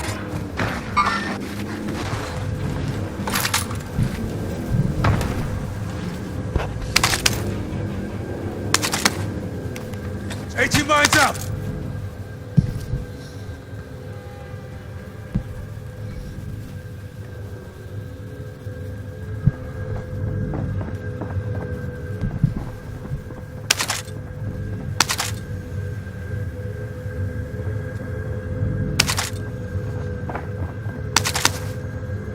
Be advised, friendly precision air. Enemy dropping into the AO.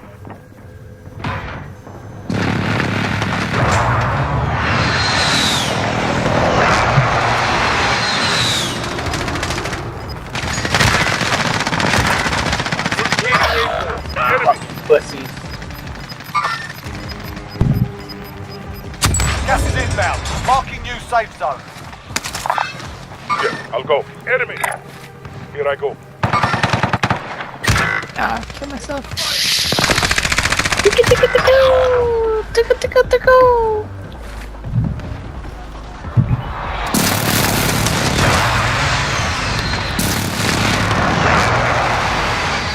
Hostile dropping into the area. Watch the skies.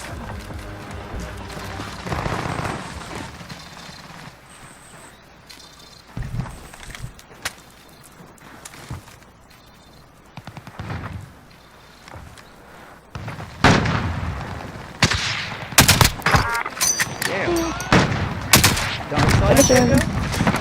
What? I did. That was me. You shot him out of the car.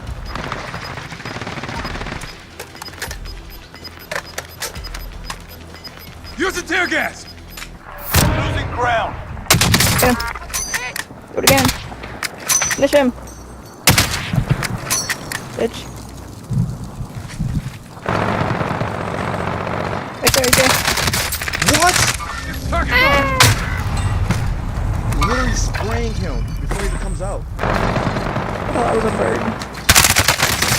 Oh, he's in my head first, that's why. That makes no sense, though. That's on my head, too. Nice white. Y'all put that money together, go buy a person. Oh, wait. Found an aid station. $700. He got 38. Stop, Brody.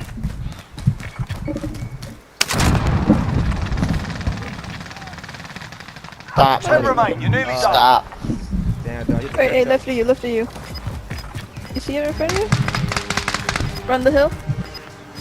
No. What's the other gun? What's the other gun? Do you see him?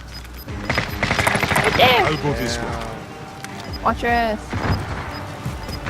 Right above you.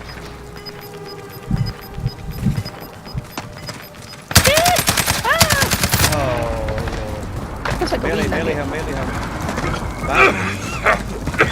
Where are you? Run. That works. Keep I moving. know. Slide, slide. Damn. Oh, our teammate's still alive. Less than 5 to go. Bring home the win.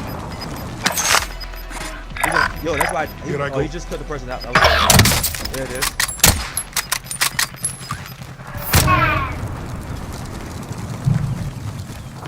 They go. Someone right there. Stop, Brody.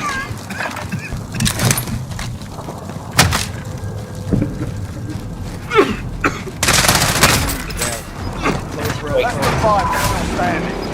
Alright, bro, I'm getting off. I'll play one more. I'll play one more. Ow! I squish you. What you think about that? You won't. Do what you want.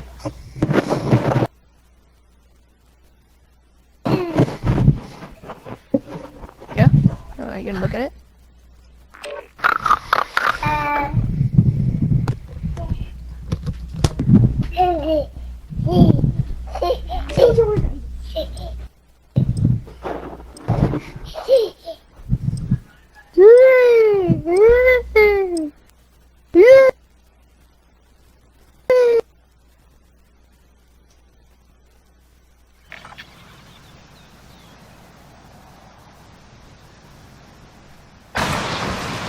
Check your gear and weapons. Planes are making ready for deployment.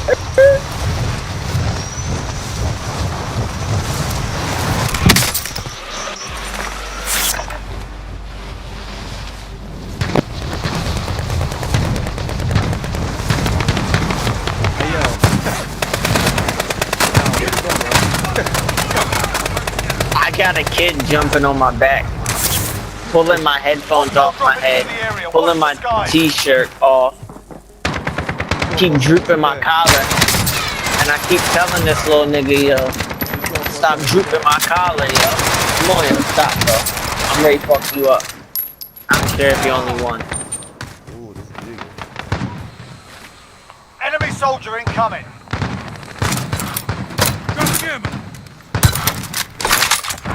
Yo, Devin Booker's an all-star. He's an all-star now. That's it. We're sending you to an orphanage. We don't want you no more.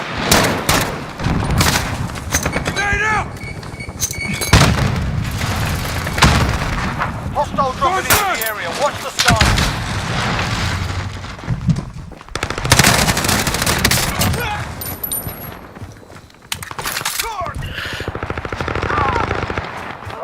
Don't fucking be broke.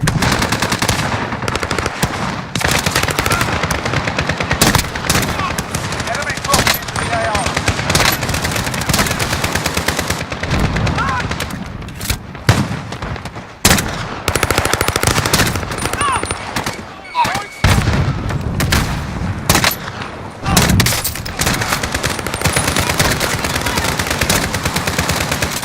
Enemy dropping into the AR.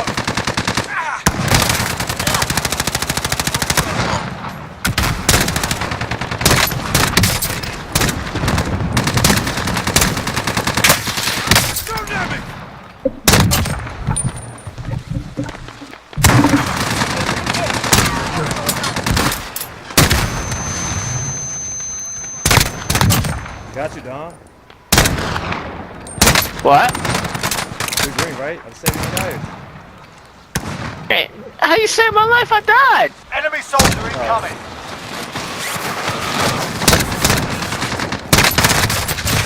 Bro, I was pistol.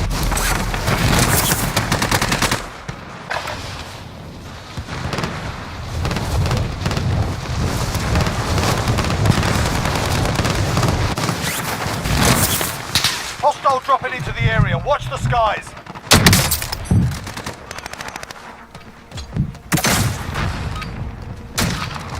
You're done warming up. Stand by for deployment to the war zone.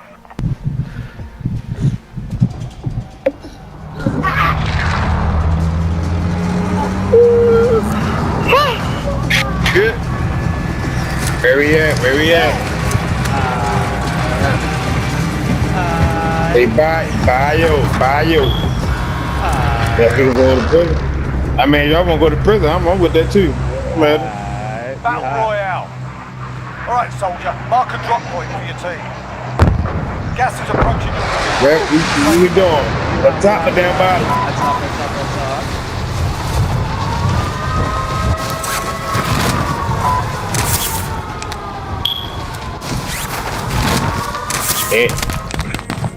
Eliminate all targets in the AO. Positive ID on the bounty target. Sort them out.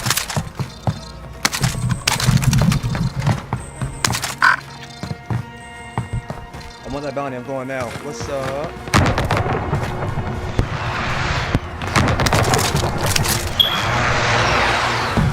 Yo, if I die, tell my girl I love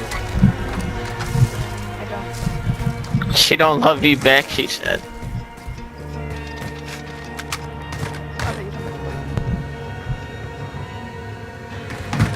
Watch the skies. That wasn't him? Fuck. Enemy UAV overhead. Marking targets. You're cleared hot. This is Striker 3-1. Good copy. Strike inbound. Yeah, I might get a load out.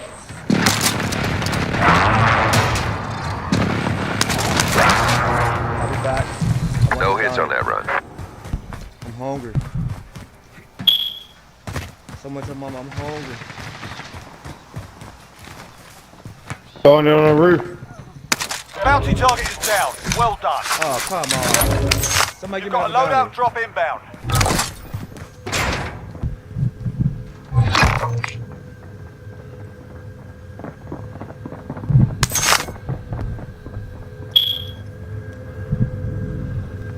I'll drop in.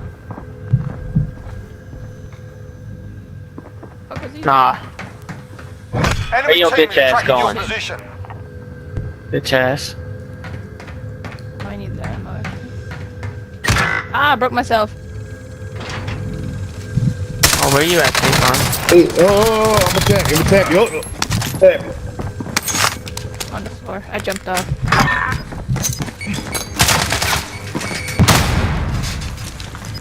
Come on, get back up on the roof, girl. Look at the high ground.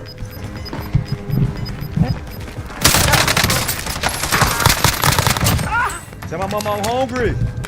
Bounty target is up. Let's get it done. Tell you to shut up. Hostile RCXD in your AO.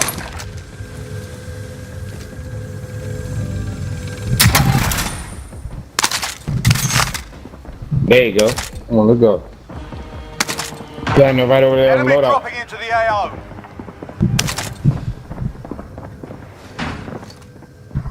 Hey Tavon, you might want to be careful there, buddy. I'm fucking him up right now, bro. Not until you're dead. No. Man. I need ammunition.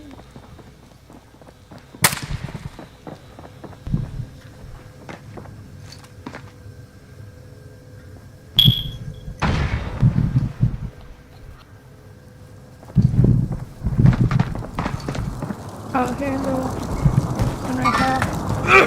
They're coming to you.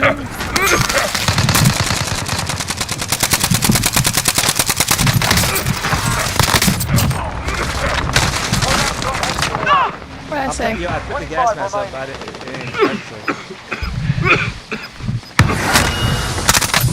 Oh, I had to reload. Oh, I was about to spray ahead. I'm gonna load up that drop. It's two?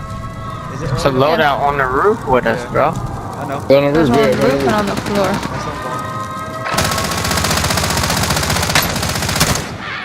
I'm gonna go Bitch. on the floor with my sniper.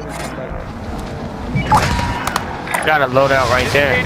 Someone just came in right there. I don't know who's shooting. Enemy dropping into What the fuck are they shooting at? There. Call you there. That's it. Tavon, watch your back. Tavon, watch your back. There's one right here.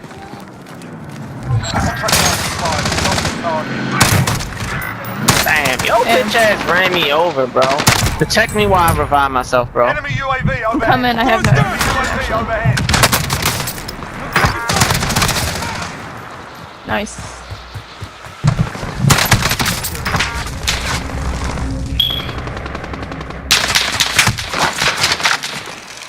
That was a bitch.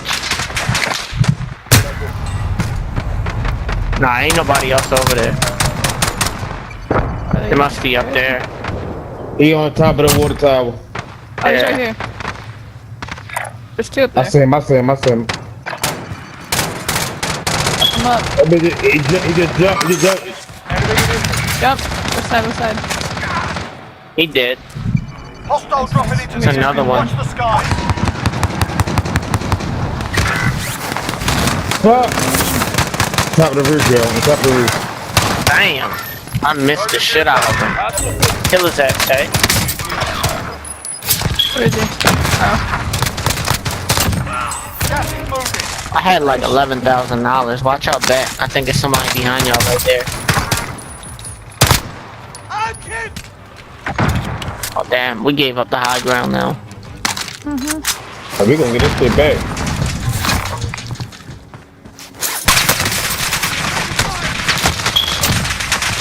Oh, he jumped off. Shot. Oh shit, why I go this way? My bad, I gotta call. Yeah, I downloaded you that top. Somehow showed me that top.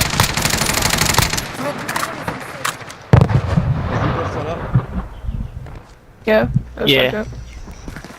Where the fuck is he? Oh. I'm taking back to the top of the roof. That's where we want to I was be. mistaken. Right there. Small caliber here. I'm up here. I'm gonna land on it. I'm gonna land. Damn, I wanted my gun too. I'm coming up. I need ammo. Shit. I got money? I stop. Well, drop the money. I'll get it. I'll hop down and get it.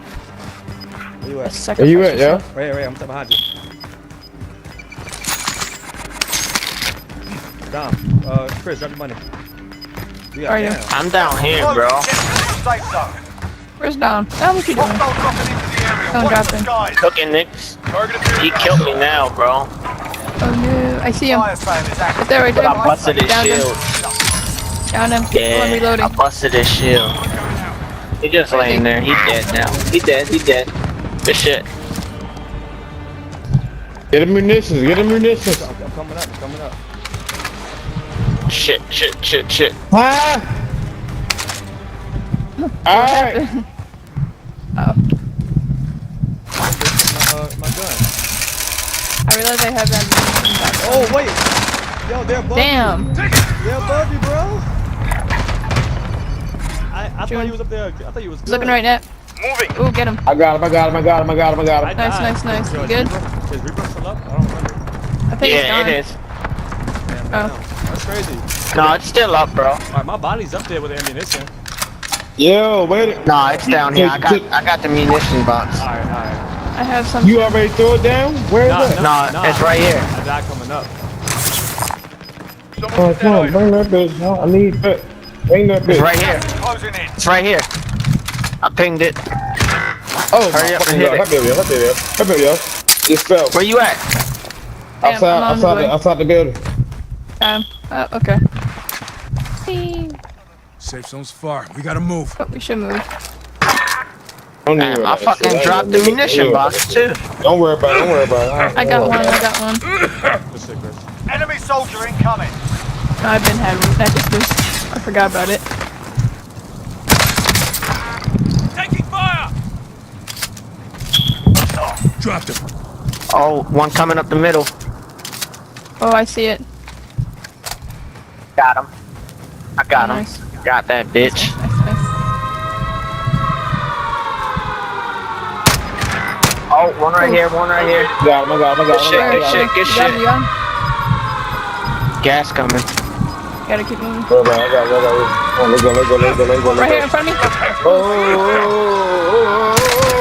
Hey, on me. Still up. On me. Oh, wow. Damn. Two of them. Finish the mission. 3 of them. It's just you, Tavon. All the money's right there. Enemy UAV Where they killed overhead. us at. Found a vendor. Enemy With a soldier cluster incoming. strike.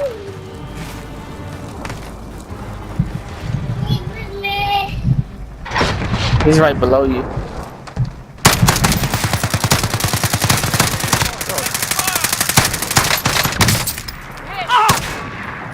How am I not? You ain't knock, man. One minute. Let him die. Behind you. It's nothing. Losing ground. Storm coming, bro. Get the bag. Gotta go, bro. Oh, look, get the bag.